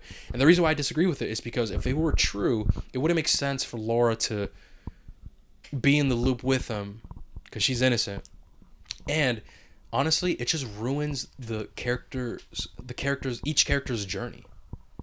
Does that make sense? Like, their journey just holds no weight because it's the same shit then, or like they're doing different things. Does that make sense? It holds no weight. But anyway, that's what it is. That's the whole situation. What do you guys think about it? I don't know. Of the loop theory? I think it's just a little nod to the OG game. Yeah. Because keep in mind, James Sunder, right? And another thing too that people like on my side kind of argument. Well, in the puzzles in the game, who solved it? You, but also James, right? Because James is doing the character. The Polaroid, James didn't solve it. The audience did. The fans did. So that means the message is for us. That's like another reach, like whatever. But point is, I personally don't believe it because of reasons I just told you. It just doesn't make sense to me. And I guess what do you think, Hav, about the loop theory and the message that was finally solved? Do you think it was done on purpose for the people? Absolutely. Yeah. Because someone on Twitter said, no, the loop theory is confirmed, fuck. And then the head developer replied on a tweet, is it? Just that, is it? To keep it ambiguous, to keep both fandoms happy. Because keep in mind, this theory has been around since the original. So, of course, they did it on purpose. Yeah. They did it on purpose to keep it ambiguous and to create divide, and not divide on purpose, but like a good divide where to keep up with each theory, you know what I mean? For everybody. Same thing with the Mary in the backseat of the car. They did that on purpose to like, I guess, keep this game alive and keep the fandom alive. You know what I mean? They definitely did it on purpose.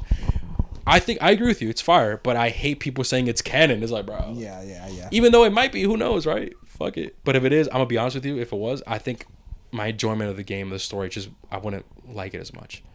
Because each character's journey just wouldn't have any weight anymore. And it doesn't make sense for lore to be in there. What if this Silent Hill 2 movie goes with the loop theory? That'd be funny. Well, to be fair, if it's not canon, obviously, right? Yeah. And if it does its own thing, I mean, we'll see, right? Yeah.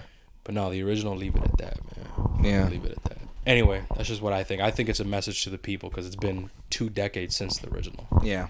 But, to each their own, man. And of course, they did it on purpose to keep it ambiguous, to keep people talking about it for another 2 decades. I don't know. Yeah. Who knows? But anyway, that's what I think. That's the whole explanation of. I'm trying to think of anything else. I think that's everything, man. For me, I can send you. I can send you a link, Hav. That it's a full breakdown of synopsis of explaining everything better than I did. Because like I said, it's really difficult when I don't have notes. Gotcha. Thinking in my head that you should check out and read if you're interested. I'll send it to you too, Mario. I doubt you might be interested, but because it's kind of long.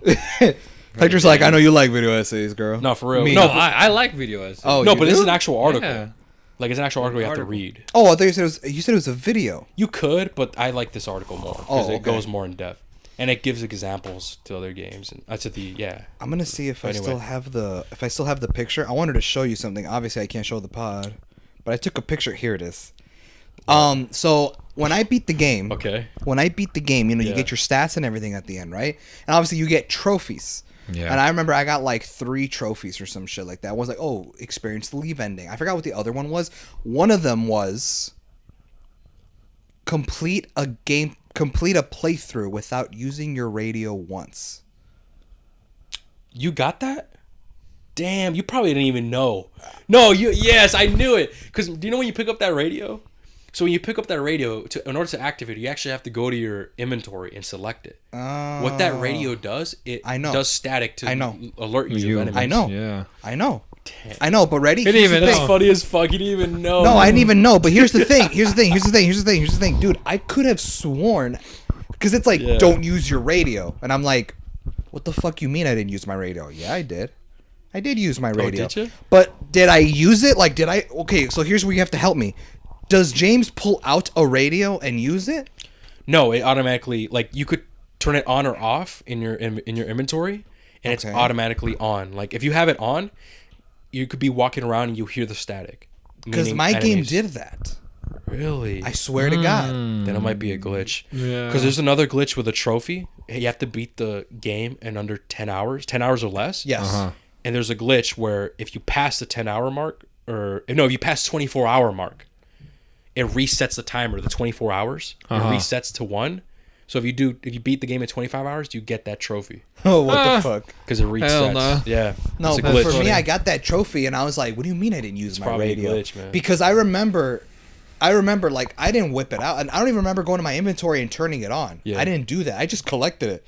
And I remember there was, like, a window, like a pop-up window that would say, your radio will turn on with, like, you'll hear static when there's enemies nearby. It's the original game, too. And I was like, oh, okay, so now I know. So as I'm playing the game, bro, I would hear static coming from the radio. I never, like, turned it on or anything. I just heard it. I'll be like, oh, shit, there's something nearby. And sure enough, I'd look over a window and, like, the 4-legged monster would come out or whatever. So it always worked. And I was like, that's weird. interesting. So here's a picture that I pulled up. Let me ask you something, and maybe this is an Easter egg. Maybe I happened to stumble upon an Easter egg. Exclusive. Maybe HRV exclusive. Maybe I did. Probably not. But okay, answer me this, Hector. I'm just gonna ask you one question. You too, Mario. Actually, I know Mario's answer. I saw his playthrough. Okay. When's the first time you encounter Pyramid Head?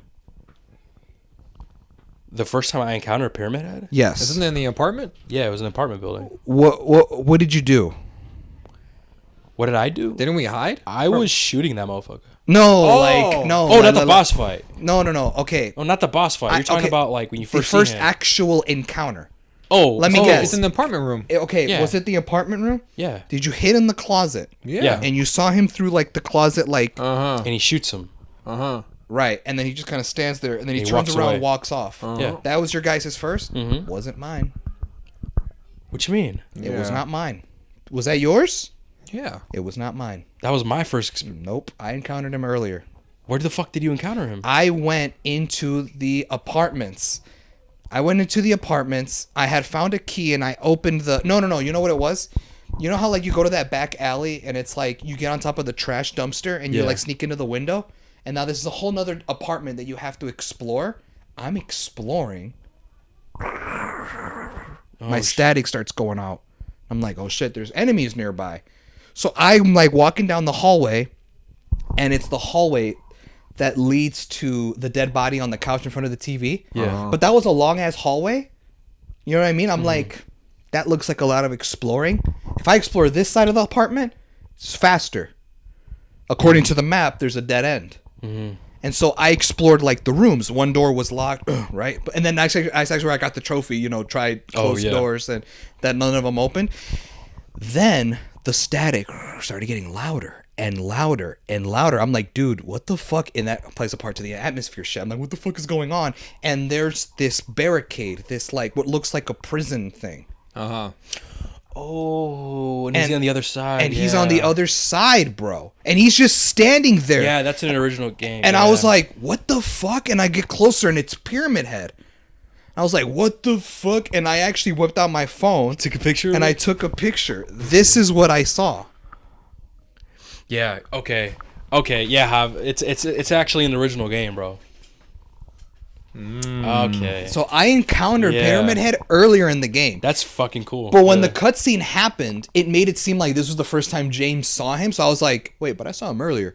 So I was like, was I not supposed to see that? Did That's I just, cool as fuck. Did I just stumble upon a... Because look, this is when we first meet him, right? When you're hiding through the closet and shit, and there's like that dead body on the ground. Nah, bro, I saw him earlier in that apartment. through the metal bars. Yeah. Because my radio was going off, and I was like, "Oh shit, there's something over here." So I'm bracing myself. I'm thinking something's gonna come out of a corner. But then I get closer, and you see like those bars, and then I'm like, "What the fuck is that?" I get closer, and it's Pyramid Head, and I was like, "What the fuck?" And he's just standing there. He's just looking at you and shit. And I'm like, I froze.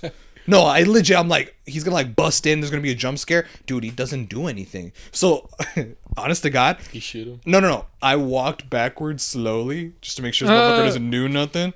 And sure enough, because like the flashlight's super like dim, like it just kind of disappears into the dark. And I'm just like, let's go explore that other hallway. And then like I just went about my game. But dude, that's I cool. experienced him earlier. Yeah, hell and I was yeah. like, so when that cutscene plays and it made it seem like it was the first time James You were sees, confused. I was like, Yeah. did I stumble upon some shit that was that an Easter egg or something? And I didn't want to it say was. anything until the pod. I Yeah. wanted to show you and be like, what? No, Explain that. No, definitely. I think no, it was Hav because after you said that and like you showed me the picture, yeah, I remember because that's also in the Is it? original game. Okay. And you know, a real cool thing about Pyramid Head as well, like another fun fact and a controversial thing, and I'm actually curious to what you guys think, Okay.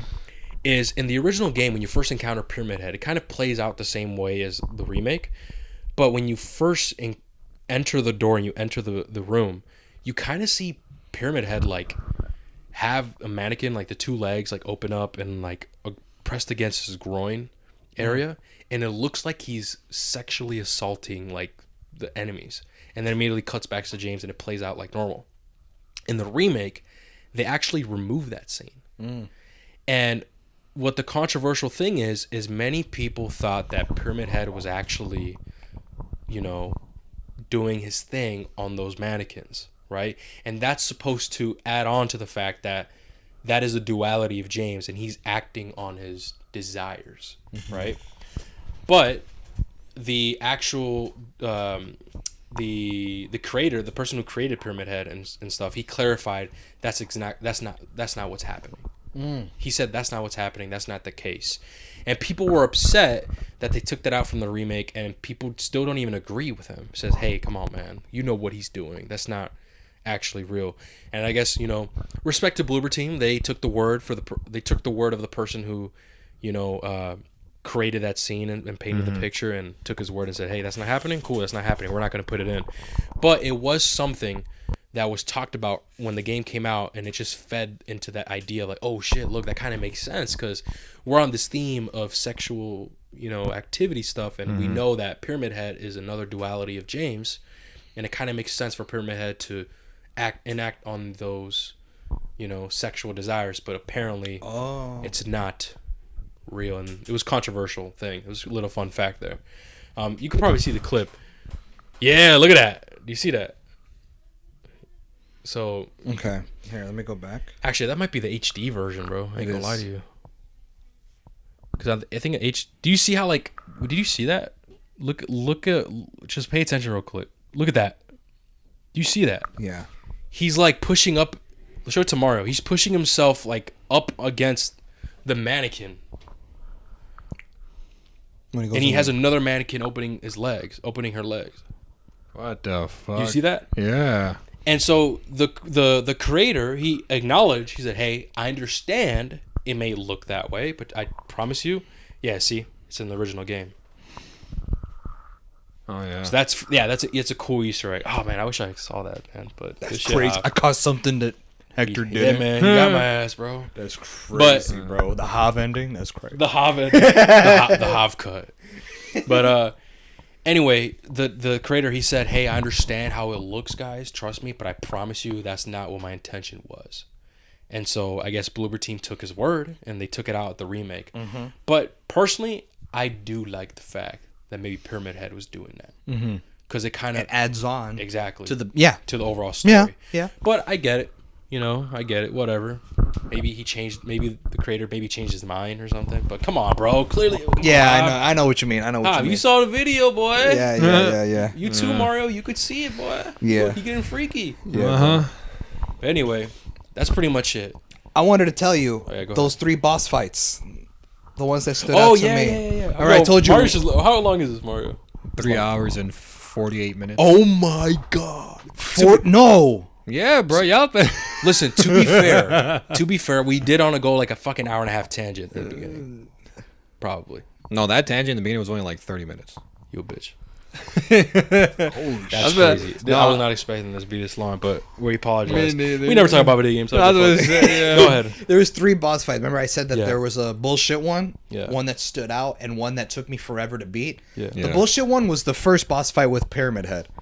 Oh, yeah. And I saw your oh, playthrough, oh. and there's a little funny story with that, because I realized that I was going through I was fighting Pyramid Head, and I was shooting him. I realized my bullets aren't doing shit to this guy, and I'm running low on bullets. And I'm like, "Fuck, dude, what the fuck? So how am I supposed to beat you?" So I'm just running around, and he's swinging his big ass sword, and he's like destroying like all the tables and shit. And once the entire room was clear of any of the tables and debris, he just walks off, and I was like, "Bro, so I didn't have to waste all my bullets." I was the same way. That was bullshit. Me too. I didn't know either. I'm gonna just throw in a little funny story. That's not really a tangent, but when Mario was streaming, I actually popped into his stream, and he was in the apartment buildings, and he literally said on stream, "All right, guys, well that's where I'm gonna call it. Thank you guys so much for watching the stream." And I was like, because he literally where he's Stop about to end it before the boss is fight? right before that pyramid boss fight.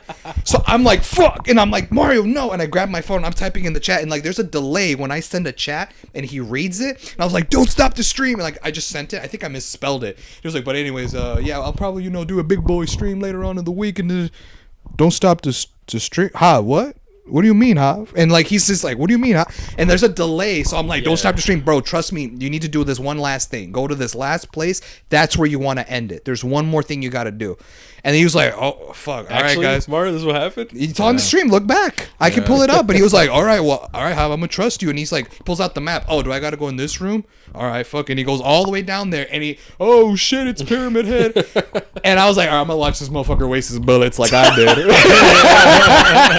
I didn't say shit. I was like, hey man, let me just see. That happened to me too, bro. But here's what's really cool as well. Is that boss fight is completely different from the original. Really? Wow. So in okay. the original, do you remember in the it's like a stair. It's like I don't know how to explain it, man. It's like a staircase, and it looks like really. It's like a flat area, and then you go down another staircase, and there's like a body right there. I gotta show you, man. But point is, they changed it, and I remember when I encountered that staircase platform what I'm talking to you about. Yeah. I'm like, wait a second, this is where the fucking pyramid boss fight took place. And then it wasn't until they changed it. It's completely different, bro. Same with Abstract Daddy. The pyramid boss fight, it was in a small room. Same with Abstract Daddy. I'm not kidding, bro. Everything was enhanced, bro. Everything was expanded. It was fucking amazing. Oh, and that reminds me, the puzzle.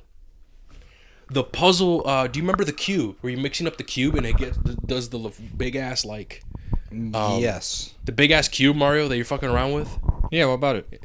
So in the original game, what it is it's like a small cube, just like in the thing, but it doesn't do that. It's not a big ass cube. For example, you go in a room, you see this cube, all right, cool, you're fucking around with it, you turn it, and the camera's facing the cube and you can't see behind you. You look behind you, and then a door opens. Oh. Meaning, you had the cube correctly, that's where you go. And then you do your thing, you come back, flip the cube, turn back, make sure the door's open or not, whatever. Here, in this game, it's an actual huge-ass cube that you flip around and you go through, which is really fucking cool. I was like, yo. Yeah, I thought that was cool, yeah. That's sick as fuck. Well, compared to the original. Oh, the one that leads to the rooms. Yeah, that, Yeah, I remember yeah, now. if you look up the original, it's not nothing how it played out like that. It's not. And I guess Pyramid Head boss fight Silent Hill 2. Silent Hill 2 original. I want to show you the platform I'm talking about. Because I think we got a glimpse of the past moment there. As well. It's probably not going to be here, bro. Anyway, I could probably find it on stream and show it to you guys. Yeah. But anyway, my diehard fans, y'all know what I'm talking about. But with that being said, man, I think that's everything. I had 2 more. Oh, shit. Oh, that's right. Yeah, that's right. I'm going to say the one that was no, not the one that was bullshit. So that one was what? Your my bullshit one? I'm like, dude, my bullets didn't do shit. Okay. He just had to clear the room. Okay, now then the next one, it was what? It was his favorite the one and the one he hated the most. Yeah, the one. Okay, your favorite. That's the one I hated the most. The one that took me the longest. Oh, that was your hate. That was when you hated. Yeah, because I wasted my bullets, dude. All my arsenal was gone, bro. It was like, I got to go farm for more ammo. That is crazy. The one that took me the longest was Abstract Daddy. Ooh. You know why though? Why? Why? Because me being big brain. Come on now, my boys didn't do shit to Pyramid Head. I'm not gonna You were shoot hitting him. him. No, I didn't shoot him or nothing. But I was like, there's nothing for him to clear. Oh, you know what? I'm gonna hit him with the melee bar, my wooden metal bar, and it was not doing shit. So what the fuck happened? I was down to like this much health, and I didn't want to waste the last of my vials and syringes. So I was just like, man, fuck it, bro. I took my shotgun out and I started shooting him, and that's what finally killed him. I was like, oh my god. This whole time, I could have ended this shit 10 minutes ago, bro. And then obviously my favorite final boss fight was the last one with Maria. Oh, when the yeah. cage comes down and She goes upside down. Yeah, and like With the bed fuck, frame. dude, all that shit. That's fire. And like just everything about it, like just dodging the fucking, you know what I mean? Like that whole thing was. The underground segment was new too. That was new. What do you mean? Do you remember when you're fighting Maria with like obviously where she's flying with the Yeah. as you damage her, like the ground collapses and you go in the sewer area and you're like, Oh, yo, yeah, what the yeah, fuck? yeah, yeah. That was okay. new. Oh, okay. Whoa. Which was fire. What'd you So think? Oh, I thought it was fire, bro. It was spookier. I'm like, yo, what the fuck is coming out the ground? Like, what the hell's going on? But dude, once I show you the boss fights, bro, in the original, y'all gonna like, yo, this shit ass, bro. Wow. I'm sure. I'm telling you, bro. Sure. You're gonna It's, be like, it's out what of the fuck? times, I'm pretty sure. No, Yeah, of that's course, true. of course. But I just the fact that that's why I praise it. I praise this game so much because the way they expanded on it. Yeah. But anyway, that's it, right? It has to be it. We're done, finito. Holy shit! With that being said, thank you guys so much for listening. And Kind of catch want you to reach guys. 4 hours. What are we at right now? We just got to kill 6 minutes. God Yeah. damn it! It's too- 6 minutes. You actually want to do it? Wouldn't that be our longest pod? That would be ever? our record. But technically speaking, do we cheat? Because now we're just gonna waste like. I mean, Is that kinda isn't this our cheating? longest pod ever? It might be, bro. If What we are hit we 4 at? hours, Pod. 3 hours and 54 minutes. Because I know our longest If we last hit 4 wasn't our hours- longest last pod, like our last one, wasn't it on my Cape God. shit? Am I have to make Cape a shit disclaimer, was bro? Cape shit could have been 4 hours. One of your guys on Cape shit. I remember you We said did a like, 3 hours 33 minutes before we Uh-huh. did top 10 best and That was worst a long superhero. one, bro. That was 330, 33. I mean, 322 was Iron Man 2. So it's this still is the like- longest one by far. This is the longest. Well, what about Colors of the Flower Moon? No, that was not 3 hours, bro. The movie was 4 hours. shit. Yeah, that's the movie, not the The not the movie's 4 review, hours. not the review. said it. That's funny. That's funny. No, my biggest fear was the battery because like for like What the are we at past now? like for the past like 20 minutes we were at 1 bar. No shot. Yeah, I was gonna text you. You but I'm- should have, bro. Yeah, but I was afraid that I was like, fuck, if I text him, he might try to wrap up his shit quick, and I don't want that. That's kind of facts. I was spitting, bro. Not gonna lie. Danny, Danny, bro, you should Alvarado really texted try, me, man. and I was like, he texted me, I was like, Dude. he texted me, he was like, bro, y'all get food or whatever, blah blah blah. I was like, I don't know, bro, but I don't see the pot ending right now. I just going off. I texted him that. Just tell him to pull up. Tell him Anyway, to pull up. Tell him to pull up we right now. listen to the people that are listening to this far, man. We absolutely appreciate you. This is crazy. I'm gonna have to do like a mini disclaimer because I will say we did go on some tangents, man. I mean, you said 30 minutes, bro. No shot. We talked about this game for 3 hours. And 30 We didn't minutes. get into spoilers until 2 hours. That's insane. And then Yeah. the last, Well, okay. Well, Then the last 2 hours were spoilers. it's because we each of us had a lot to say. We don't talk about video games that often. Yeah. I kind of want to change that, but I know we have so much Shit to do. shit to do. I know we have whatever, but what are we at right now? Bro? I skimmed- I know, 3 hours and Are you 56 just minutes. bullshitting? Are you just What are we at bullshitting? right now? And now we're at 3 hours 56 minutes. Is this cheating? Should we just end it, bro? I mean, if you want, we have nothing else to say. Yeah, I I was gonna just say, let's skimmed end it. through both our I channels. want us to reach 4 hours legitly. Fuck it. All right. I mean, Yeah, I just skimmed through our. To Yeah, legit. this Yeah, we'll do it This is legit. already the longest, bro. it's already the longest. We hit 4 hours one day. That'll be legit. Alright. Because right now we're just wasting time. I mean, there's nothing else I could really add. Wait, hold on. Well, any questions? Any more questions that y'all need answering? You answered all of them. I mean, if I did, I have to think, but I feel like that's cheating. All right. Either way, guys. Thank you guys so much for listening, man. For all the way to the end. Holy fuck, long ass fucking episode. With that being said, take care, guys. Peace. See you.